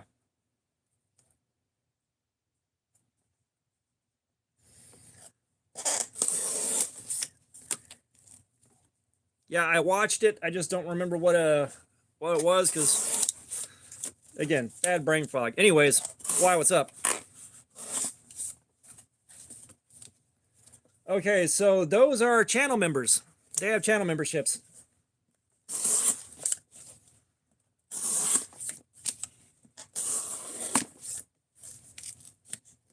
Yeah, we've had guys coming in and just handing out channel memberships, the month-long channel membership, gifting them out like crazy.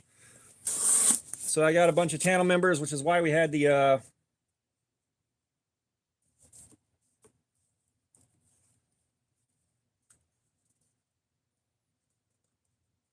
basically, yeah. Look, KO, like, the videos I do now, all right, they will be, when I am done filming, I say what I want to say, and I get the right take on it, it goes straight up on there. Like, I don't have a ton of extra equipment. But the thing is you look at channels that are using this as a source of income.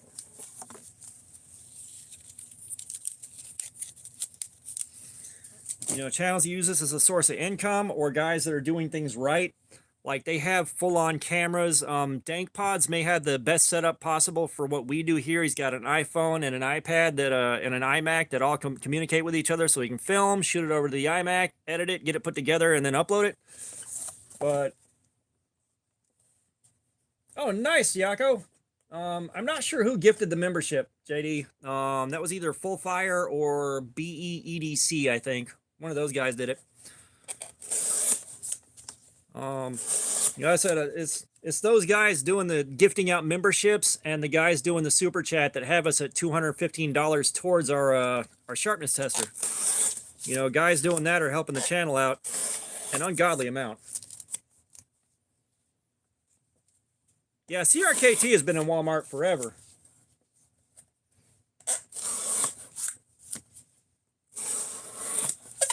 Yeah, I need to try to find that Civivi Odium that I got from Tim's School of Fish and throw that up there as another quick members giveaway before everybody's memberships expire. Just give everyone a decent chance at it.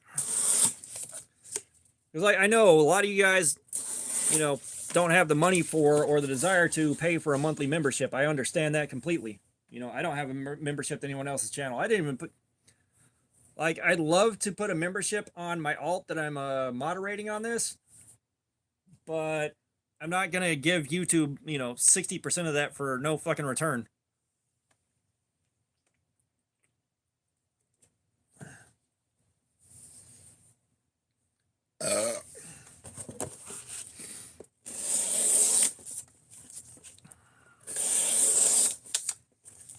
Mad Yako, thank you so much, man. Thank you so much. You know exactly where that's going to go. Feel free to go ahead and pick out a figure if you so desire.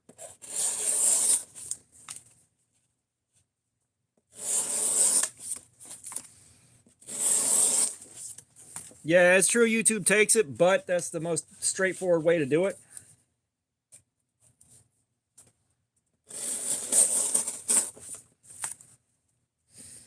No, you're right on the money there, Punisher. Like, that's just like me. I'm too broke to pay for stuff like that. All right. We are doing Frankenstein.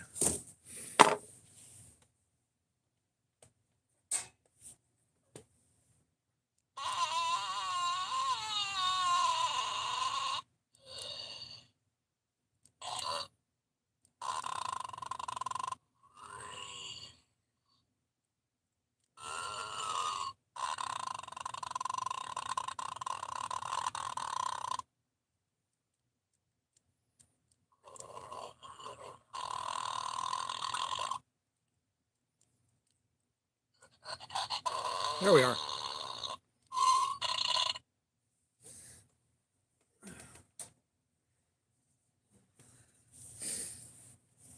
Yeah, I mean, it's like I am broke as shit too. Like I'm not at a spot now where it's a good idea to pay for memberships to other channels by any stretch of the imagination. It's just nice that they help, you know? Oh no, you're good. You're good, dude. Um, so it's like nobody's under any obligation to do that, but when people can, it helps out so damn much.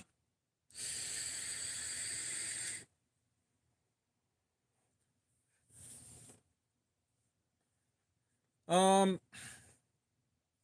I'm not sure. Like right now, I don't know when I can stream consistently anymore. I don't know if you were here for it, but my transfer to my new store has gone through, and Thursday is my last day at. It's either Thursday or Friday is my last day at my current store. So I'll be getting out of there finally. Thank God for small favors. And then my schedule at the new store isn't set yet. Like I've got my schedule for the next week. I've got to do mid to close and then an overnight, which the overnight is no big deal. That's inventory at a different store. But yeah, the transfer went through, and the manager that I have there, he royally fucked up in my opinion, and I have been unhappy about it and been kind of vocal about it. And yesterday's like, I heard you've been talking shit, and I'm like, this will be good. I'm like, about what? what have I been talking shit about? And I think he was fishing to see if I was going to go in and go off on him or something, but it's like, you know what? I am going to, as much as I want to handle this shit face to face, nothing is going to be accomplished. There's going to be no listening and learning, and I am going to spend my last week here in conflict, so whatever, dude. You do you, boo-boo.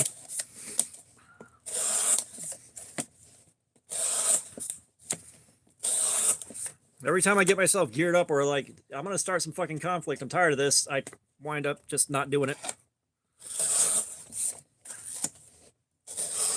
But you know what? I'm going to spend the rest of my last week there at peace.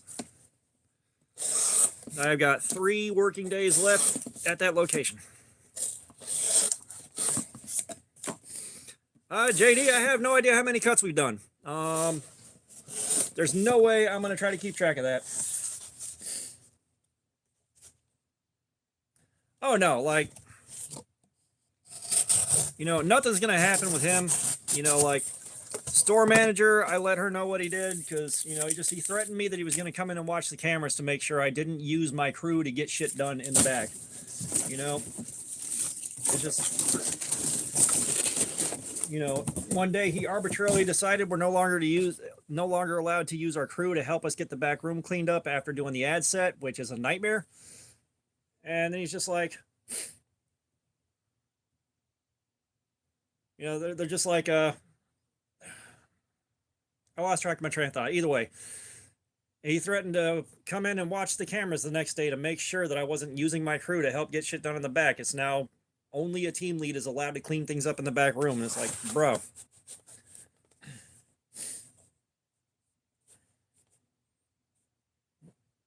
Gotcha. What were you, I'm guessing you sent him a knife design or something like that?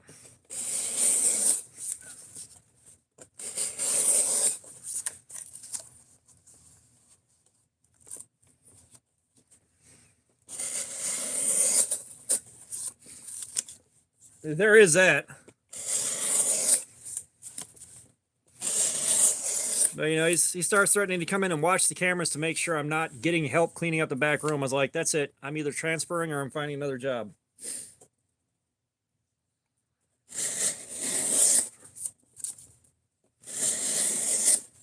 Yeah, it's kind of a bummer because, like, I had reached out to Ben at Naps at Blade Show about the translucent colored scales like Jen is doing now, because I really wanted to get that in his hands and have Naps do something with it. No, that was funny as hell. Like, I would love to have been on your side of the camera and seen me react to those things going flying and processing what I just did to myself. I would love to have y'all's perspective on that. Because, yeah, like, I talked to Ben directly at Blade Show, and he gave me his card and said email him, and I emailed him, and nothing happened. Oh, I was a bit heartbroken. Like I knew what I'd sentenced myself to as well. You know, it was going to be, I'll never see those bits again, and I've got to buy new ones and wait for them to ship. And I bought two of them. I bought a second T8 instead of a T6. And yeah.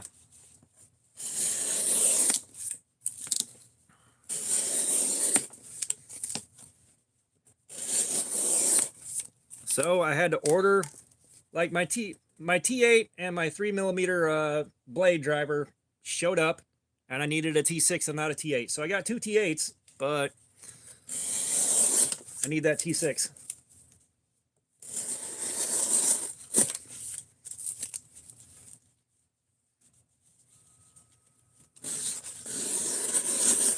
Like I said, dude, if KO, please, if you find that and you get the clip that you need, but please send me like the 2 minutes after that as well. Like I want to see what I want y'all's perspective, because like I vaguely remember what went through my head as that happened. Like I know that feeling. I've done that shit to myself too many times. But God, that had to be good. And I still haven't even begun to try to figure out how I would start searching for those bits on the floor. I said, you have no idea how profound the mess is in here.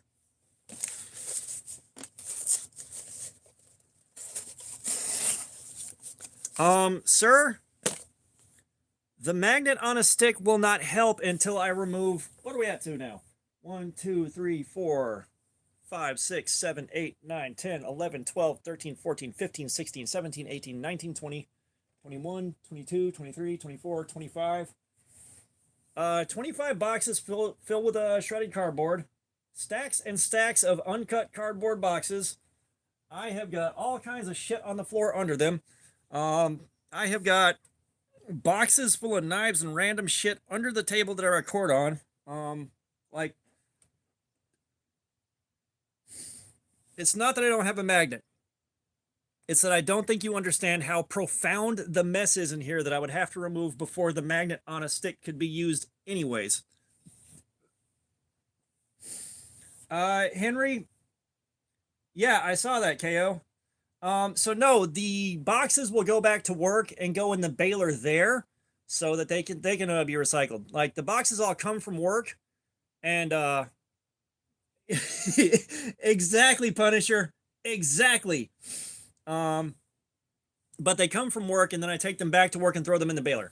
However, between not wanting to draw attention to my truck while I'm driving on an expired tag, and the manager I've been dealing with being notorious for just things that were okay yesterday are suddenly not okay today, and it has to be retconned so that it was never okay to begin with, I'm just not fighting that fight right now. You know, I'll just take them to the new store and drop them off in the baler, a couple at a time up there. I shouldn't have let it get this bad. I do not know what knife was being tested during that live stream, because that was...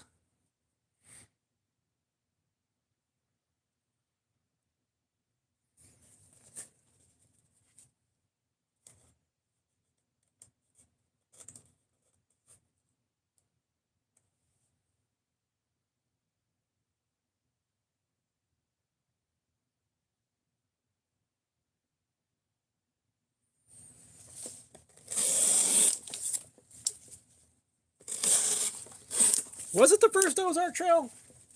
Huh. Because I know it was a little over a week ago, because that's how long it took my my 2 Weehaw bits that I ordered to get here. But yeah, like I'd watch Rabbit whenever he popped up on a VinWiki. You know, I don't... I'm subscribed, but it's kind of one of those things where the more and more and more of those videos you watch, the more they start to be the same as the last one you watched and the one before that. I don't think it was the Chubby. I don't think it was as far back as the Chubby.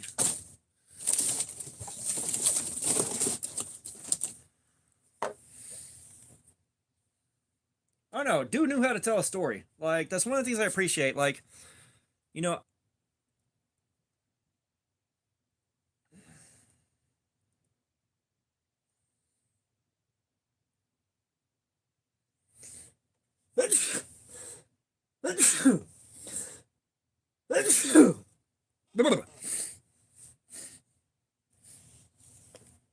Well, no, like, so I grew up, and the people that weren't my mom or my stepdad that were actually good people, um, there were a lot of storytellers, a lot of guys that had the gift of gab, a lot of guys that really knew how to work people socially.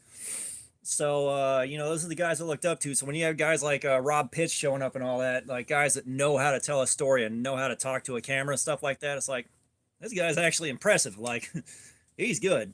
Fucking, oh, shit. Ed Bolian, like, that much. I wish I could speak as eloquently as he does, making the same kind of points about the same kind of bullshit I try to make. Like, I'm just not as good at it as he is, and I'm a little jealous.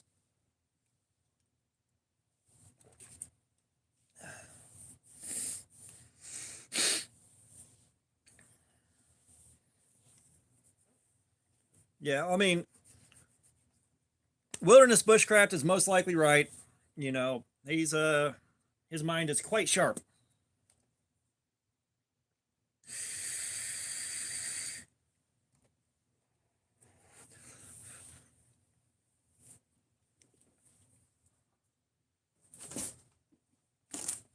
There are people like that that have a knack for speaking, and that's one of the skills that I'm always working on trying to develop. You know, like, I'm always working on trying to develop how to speak more eloquently and off the cuff, make like the Ed Bolian jokes. They're the best.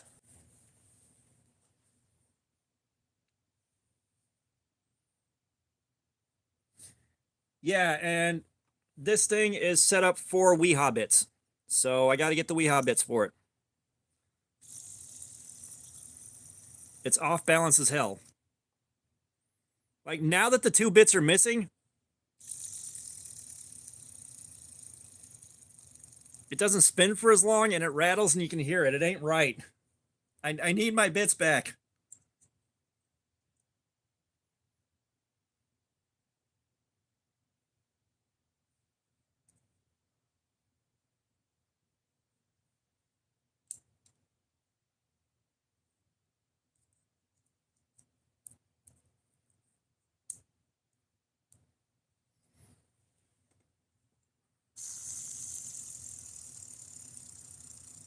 Yeah, it's just not right. Uh,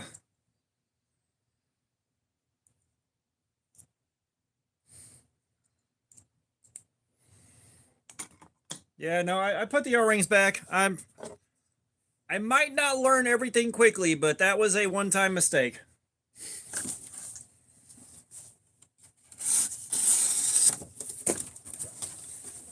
I'm trying to think, like, some of the guys that, it's like,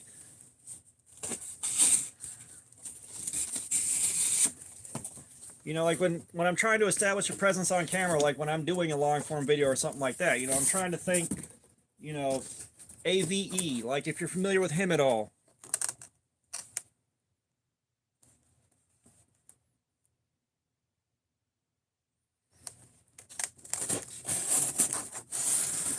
If you're familiar with AVE and you go back and watch some of his older stuff before they got the CNC Town Pump Mill, the way he's got that gift of speech, like that makes me jealous, really jealous. Dank Pods, if you watch him, like that's kind of one of those inspirations.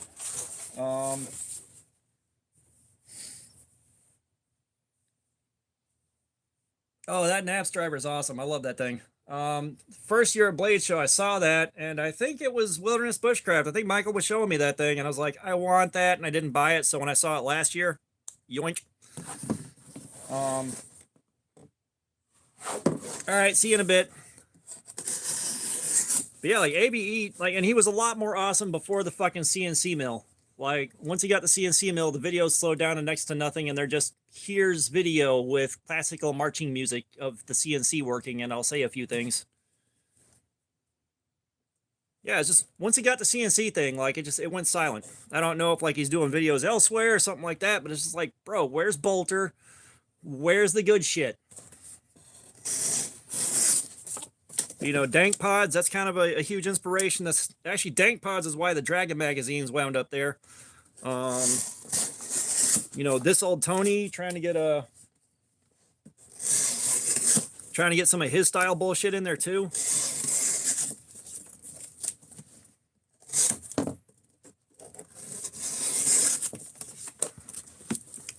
Oh, these cuts are starting to get kind of gnarly.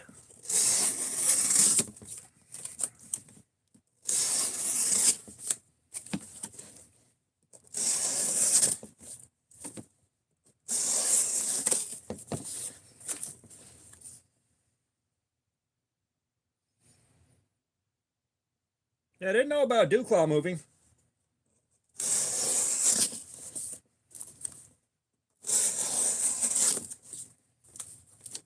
Yeah.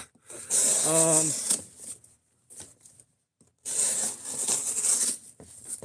no, I mean, it's just, you know, and I get it. Like, if he kept doing bolters, it does turn into kind of the same thing over and over again. And it's kind of like,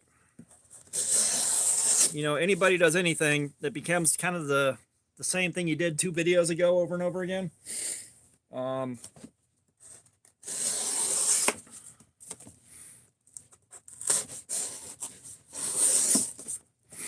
But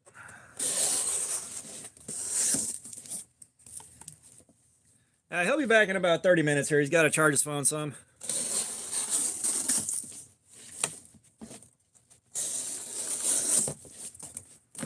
Yeah, these cuts are getting garbage.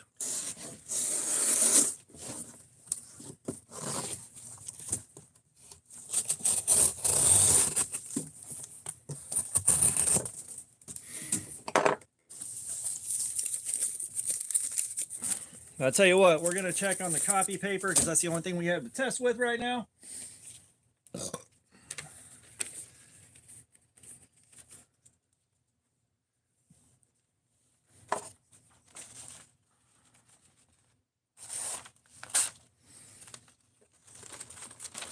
Yeah, and again, like, I know people have stuff happen. You know, it's not like you can, you know, demand that somebody's there 24/7, 365 for 15 or 20 years doing stuff. You know, shit happens. And of course, some channels, when they hit a certain point in their life, you know, they just kind of slow down and stay slowed down. You know, it's a shame, you know. It's just a shame.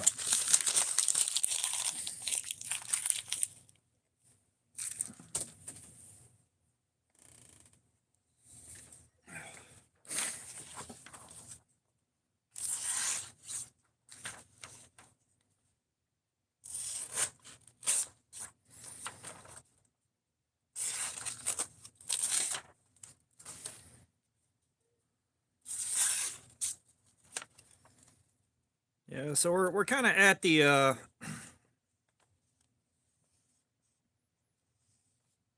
we're at a similar spot where we had the Ozark Trail at this point. But we are starting to see a lot of really crappy cuts on the cardboard, so we're going to keep going. But first, I'm going to go bust a whiz, so keep each other entertained. I'll be right back. Oh my god, holy shit, it hurts to stand up.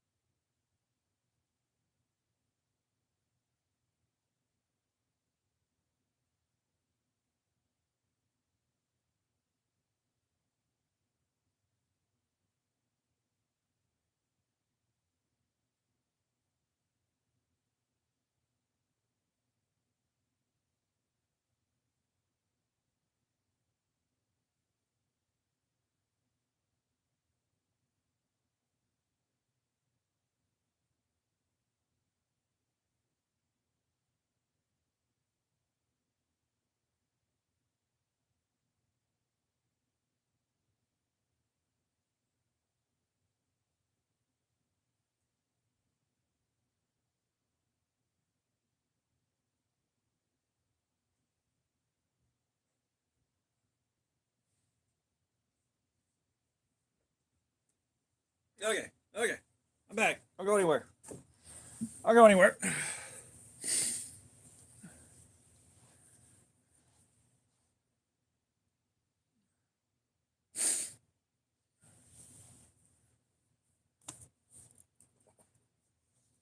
I've seen parts of those videos.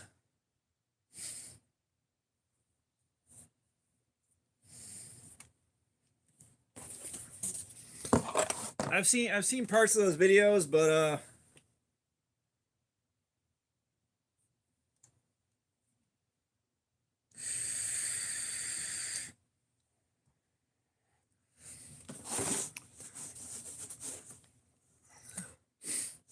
yeah, I think it's gonna take forever to fucking narrow that down to that one clip. That's what I was saying. Like, if you forgot to clip it, then it's gone.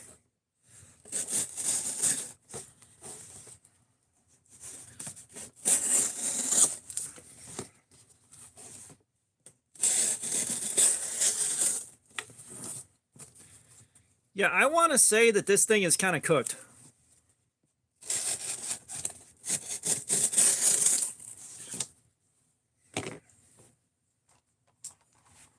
Let's see.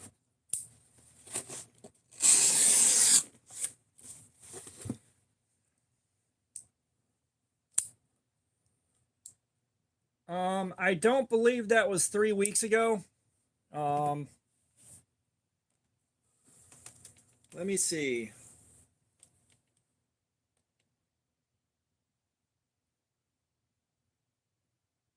Oh, what did I do?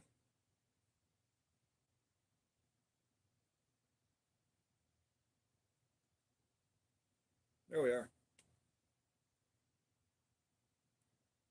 Give me a second here. I think I can pin down a date.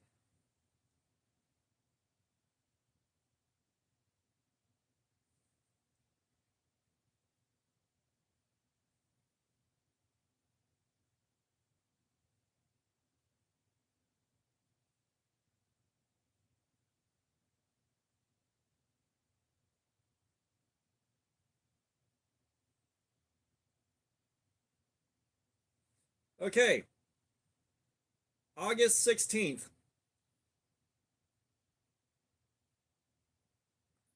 That's what I was looking at. Order the bits on August 16th.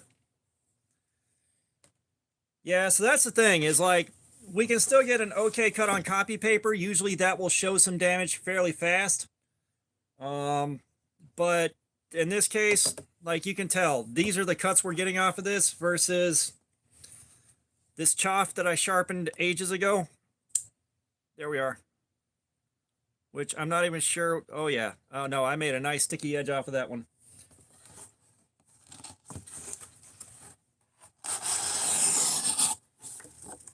Yeah, so we're going to say that took a 4-hour session to wear out. We're going to sharpen this bad boy up. Yeah, we can sharpen this bad boy up and figure out something else to do. So let's see how tough Nitro V is to sharpen. I imagine not very tough. Alrighty.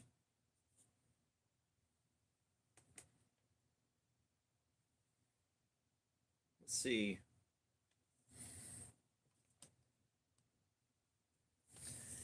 Yeah, we're going to just straight up sharpen this thing. You know, like I said, I was told it was going to be comparable to the 154 CM, and that 154 CM on the Sheepdog XL was an 8-hour long stream. It took 8 hours to kill that. 4 hours, this is roughly comparable to D2. At least normal D2, not the Ozark Trail D2.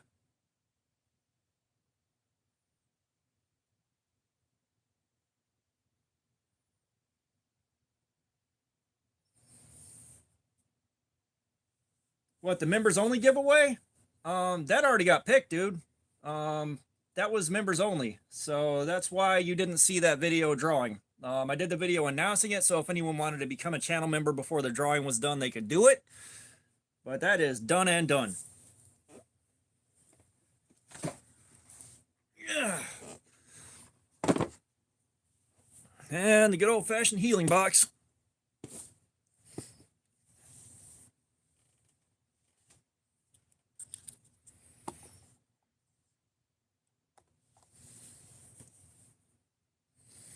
let's see.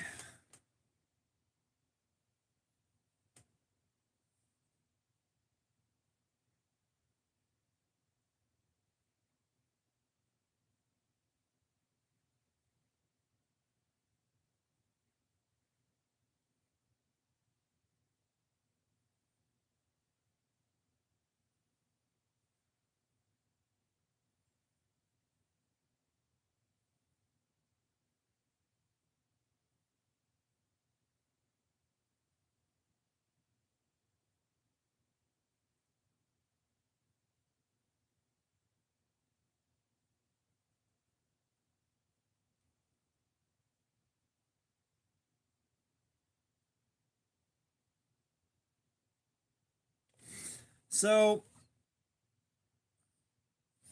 the results that we got here are probably in a range where it's not going to make a huge difference. Like if it was me, I'd be sharpening this at around 17 degrees maybe. Because like I don't know what the edge angle was going into this. I don't. I'd like to, but I don't. So we are going to go at 17 degrees. And get her sharpened back up, and then we're going to find something else to play with. I'm not sure what yet, but we'll find it.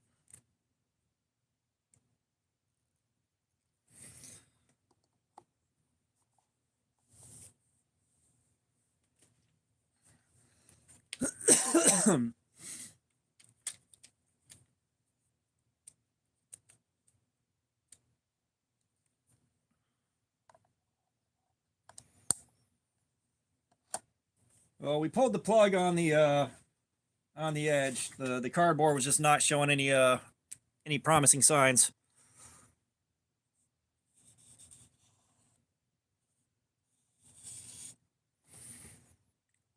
So let's see how close to.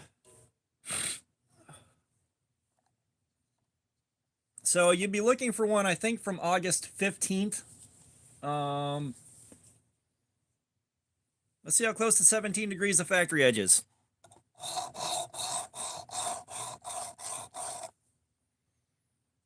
Looks like the edge is pretty much right on the money at 17.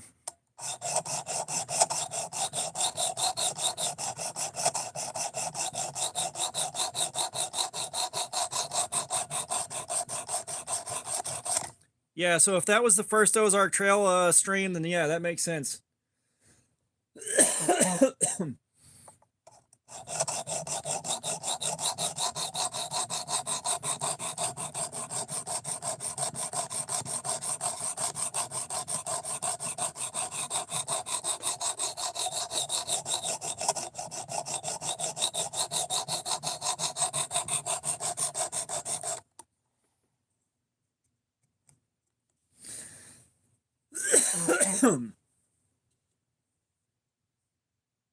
Damn, that was fast, dude. Holy shit.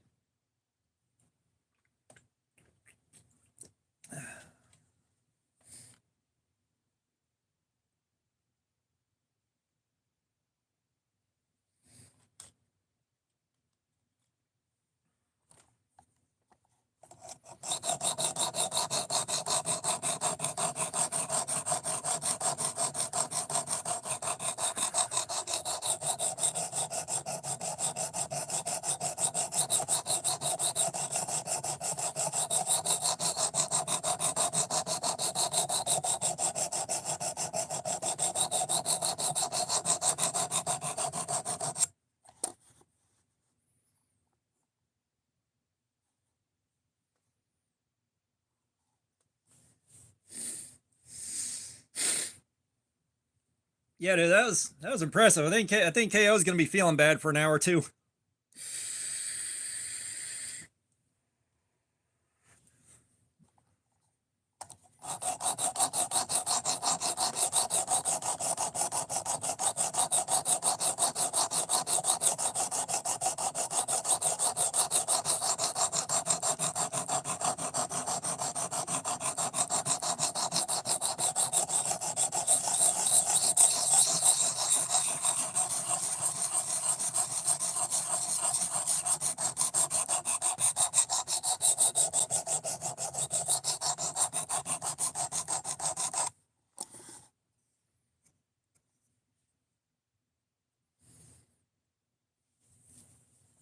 And of course, I don't feel jack shit for a burr.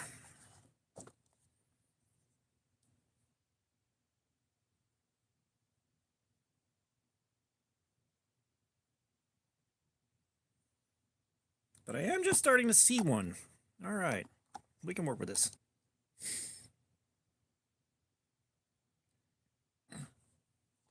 Yeah, my favorite is I can remember random bits and pieces of shit, but it's like, what was I just asked to do 5 minutes ago? Fuck.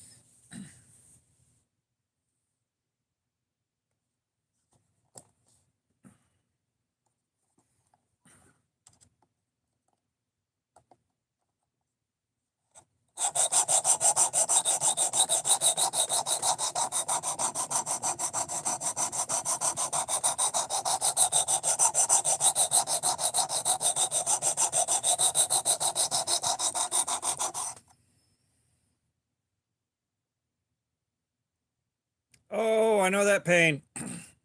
I know that pain.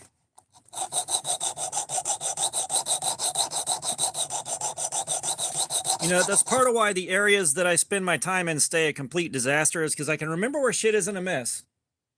Way easier than I can remember to put something back where it goes.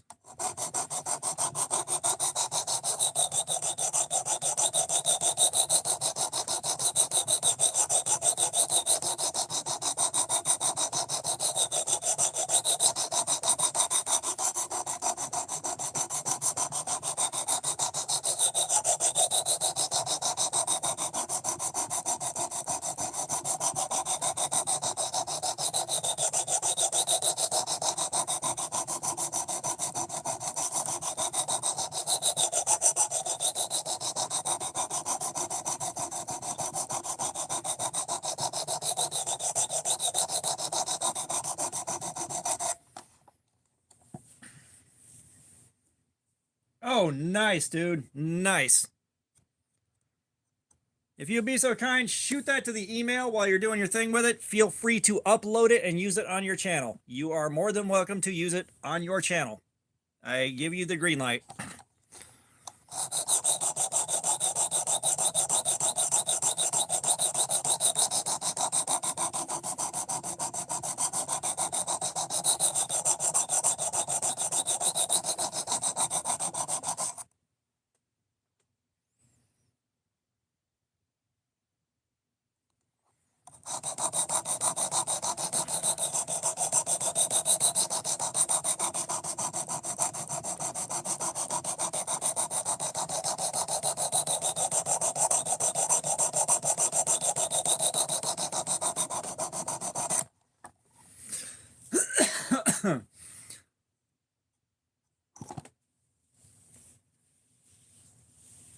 Dude, Fook, I appreciate it so much, man. You know where it's going, but I'd rather have you here instead.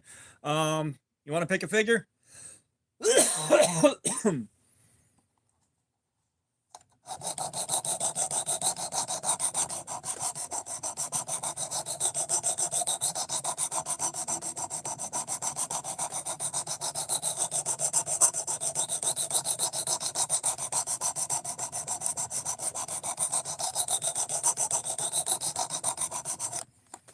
All right, robot it is.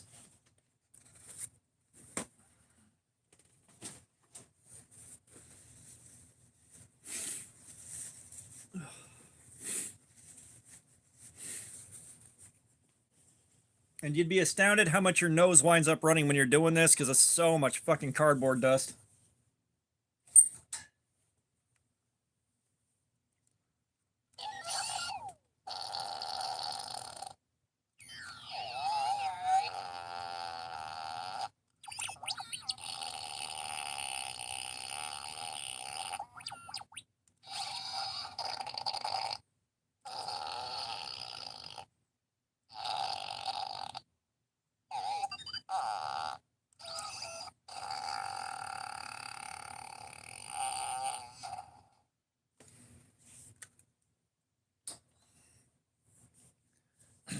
Tell you what, KO, give it about 30 minutes here. Give it about 30 minutes here and then ask for the mummy again, all right? Let's do that.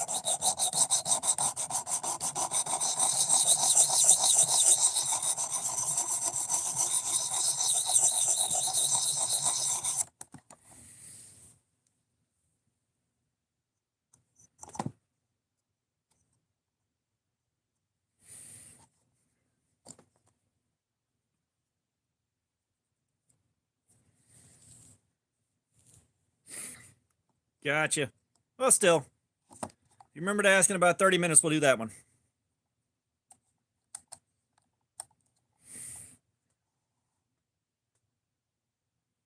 All right, Fook, have a good night, man.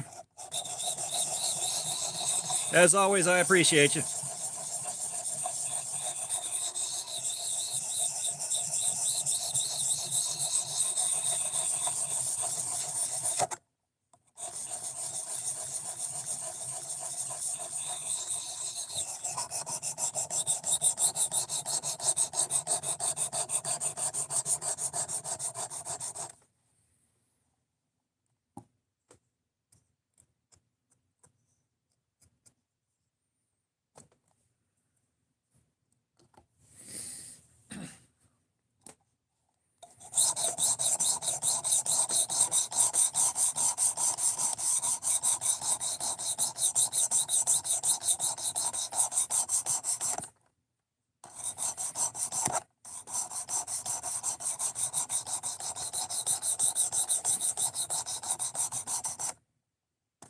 Work sharp. Sponsor me. Notice me, senpai.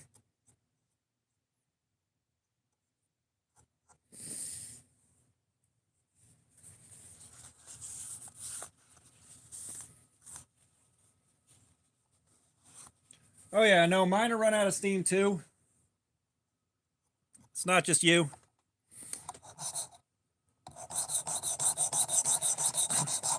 That's what I was saying. Do everything you can now. You know, there's a limit to how much one video is going to do. I got a feeling my second video is probably going to die before it hits 8,000 views.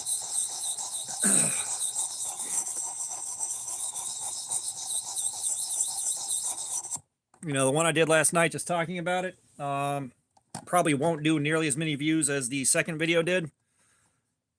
That's just kind of part of the game. You know, and that doesn't mean that any videos I do following that are going to push nearly the same numbers. That's not how that tends to work.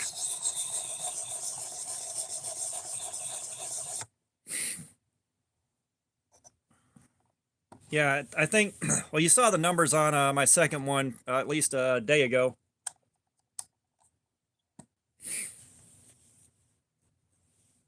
Yeah, I mean, I'm just sharing my approach to this thing. Like, I'm getting everything out of it that I can right now. Like,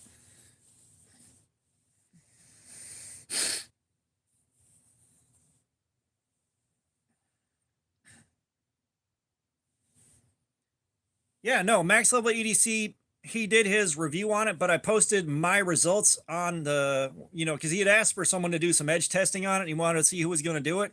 So I posted my information there and he pinned it, and that really helped things pop off hard.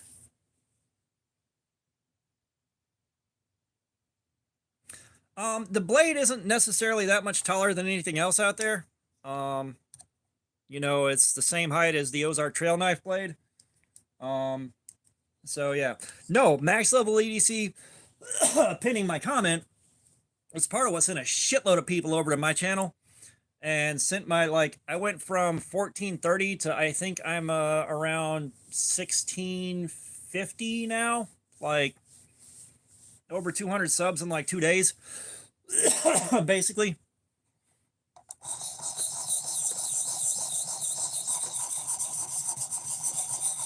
So like max level EDC hooked me up pretty good, and he also went and checked out my videos. So he's kind of seen what I'm doing there. Yeah, like 1660.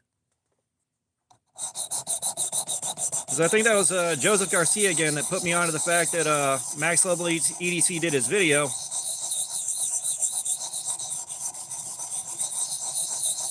You know, I didn't think much of it. It's just, I don't think he noticed my feetses.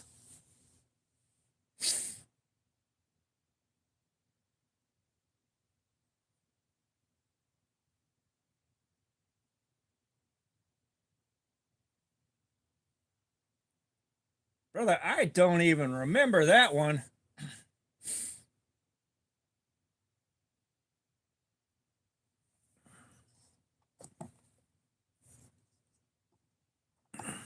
But yeah.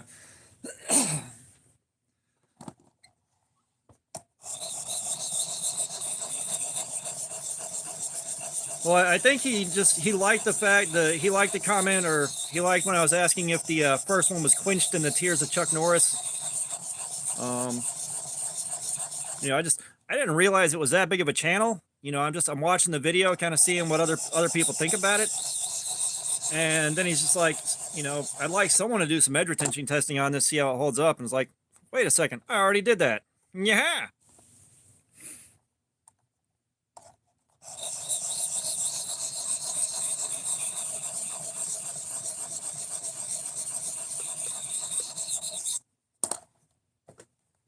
Someone's already done the thing.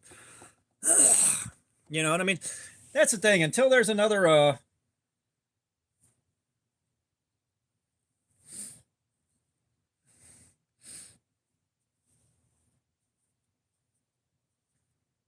gotcha.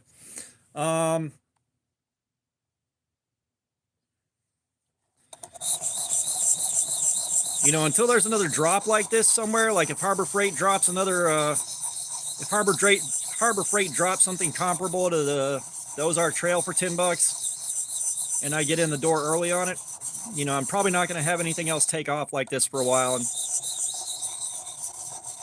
you know, do quite that much for the channel in one go.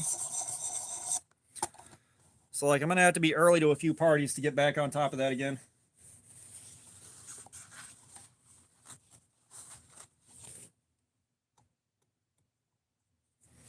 Oh, that is nice and sticky.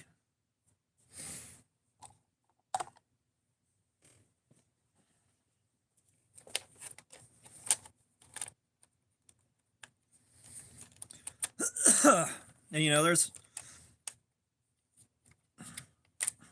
always a part of me that's going to be chasing the dragon and pulling that many views that quickly. And for, you know, a lot of other channels, that's not that many. It's not, realistically.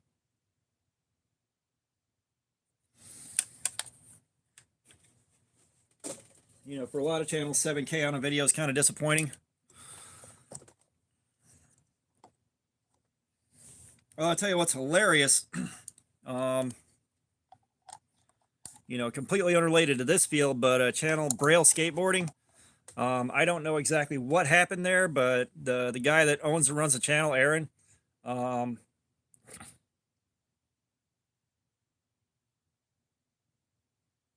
oof, it's got to be a bad heat treatment.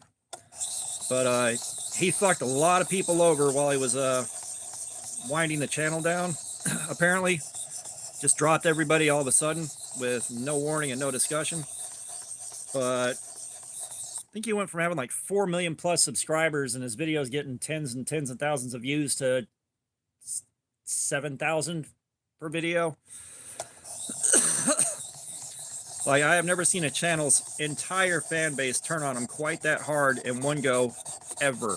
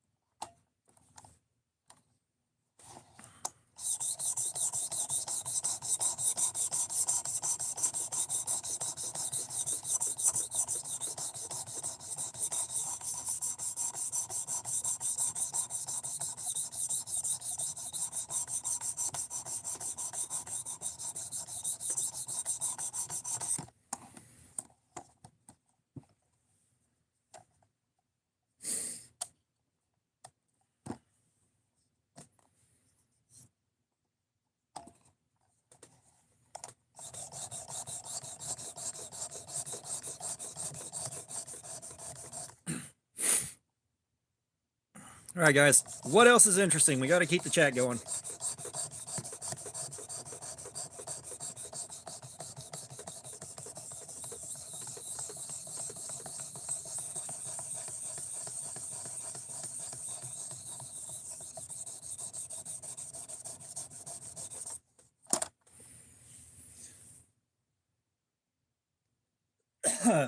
Yeah, I remember the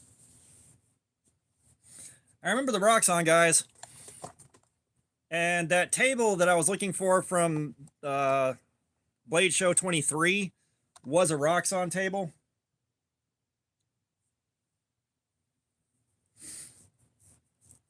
Yeah, no, I know the Roxxon. What do you mean? When I'm doing the sharpening here? Or what? You lost me on that one.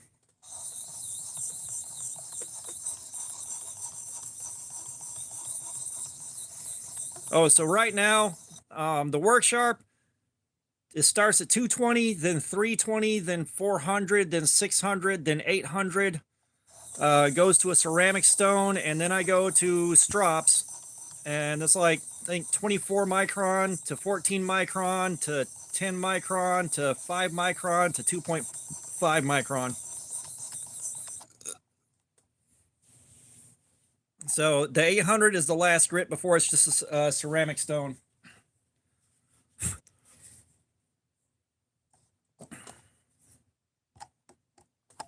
See, so like now we're on the ceramic right here, and just basically polishing the edge a little bit.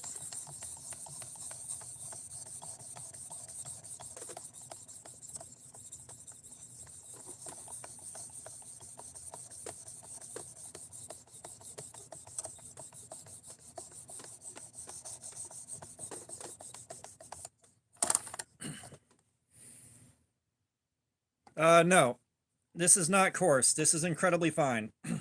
Like 800 grit seems coarse, but you don't need to go past 800 before this makes it damn near a perfect mirror.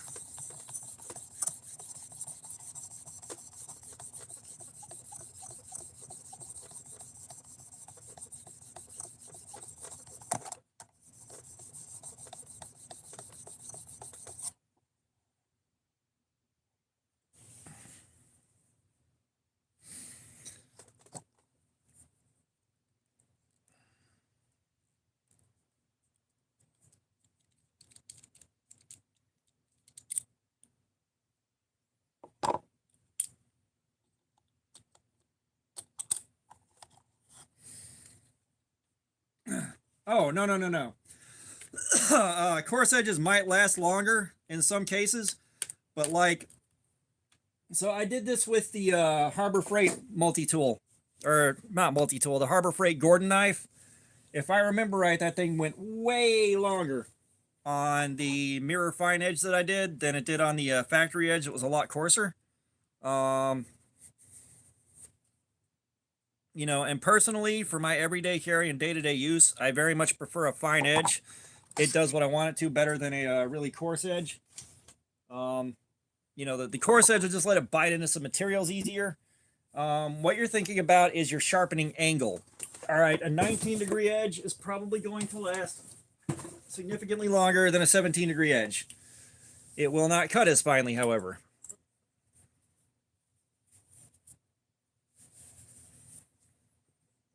Yeah, so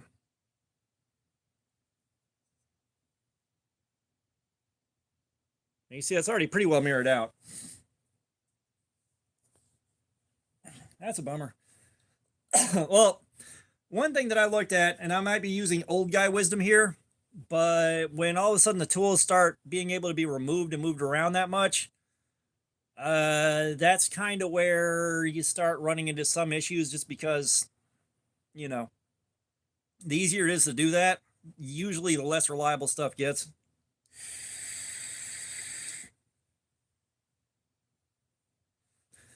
Yeah, no,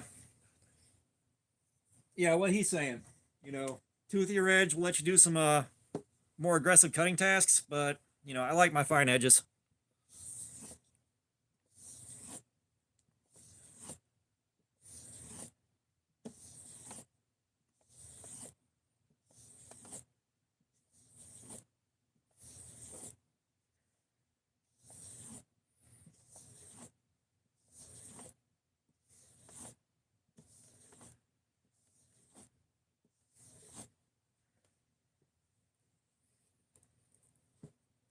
So if I was in the kind of job I was in at the golf course where I was having to cut nylon rope a whole lot, then yes, I would want a coarse edge. I would want a quite coarse edge. I learned that the hard way. Um, I carried a knife with me that I sharpened on my work sharp belt grinder, and I thought, yeah, this is really sharp. That'll be fine. And it just slid across that rope. All right. I got out the little folding credit card knife that I had that cost $2, and that thing cut it just fine because it was a rougher grit edge. But I didn't know that at the time. I didn't know that me mirroring the edge out was going to mean that it wouldn't do that. Now, when you got a finer grit edge, a much finer edge, then you have some more controlled slices on smaller cutting tasks in my experience. Trying to start cuts in some materials, it works a lot better. Like if I'm in a rougher environment and I need a rougher edge, then yeah, rougher grit. But if I don't have to have a rougher grit edge, I like to keep my shit as fine and hair popping sharp as I can possibly get it.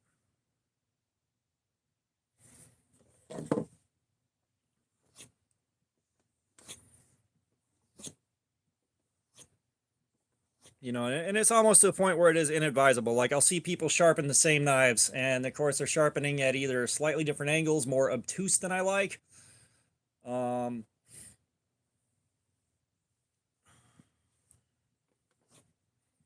angle will be more obtuse than I like, or it'll be a rougher grit than I like.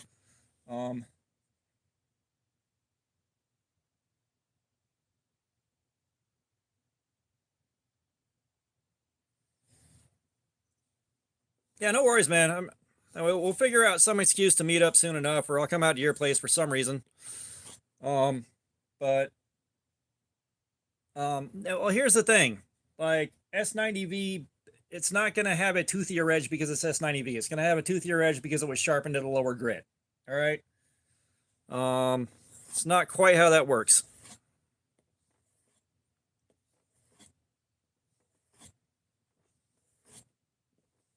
I said I've definitely got to see what my schedule will allow when I'm at my new store, because from what I've been led to believe, my department manager there is not going to schedule me to, open Saturday, open Sunday, close Monday, close Tuesday, open Thursday, almost every week. Not going to be dealing with that.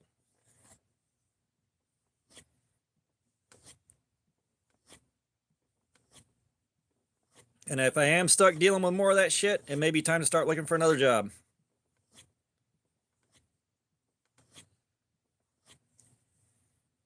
Because I cannot keep doing that anymore.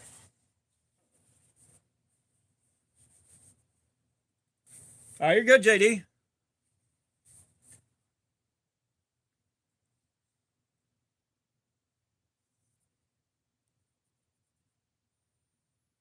I've still got tape gunk to remove, but we're getting there.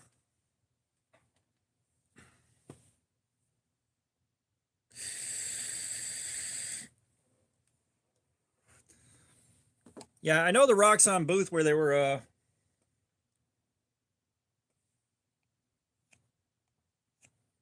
the Roxxon booth at Blade Show was, pretty damn popular. Even for being in the small room, there was always somebody there buying something and having it put together.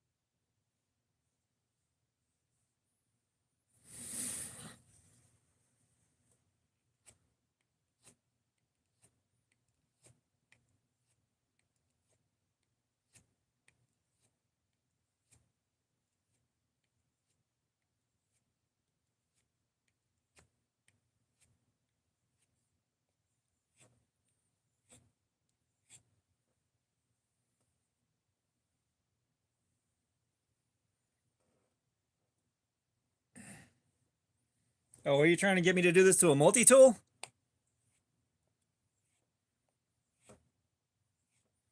I'm not sure I have a great way to test out the other components really effectively without just straight up destruction.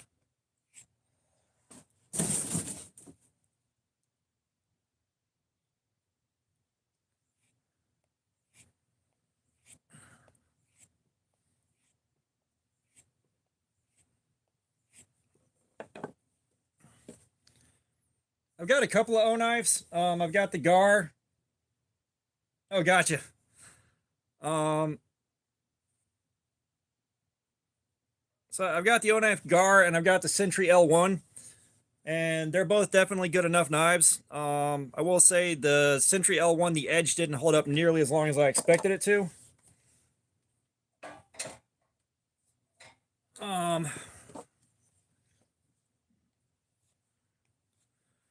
But other than that, it's good for one of those it's good for one of those toys where you just crack it out for shock value. This is the O-Knife Sentry L1 right here. Gimungus pocket cleaver. And then the Gar is another pocket cleaver. Like, you stick around for a minute, you're going to find out I love my oversized bullshit like that. My oversized pocket swords, pocket cleavers. You know, if it's preposterously large and I can find a way to carry it easily, I'm in love with it.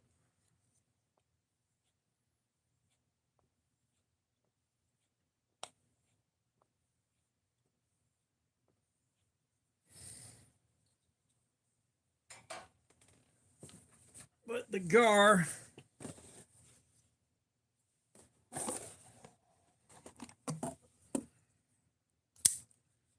that's the O-Knife Gar right there, and I gotta tell you, I really, really love this one.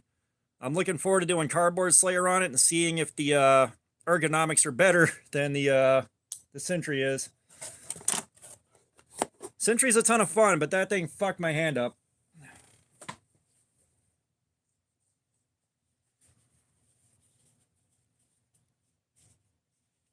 Damn it. Gravy Seal, what's going on, man? Welcome.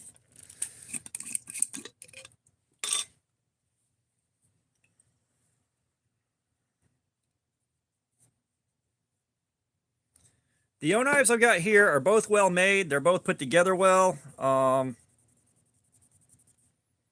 You know, everything about them is nice. I have nothing against picking up another O-Knife at some point in the future.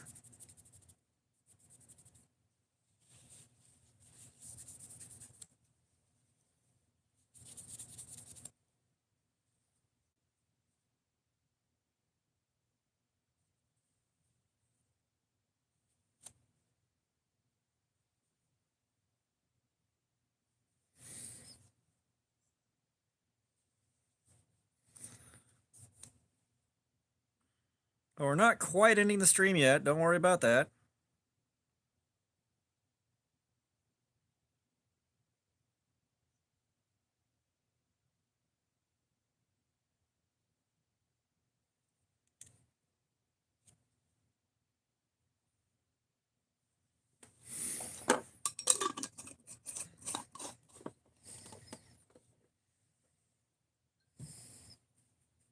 Well, what'd you end up getting on the back of the Gar review?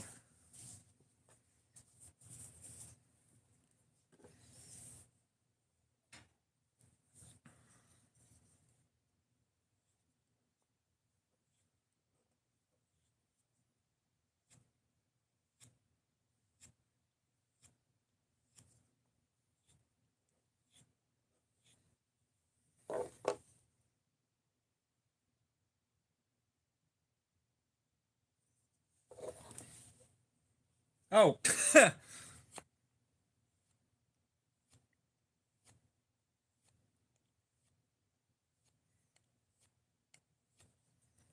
You know, I will say for comedic value, the Sentry kind of takes it, but for actual day-to-day carry comfort and quality of life, the Gar wins.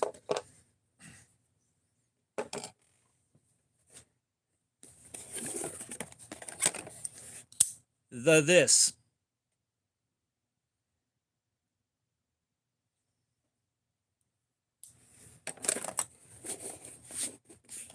Yeah, that I love the white paper micarta stuff, and like for that to show up on a pocket cleaver is a bit, it's a bit weird, but it's my kind of weird.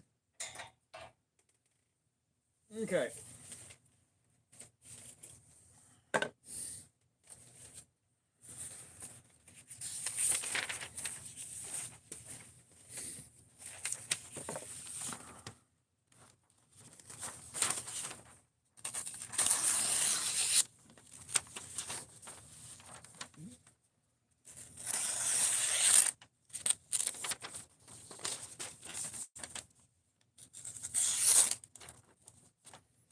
Seriously?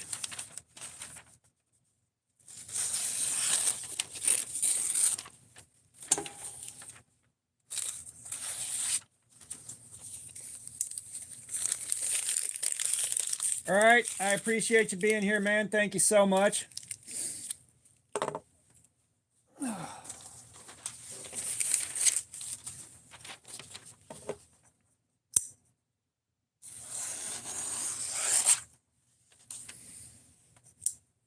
Clyde Frog, what is going on, man? Welcome back. How are you doing?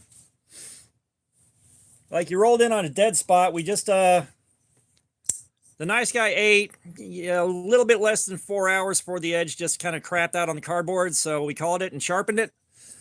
And apparently I'm going to try to draw a knife. So one of the things I'm struggling to figure out is like, I know I want a pocket cleaver. I know I want that, okay? That being said, I'm not sure quite how to stylize the blade without it being the same thing a bunch of other people have done. That's one of the things I've been kind of stuck on.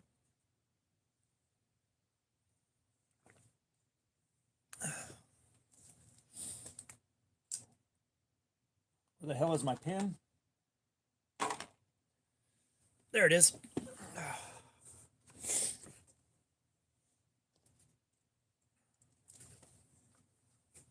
It's like, Solid Shark, what's going on, man? Your face is harpoon. Because like the one of the things that I really like has already been done, and that was with the Civivi Mastodon.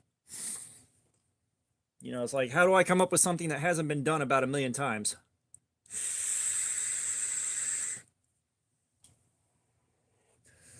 Because I was thinking about taking the huge pocket cleaver and turning it into a drop point instead, but that basically just ends up being this.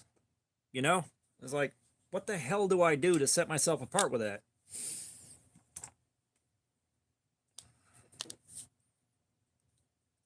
So that's what we got to try to figure out. Like, what is the blade shape? That's first and foremost. The handle.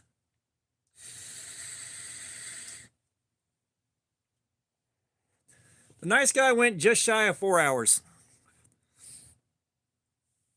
Like, it went just shy of 4 hours, and then the cuts turned into that mess. So yeah, it did all right. I don't know enough about Nitro V to know how long I was supposed to expect it to last, but it did all right. So let's say we did, let's see.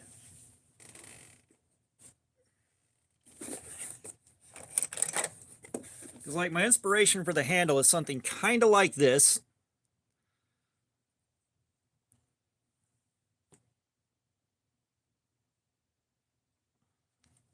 Probably want to get like a full-size sheet of paper for this.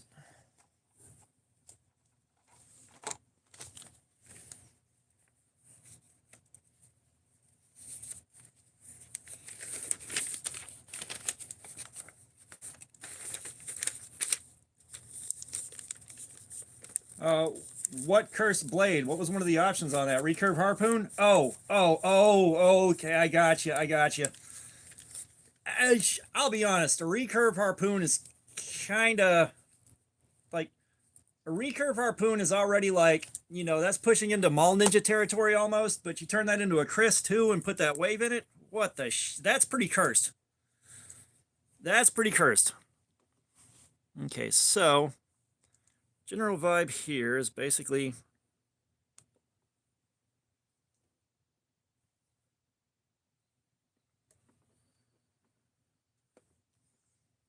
do that, but bring this in.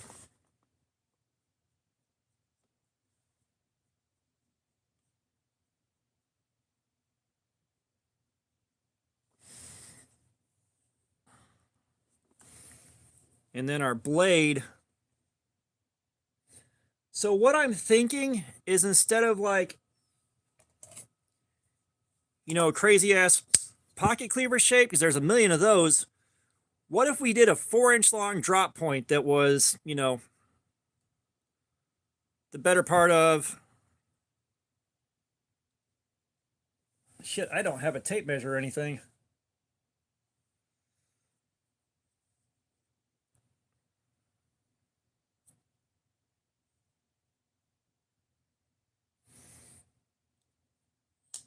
Well, the lock is going to wind up just being a good liner lock, something really simple and also cheap to manufacture. But we're kind of looking at a drop point. So we're going to go from even with the back.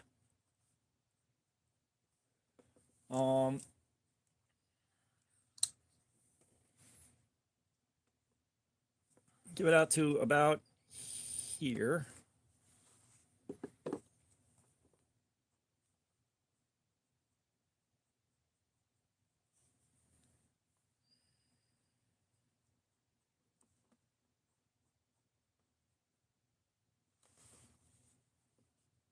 We can go full flat up to about here.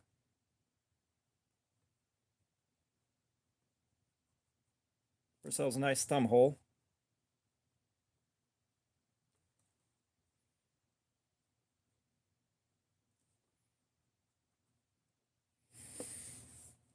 So we got a flat grind up into there.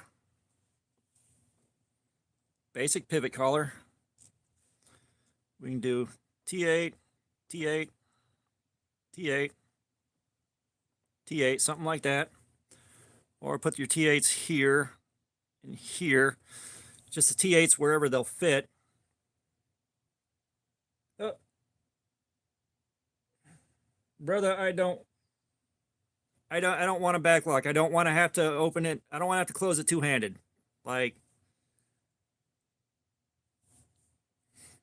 this will be a liner lock or a frame lock. I'm not doing a two-handed closer, but you know,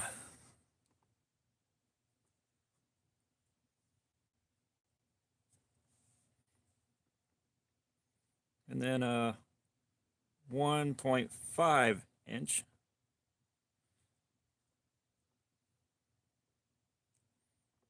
Right here.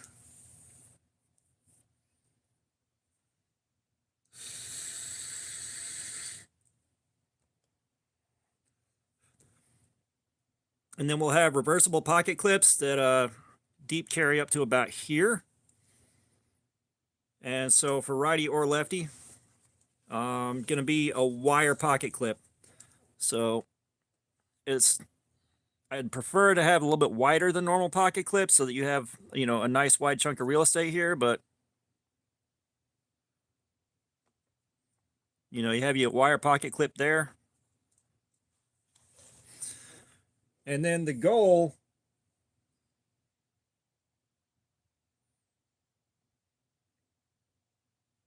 like, I would take an axis lock. I don't want a button lock. I don't want a button lock. But we can bring the wire clip further down. So making a nice, wide, generous wire pocket clip. Like, you know, because honestly, like, I love a good liner lock. They're reliable. They are easy to use one-handed. The button lock, I don't like shit bouncing back open on me. I don't. Axis lock would be great, but that's a lot of extra small parts in there. And like, I'm looking at this thinking, how can we design this and make it sellable for 45 bucks? You know, that's when I'm doing something like this, that's what I'm thinking is like, how can we sell this for 45 bucks? And we can also bring this flat on the top. We can bring that into a swedge right here like a lot of people do and have the swedge end right here at the tip so that we have the tip thickness right. A little bit of support for it. Bring that bevel down. Well, that'll be a full flat, so this will be irrelevant. We'll full flat into a small bevel, 17-degree edge.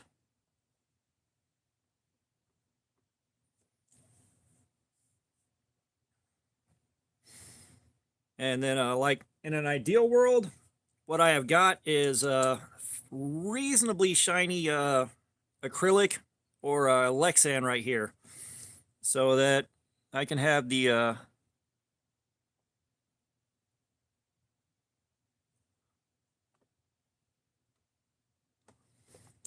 channel logo cut out of the liner.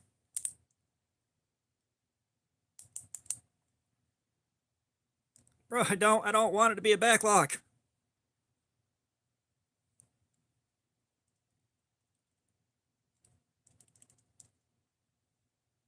But basically you have like the Lexan scales and then you have the channel logo. Like you've got that right there cut out into the liner so you can see it through the liner. And I think, let's see, yeah, the liner lock will be on this side. So this is this is your show side right here. So it'll be on the this would probably have to be on the other side without the lock on it so that you can get this as big as possible and then skeletonize around it. So yeah, your show side liner is not going to have this cut out. Stuff's going to be skeletonized around it, but you'll have the liner lock right here. When you flip it over on the back, you know, you'll have the channel logo right here cut out. And then you can start skeletonizing stuff wherever you're able to. And just have that nice skeletonized effect under the, like if we were doing an axis lock, you'd have more space. But you can skeletonize some stuff under here or do, with this kind of shape, you might be able to do like,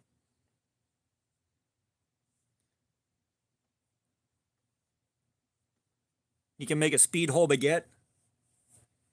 Sharpening choil, that's a good one. So like we can put the sharpening choil right here, make it about yay big. So that if you need to choke up and go over here, you got something to put your finger in too. That's like a choke up choil. 4 inches of blade, that shouldn't be too hard to work in there. That's a good call.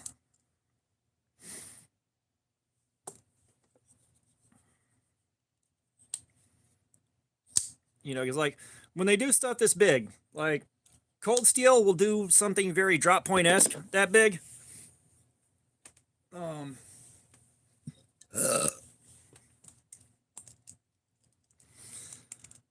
But yeah, this is one of my thoughts. This is one of the things I've been kicking around for a while because I was like, what would I submit to Jen if they asked me to do anything or they offered to do anything?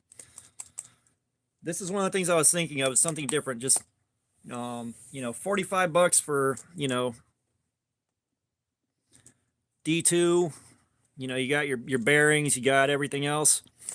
But yeah, I think that's something I'd like to see made. That's something I would like to be able to buy. It's like most of your stuff gets this big, it's a pocket cleaver. It's a pocket cleaver, or it's something like the Luzon or something like that, but you never see like just a big old blocky ass drop point.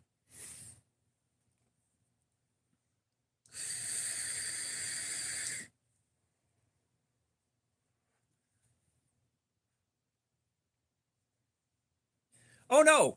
The last time I talked to Emma, I had asked, I was like, hey, I need a pocket cleaver out of you guys. I need something big like the Sentry or the Sheepdog XL.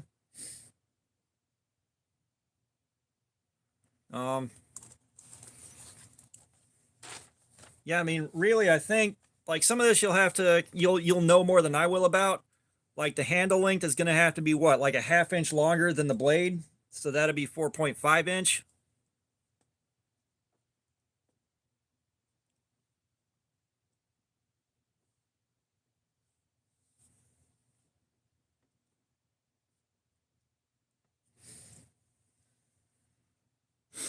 We'll do 4.5. Like, we're already working with so much real estate, it ain't funny. But yeah,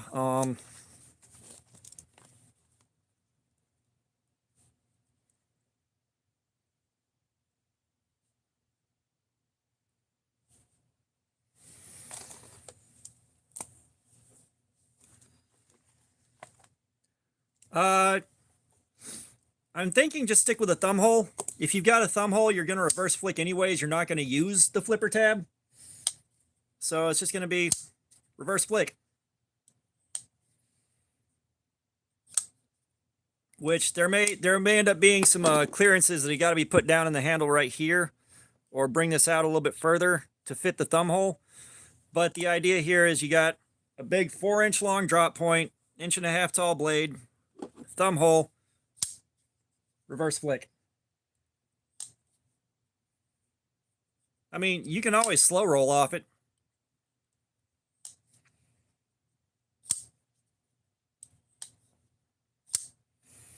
But yeah, like once I got my first knife that you could reverse flick, that was it for me. I was like, that's it. That's all I'm doing.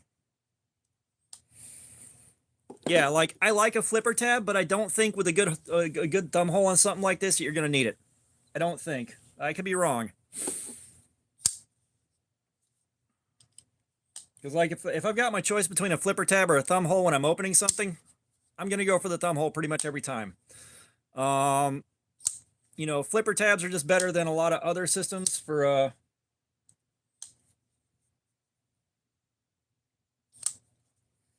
Sheepdog XL. I flipper tab off the Sheepdog because I don't have a thumb hole on that one.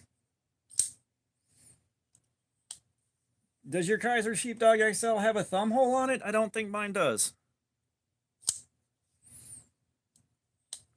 I don't know. I'd have to get it from upstairs.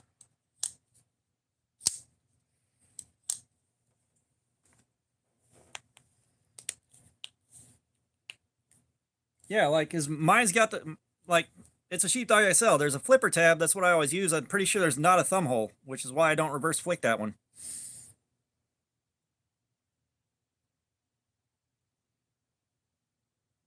Yeah, I don't have a thumb hole.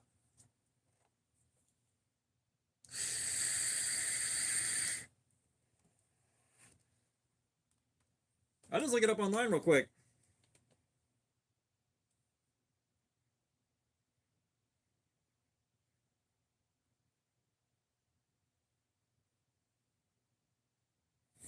Oh, yeah. See, I've got... Come on. I've got this one right here. There is no thumb hole. You've got this one right here where there is a thumb hole. Chef Rocky, what is going on, dude? How you doing, man?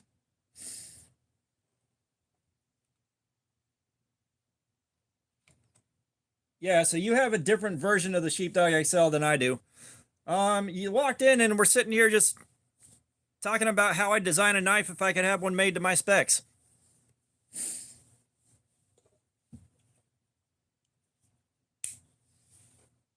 And if y'all don't know, like, this is probably my most sentimental knife in my collection. I've had this thing since something like 1998. This thing has been through so fucking much. I would love an updated and revised version of this. Give it some bearings, give it a pocket clip, and possibly turn this into a thumb hole or put a flipper tab on it, something. But I've done so much with this. I don't know. I almost want to mess with that just to see if it's just something that you struggle with or if everyone struggles with because of that particular design. Because, I mean, it's not that hard to reverse flick stuff.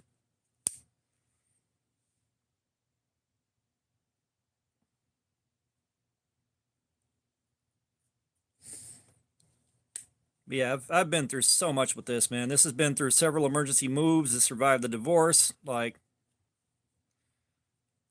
this is in the box for a live stream, too. Be the first thing with serrations that we ever done. But it cuts.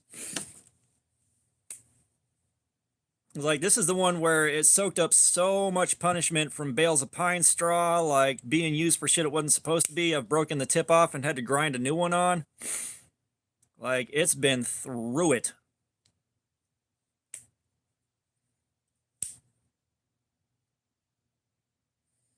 Well, I got a feeling that what KO is trying to do is to get something like this put together and then send it to Jen and see what they think. Which, if you take credit for my design, I'm gonna be pissed. I'm gonna be pissed off, KO.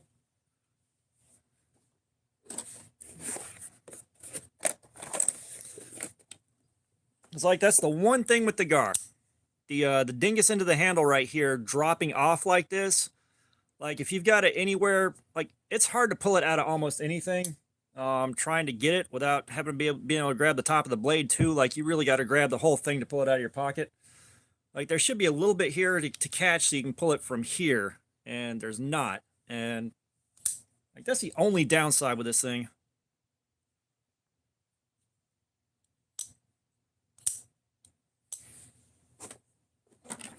But yeah, we did the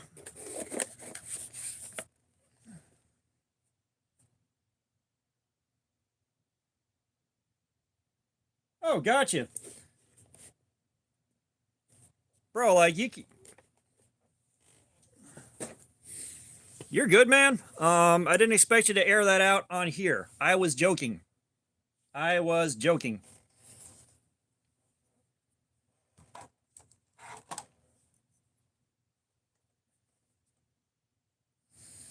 Yeah, like, I had it in the waistband and I could not get it back out. In the pocket, no problem.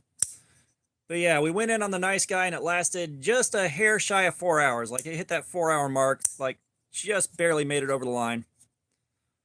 But I mean, it did okay. It cuts well, it does things good, but I was kind of expecting the Nitro V to last a bit longer. And I was expecting to pick up quite a bit less hairlining, like quite a few less hairline scratches.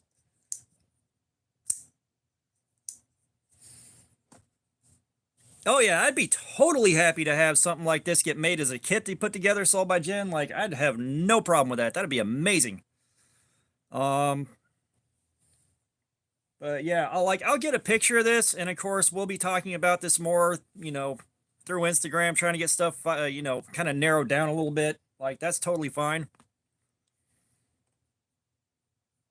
Because, with being Gen 2, I'm sure they'll have their thing on here somewhere too. And if it winds up being like G10 scales, then they can put the channel logo on here somewhere, and me on one side, Jen on the other, something like that. Like, it'll get figured out.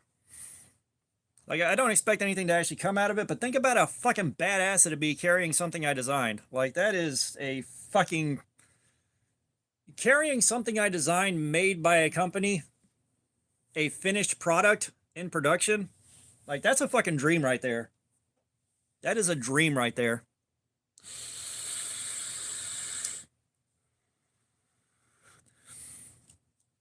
But you can kind of see the basic idea here. I don't know if you're picking up what I'm putting down here and what I'm going for, but I think I have something here that at least isn't being made a million other places,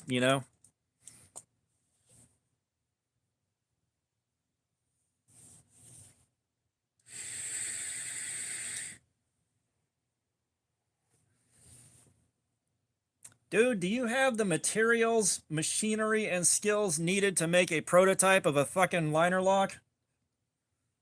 It's like, I promise you, I don't have the fucking skill to grind that shit. Especially not doing, like, a clean flat into a swedge, into a fucking drop point. Like, I don't know where to start doing that. Let's see where KO goes with that. And of course, I also don't know if I'm going to have weekends off. I don't think I am. Like, I don't think I've had a full, like, I haven't had more than a couple Saturdays off in the last, I don't know how many months. But,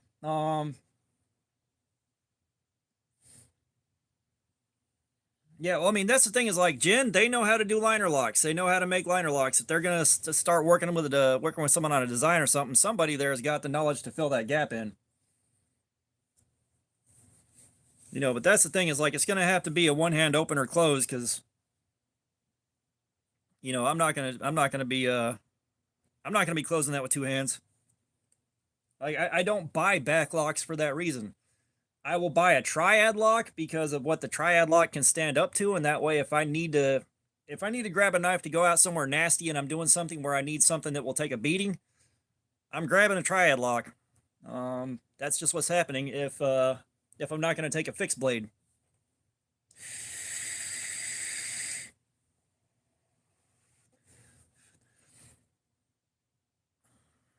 But yeah, no, I do need to get out to your place and hang out or do something at some point here. I don't think you understand how little I'm leaving the house. Yeah, it's just it's again like it's a hassle I don't want, and backlocks are also kind of hard to just flick open. They can be flicked, but they're not easy. You know, like I'd love to like the AD-15 light. The AD-15 light kind of has what I want with the Scorpion lock.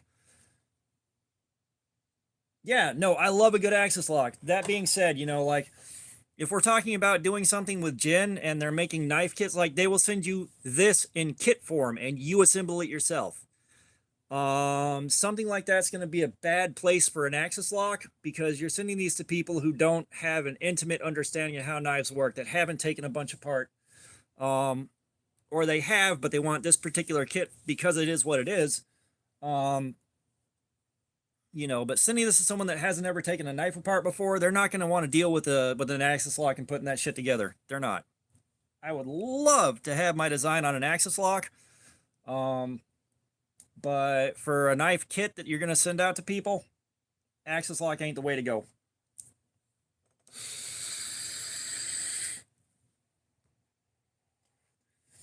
Because trust me, as soon as Jin's name got brought into this and I saw where this was going, yeah, no axis lock.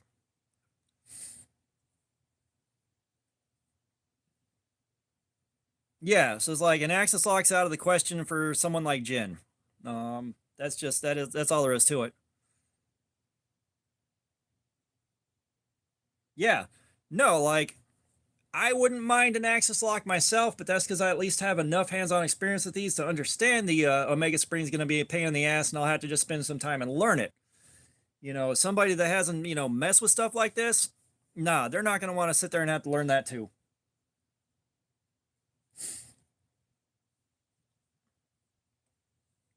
Yeah, and I like putting liner locks back together.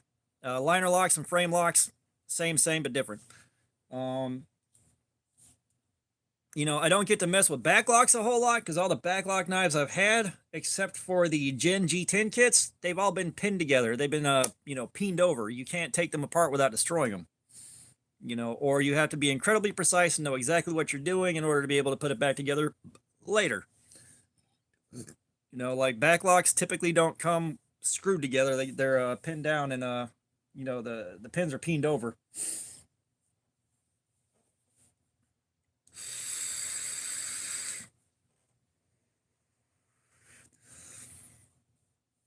But yeah, so we got the basic idea here put together. Like I said, I'll send you pictures of this, and we can go from there. And if it's Jen, we may, I may want to talk to him about not doing a wire clip, but instead of putting the logo here or anywhere, do my logo in the clip where the star would normally go on the captain kit. There's something there. So I'm assuming if anything happens, I'll be pulled into the email chain or something, so that we can make it happen. But yeah, I'll get a picture and send this to you once the stream's over, and I'll probably do the aftermath video when I wake up tomorrow. I'm not doing an aftermath video today. Okay, so where is the camera supposed to be on this? There we are. Yeah, like I said, I'm not expecting much to happen out of this. It's a fun thought, so it's not like it's a huge rush by any stretch of the imagination.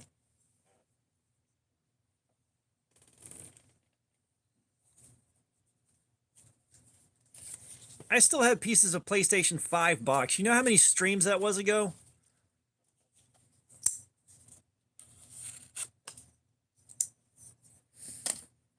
So what else do we get into now? What else do we screw around with? I have got... What kind of garbage to pick from? I know we pulled the paraframe out and worked with that at one point.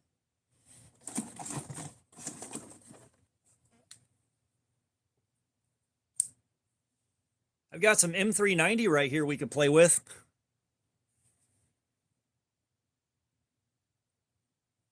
Brother Rocky, 2 months on that channel membership. Again, thank you so much. Thank you so much for that, dude. You've helped out so damn much. Like, we are so close. Last time I checked the revenue on the channel, it was like 215. Like, we are getting so close. The knife held up well enough. Like, I'm not sure what to expect out of Nitro V. I haven't compared it to other Nitro Vs yet, but it went about 4 hours. I mean, it says N390 on the blade. It can't be wrong, can it? Temu wouldn't lie, would they?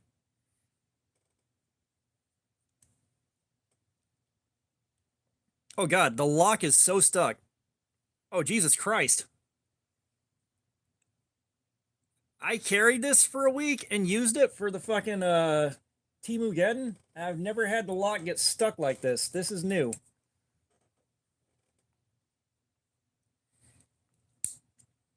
There we are.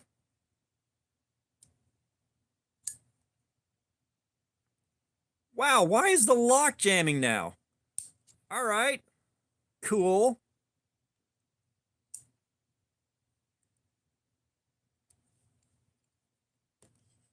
I don't think this is quite a clip moment.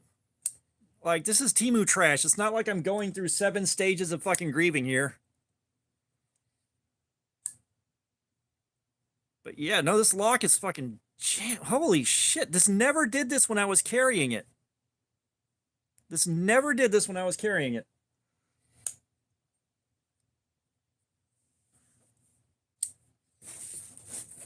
I kind of don't want to make more cardboard to haul off, but we got to be doing something here.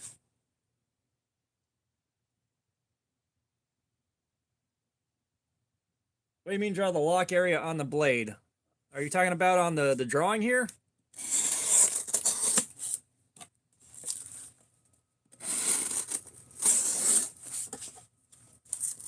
For blade stock this thin, that's kind of crap.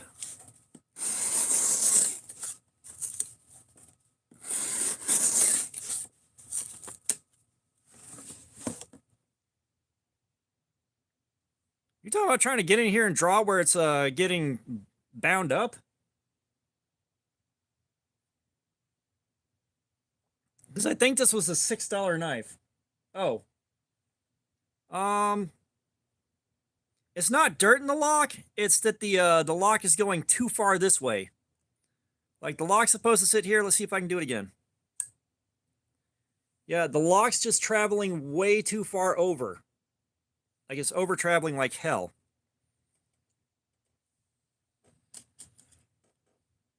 And I don't care enough about this thing to try to fix it. Like I said, this was a like $6 knife from Temu. Once I did Temu Geddon, it was all over. You know, this is just gas station garbage laying around now. So I know I did something like 500 cuts or something like that with this, and it was still going okay. But I'm not going to sharpen it or do anything with it.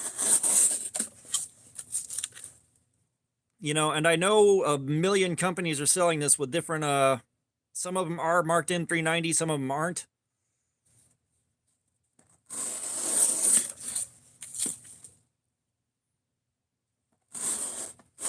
You know, if it had bearings in here instead of washers, which I'm pretty sure are going to be nylon.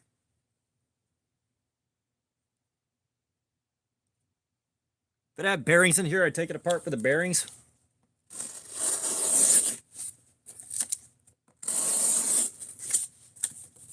But this thing was kind of annoying to carry just because it's symmetrical. There's no difference in either side, so I'd pull it out of the pocket and keep trying to open it from the wrong side.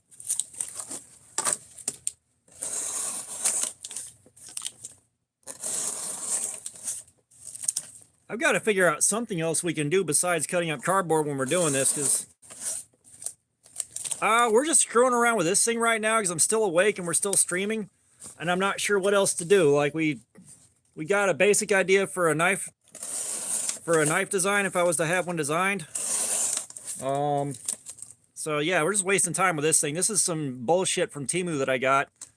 It's like $7 for M390 though, so Benchmade's charging way too much.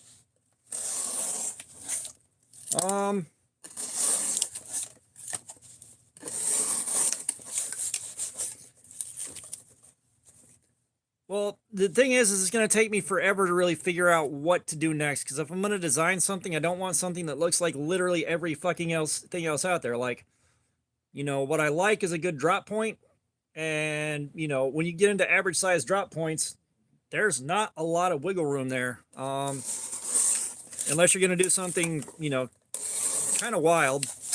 And anything that I would do, at least attempting to do, that would look,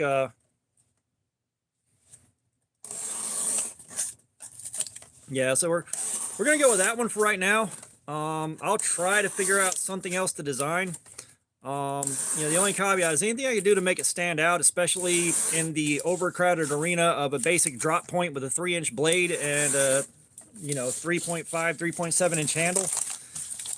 It's gonna look like it came from a gas station. It just is. You know, I'd love to be able to design some Ed Van Hoy stuff, something really cool like that, but Jesus Christ. I'm like putting no pressure on the flipper tab either. It's just locking all the way up. Jesus, this thing is garbage. Oh. Yeah. Y'all hear that?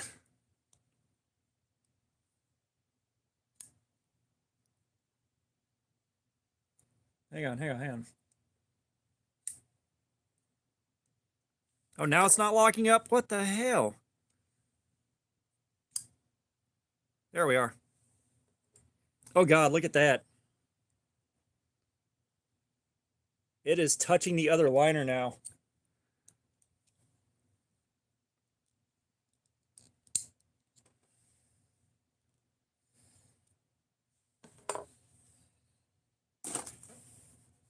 Yeah, like I said,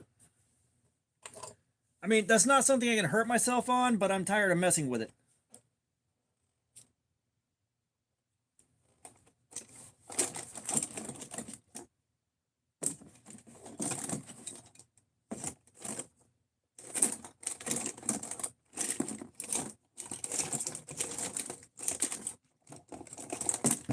Like, there's not much in here that's all that interesting.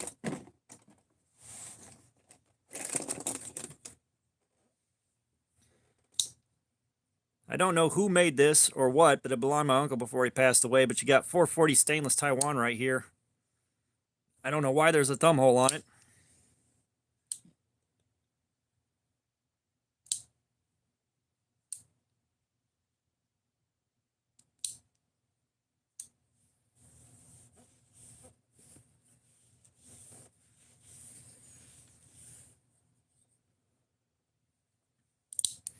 Yeah, this is one of the things that came from the box of my uncle's stuff that he had before he passed away. Like, this thing definitely saw some use, but he didn't really put that many miles on it, and I'm not sure why.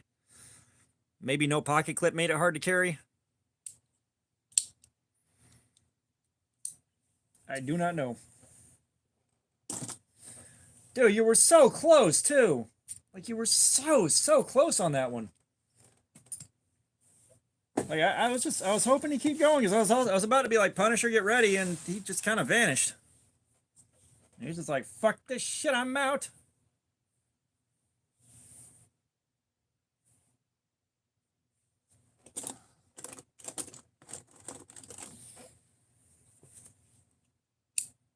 You know, we got this right here, and everybody wanted to see a cardboard slayer on this. And, I'm wondering, how hard does this actually push?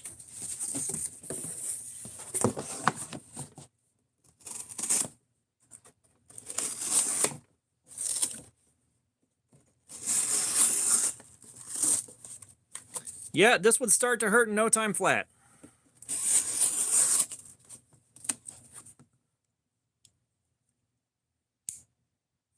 This is the GVDV Zodiac. These were like, I don't know, $11 going into Christmas. And so I got one for me, one for the wife, a couple for kids. It's just this nice stained glass effect right here, and the gold fittings and all that. And it's a front flipper that's actually the right size for a fucking front flipper. So I kind of figured you can't go wrong with this. The only problem that we had was the steel listed on Amazon was like 9CR18 in one spot and then 7CR something in another, and you know, it was very confusing. Yeah, like, and I carried this for a week. It did good for a week. It was great for a nice small carry. Like if I'd, you know, I do like it. That being said, I just do not want to do cardboard slayer with it because that was proof right there. Like I could already start feeling problems as far as grip comfort. Pretty much right away on that, which is part of why I didn't do that earlier. But yeah, so I was kind of curious about that. I was kind of curious to see how that would hold up. And again, why is there a thumb hole on it? Why is there any kind of a thumb hole? You cannot get in there and reach that thumb hole right there. Why even bother? Yeah, like I'm going to assume 8CR, like it's GVDV. They're not, you know, they're not pushing out like the world's highest quality stuff by any stretch. Holy crap. You're kidding me.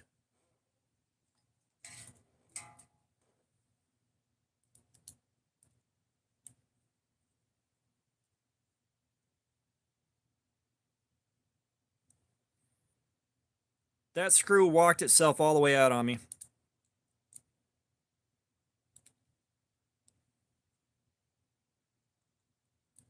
Thoughts on 4116 steel? Are we just trying to make sure Jesus is crying by the end of the night? Like, are we just trying to make sure that that we have disappointed Jesus El Savior Grande?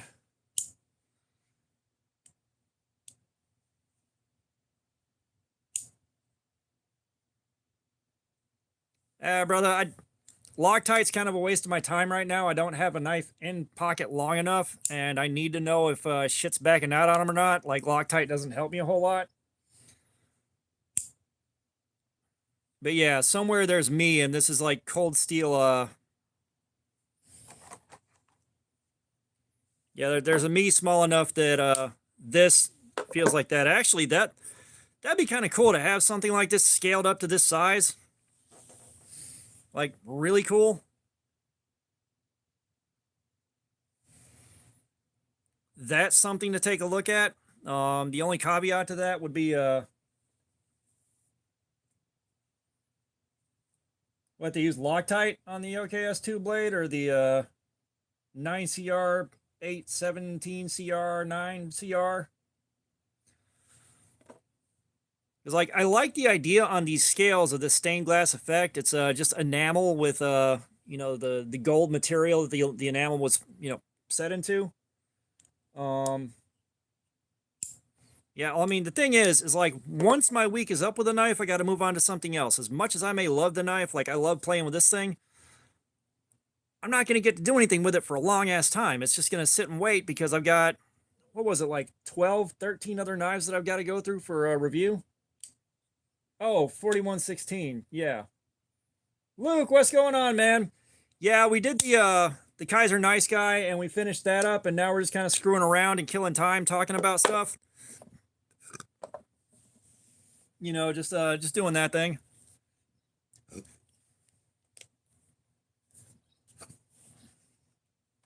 Yeah, let me see if I can pull up the Amazon listing on that.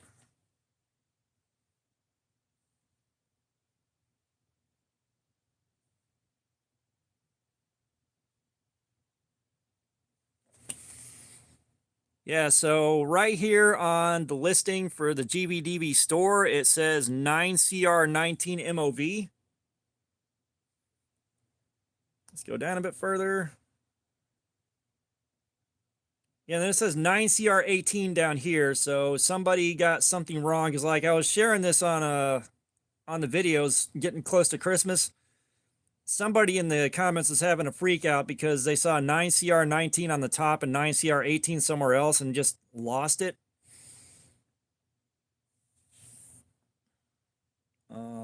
Let's see.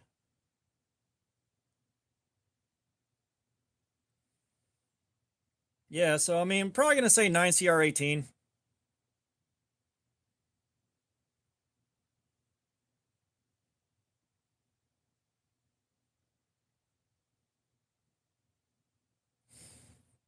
Yeah, like, it's kind of sad. Like anytime someone sells a company that they own and they move on, like the new people at the company usually lose touch, because they weren't like those guys weren't, tied to that to their customer base the same way the owner was. Like if I bought Cold Steel out, I'm not going to be connected to those customers the same way Lynn Thompson was with him doing stuff for his customers for that many years. Which it's an unfortunate side effect of stuff like that happening, but that's kind of what happens. Oh my god. I'll tell you what though.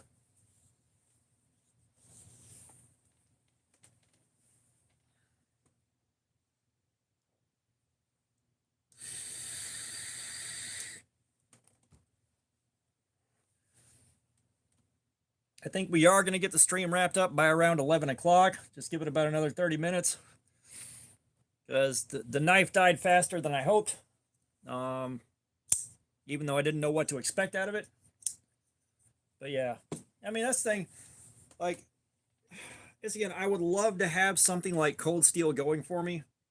I'd love to have like a company going where I can take care of my own people. Oh yeah. Yeah, like I've seen a lot of people deal with that. Um, Luke, I already sharpened it. I already stropped it. It's as good as it can possibly get. Like we went through all the things. It's sharpened. It's sitting over here so I can do the aftermath video tonight or tomorrow. Um,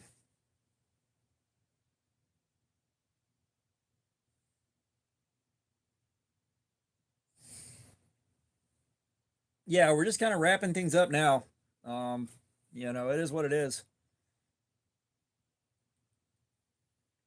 No, you strap things with cardboard. That's your thing. I don't do your thing. I don't do your things. That's your things to do.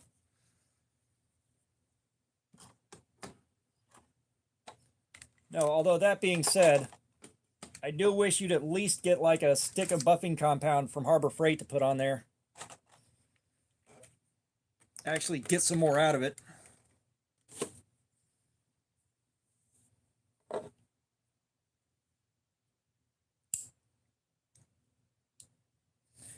Yeah, Kizer, they did a good job taking care of me on that nice guy. They did take care of me on that. Vosteed, I haven't really had much interaction with them outside of talking to the guy about the resin at the booth before I took that prototype home. But Kizer took care of me when I needed them to take care of me. I'll give them credit there. Haven't had much interaction with them besides that.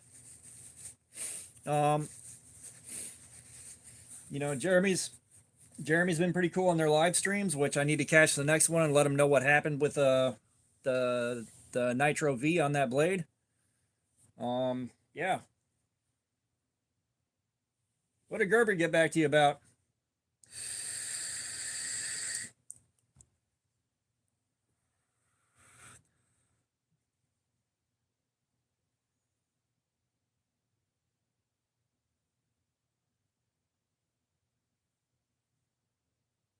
Oh, Vosteed?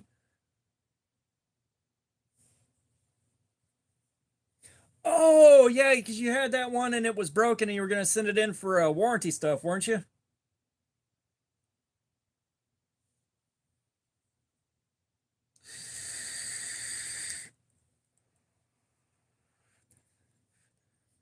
Because, yeah, Vosteed, I actually did reach out to them.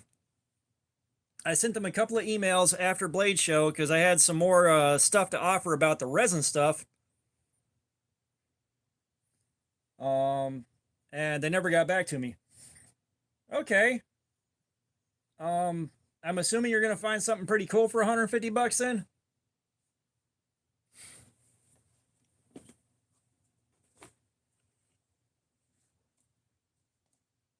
Where did I put it? Where did I put it?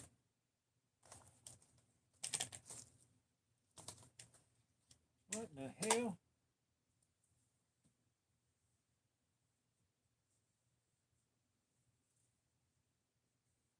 I have been having one of those days. I set something down over here that should have been right here, and it's not right here anymore, and I don't know where the fuck I could have put it. I'm just having one of those days.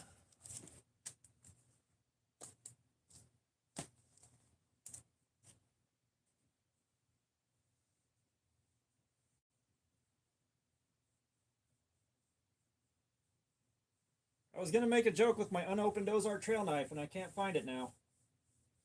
Alright, well, that'll pop up later when I'm not looking for it, I'm sure. What the hell? Like I didn't do anything with it.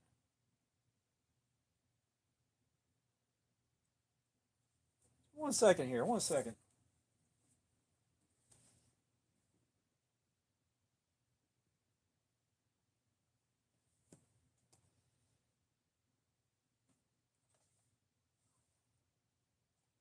Yeah, what the fuck? Alright, well. Decent Money says I brought it in the garage to give to my brother and forgot to give it to him.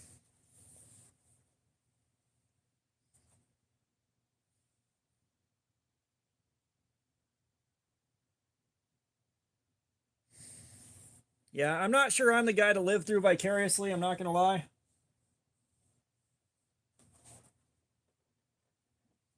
Unless you're trying to legitimize irresponsible purchases by putting it on video. What the hell?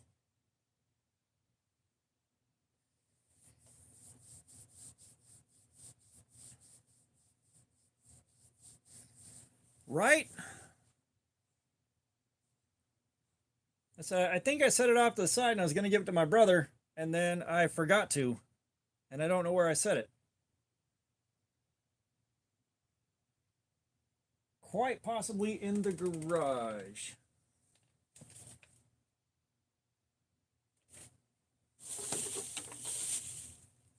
I am so confused now. Which is nothing new. I've been confused before. I'll survive. Well, now I just have to go look in the garage. Bear with me. It's going to bother me if I don't.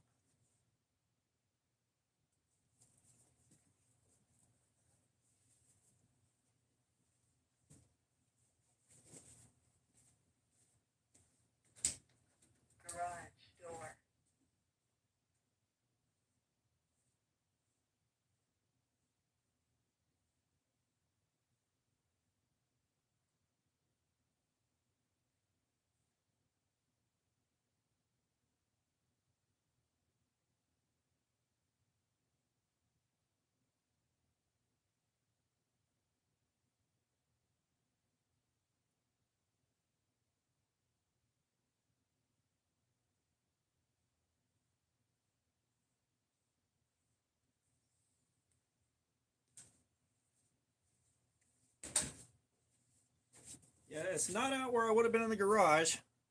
What the hell did I do with this thing, guys?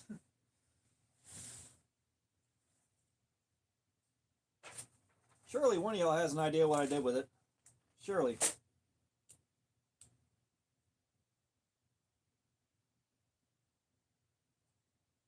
That is just going to bother me forever now.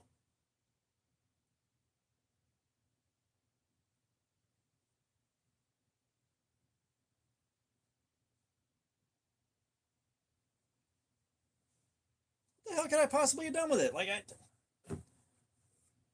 I'm entirely sure I haven't brought it anywhere that wasn't in the war room. What the hell?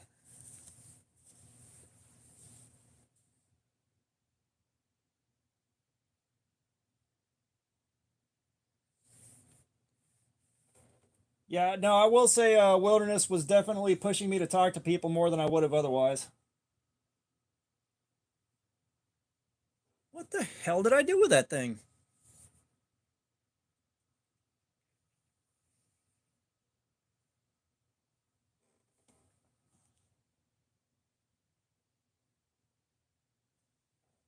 Damn it, I got so many jokes I can make with that thing if I can fucking find it.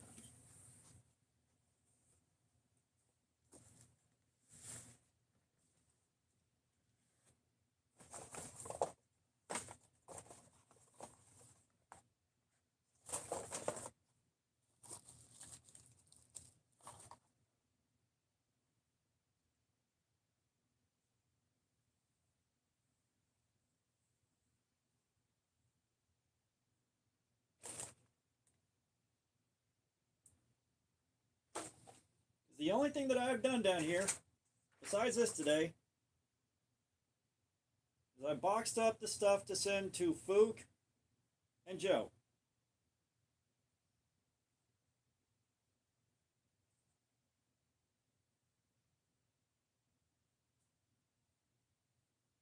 Jesus Christ, this is like losing an ounce of gold.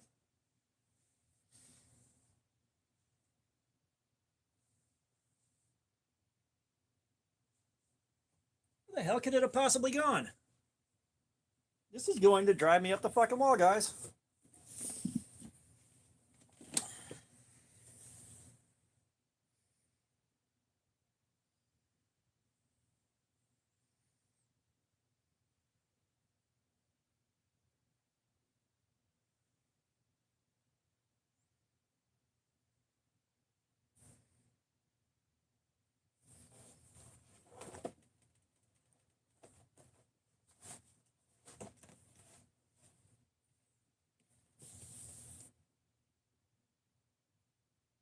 I am so confused and annoyed.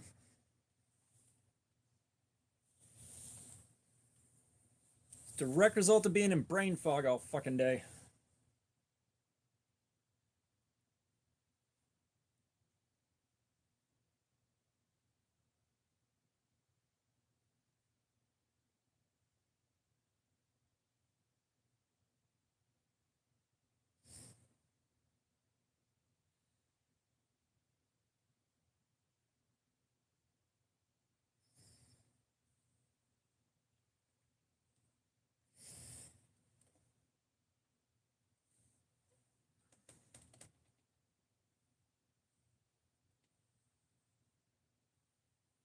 Where the hell could I possibly have? All right, you guys are just going to listen to me lose my damn mind trying to find this thing for a minute. That's what we're doing right now. We're doing is like, I came down here and I moved stuff around so I could tape up the packages for Joe and Fook.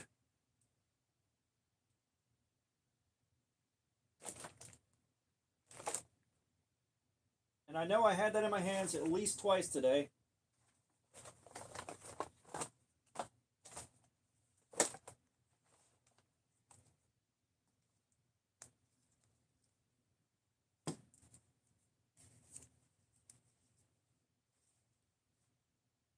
Because it's supposed to be right over here, 2 feet from where I've been sitting all damn night.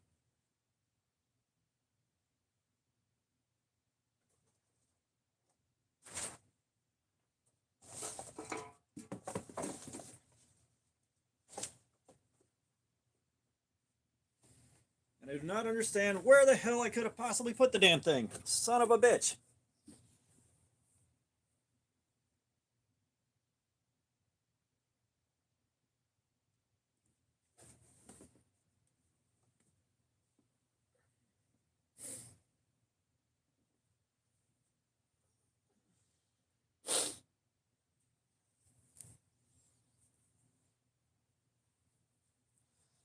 All right, let's make another trip. I swear to God, one of y'all doesn't tell me where I put it in the next 5 minutes.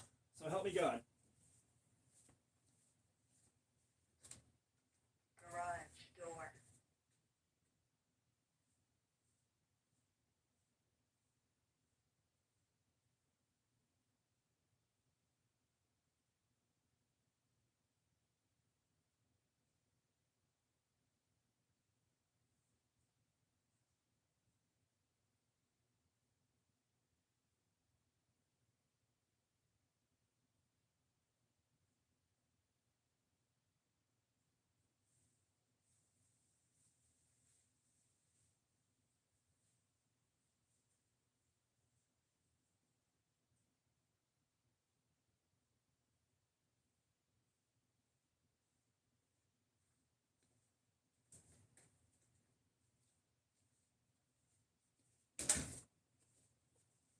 No, this thing has just vanished. It's gone up in smoke. What the hell?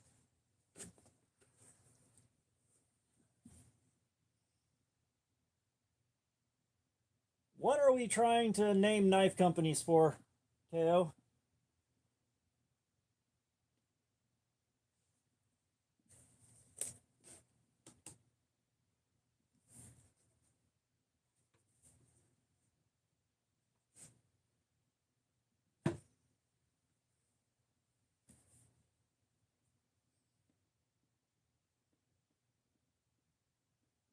Oh, I see where you're going with that.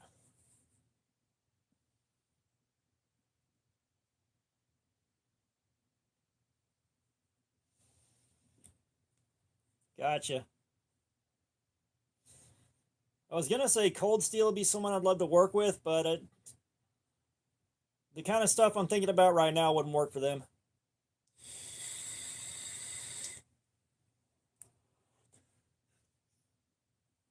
You know, unless I think up some kind of crazy ass new locking system that can hold 1,000 pounds, they're not going to be interested.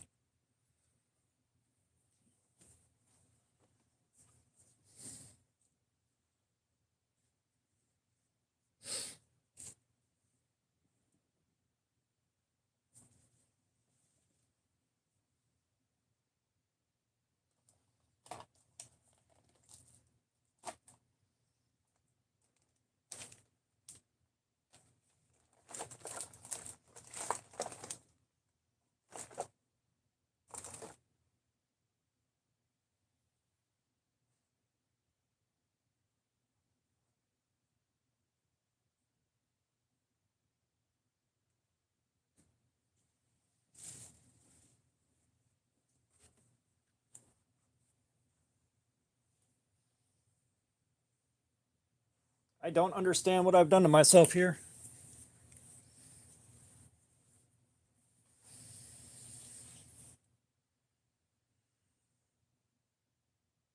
Oh, gotcha. Gotcha.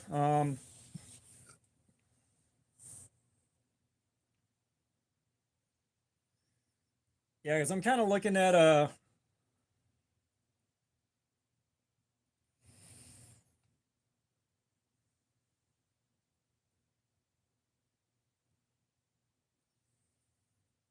I don't think an axis lock can take 2,000 pounds of force. The triad lock here caps out at a bit over 600 pounds of force. And then the Atlas lock, I believe, is at about 800 pounds. What the fuck did I do with that thing? Bro, like, I was going to get some pictures of that and start putting some memes together. 50 or 750 firm. I got a. Oh, scuba. Dear God, you got back to me on that slow. Holy shit.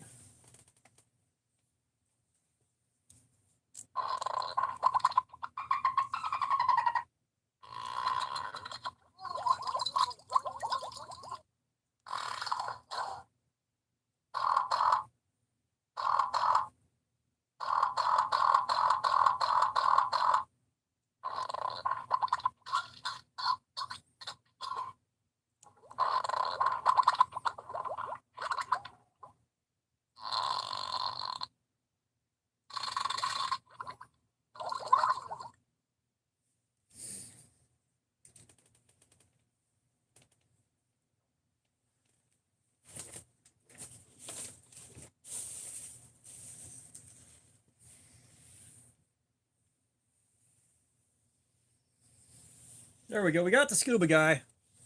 Like,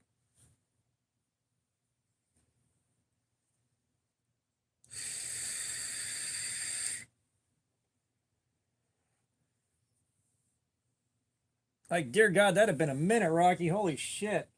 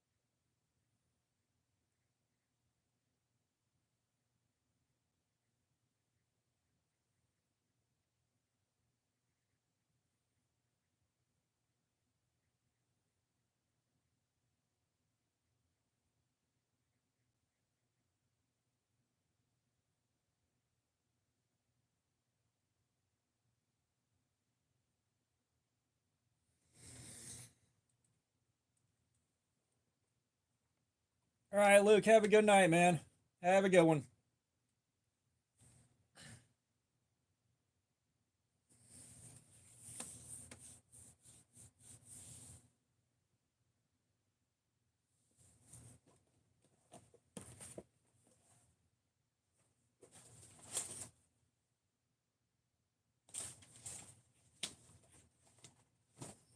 Damn it, I had jokes I wanted to make with that thing too. Son of a bitch.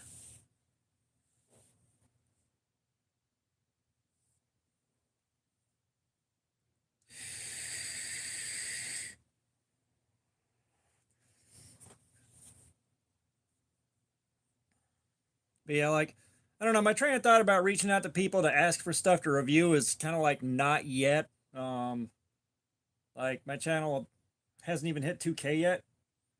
BE, what's going on, man? We're doing good, dude. We tore up the edge on a Kizer nice guy in about 4 hours, and we're all kind of hanging out. And I am trying my hardest to figure out where the hell I put a brand new Ozark trail that I hadn't taken out of the package yet, that I don't remember ever taking out of this room, but it's not in here apparently.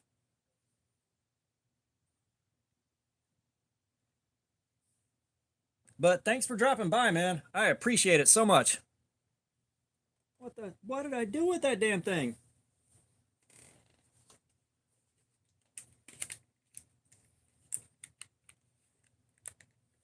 Like, I swear to God, if one of you guys hit this thing on me, I'm gonna snap.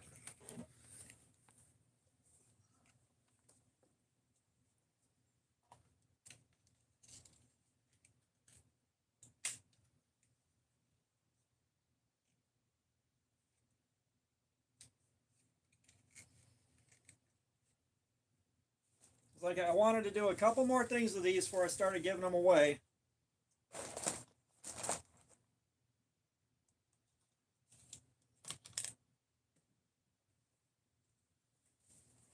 I don't know. Let me run upstairs real quick. Maybe it's up there.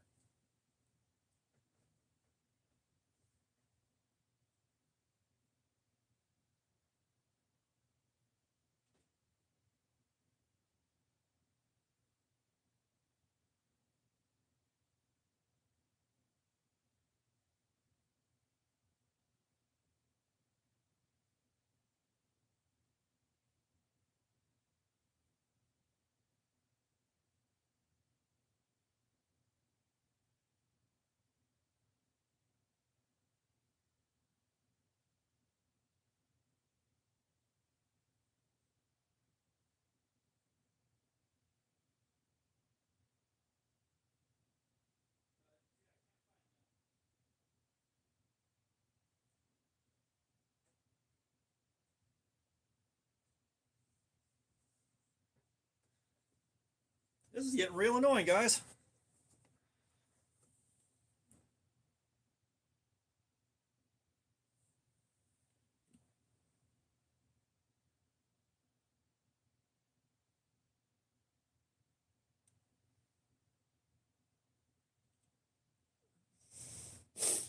Well, yeah, no, it's weird because, like, right next to me is where I do the videos over the Dragon magazines. You know, I do the long form stuff. And I had it right there to the left hand side, sitting right there. I had to move it out of my way to get to the roll of tape to pack up the stuff for Joe and Fook. And then it should have still been sitting right here.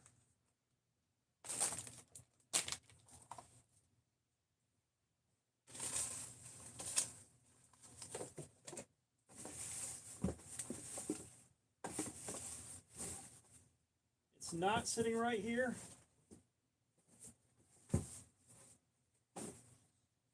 And I wouldn't be sweating it that hard, but it's going to bother me for every waking moment until I find it.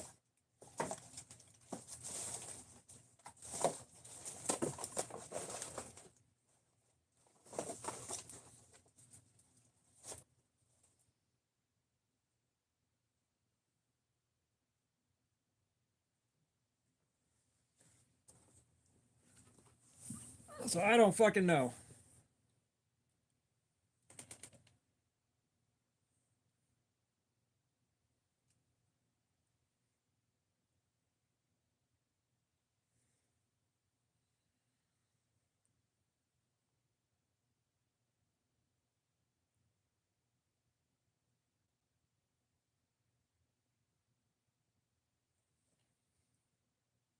Okay, so my brother, I think he saw it.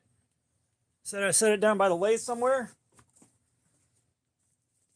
Let me go check.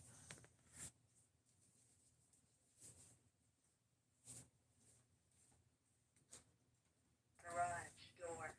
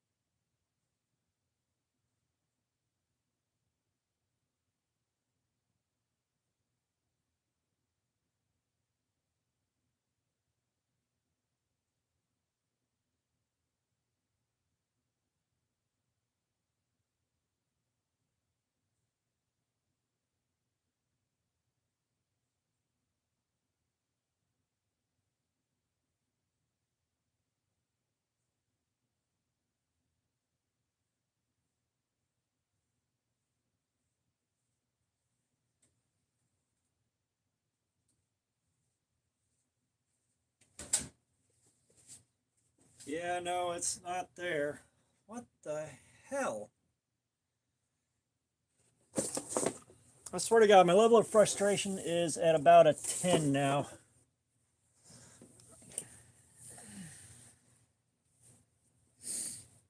Yeah, no, this is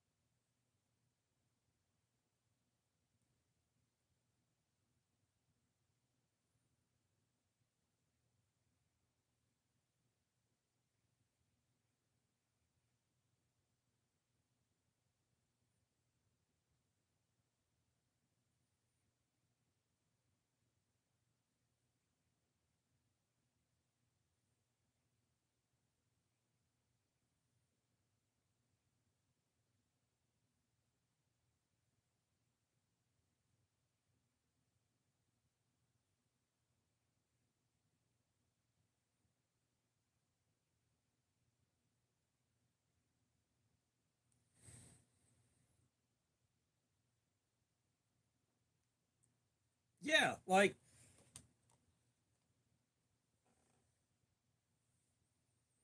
that's the thing is like I didn't take it upstairs. All right. I didn't take it out to the garage. It's not anywhere I would have left it there. It should be sitting right there where I've been keeping it. I don't know where it went. Unless I found it. I found it.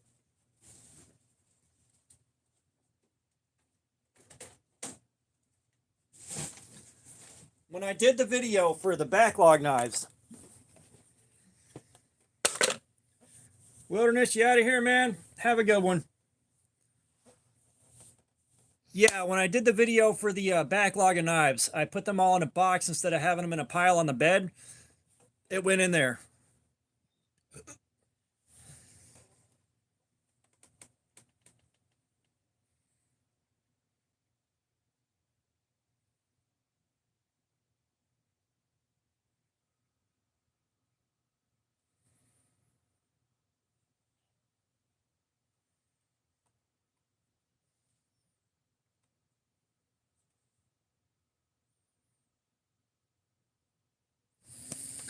But yeah, no,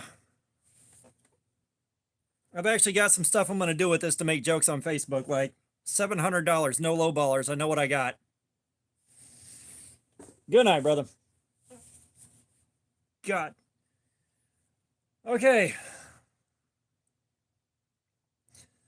This is where I say, like, when things are a mess, I can remember where shit is. I can remember where shit is in a mess because it's my mess, you know, but when I clean things up, shit like this happens. God almighty. But yeah, I think it is a good time to start wrapping this up because I'm very tired. We did our live stream and it's been 6 hours. I want to go lay down. But yeah, right. Here we have the great North American under-occupied spaz and his quest to find that ever elusive food. I don't have enough brain power to finish that thought. I was on a roll though.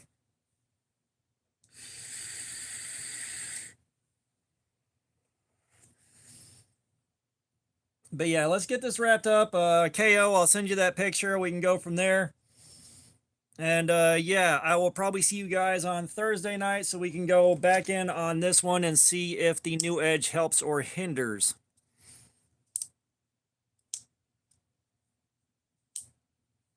Like I said, that's, you know, the Nitro V crapping out when it did. Yeah. The Nitro V crapping out when it did was a bit of a surprise, but, you know, again, I don't know what to expect out of Nitro V. So, yeah, we're going to call it here. Everybody that's been here, thank you so much for being here. This is another good live stream. But I am going to go lay down and I am going to fucking, yes, there will be a dropout part 3. We now need to see if the new edge helps or hurts.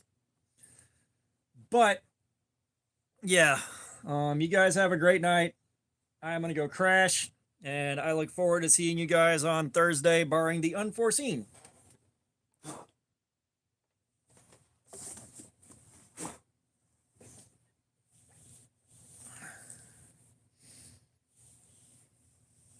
Oh yeah, definitely.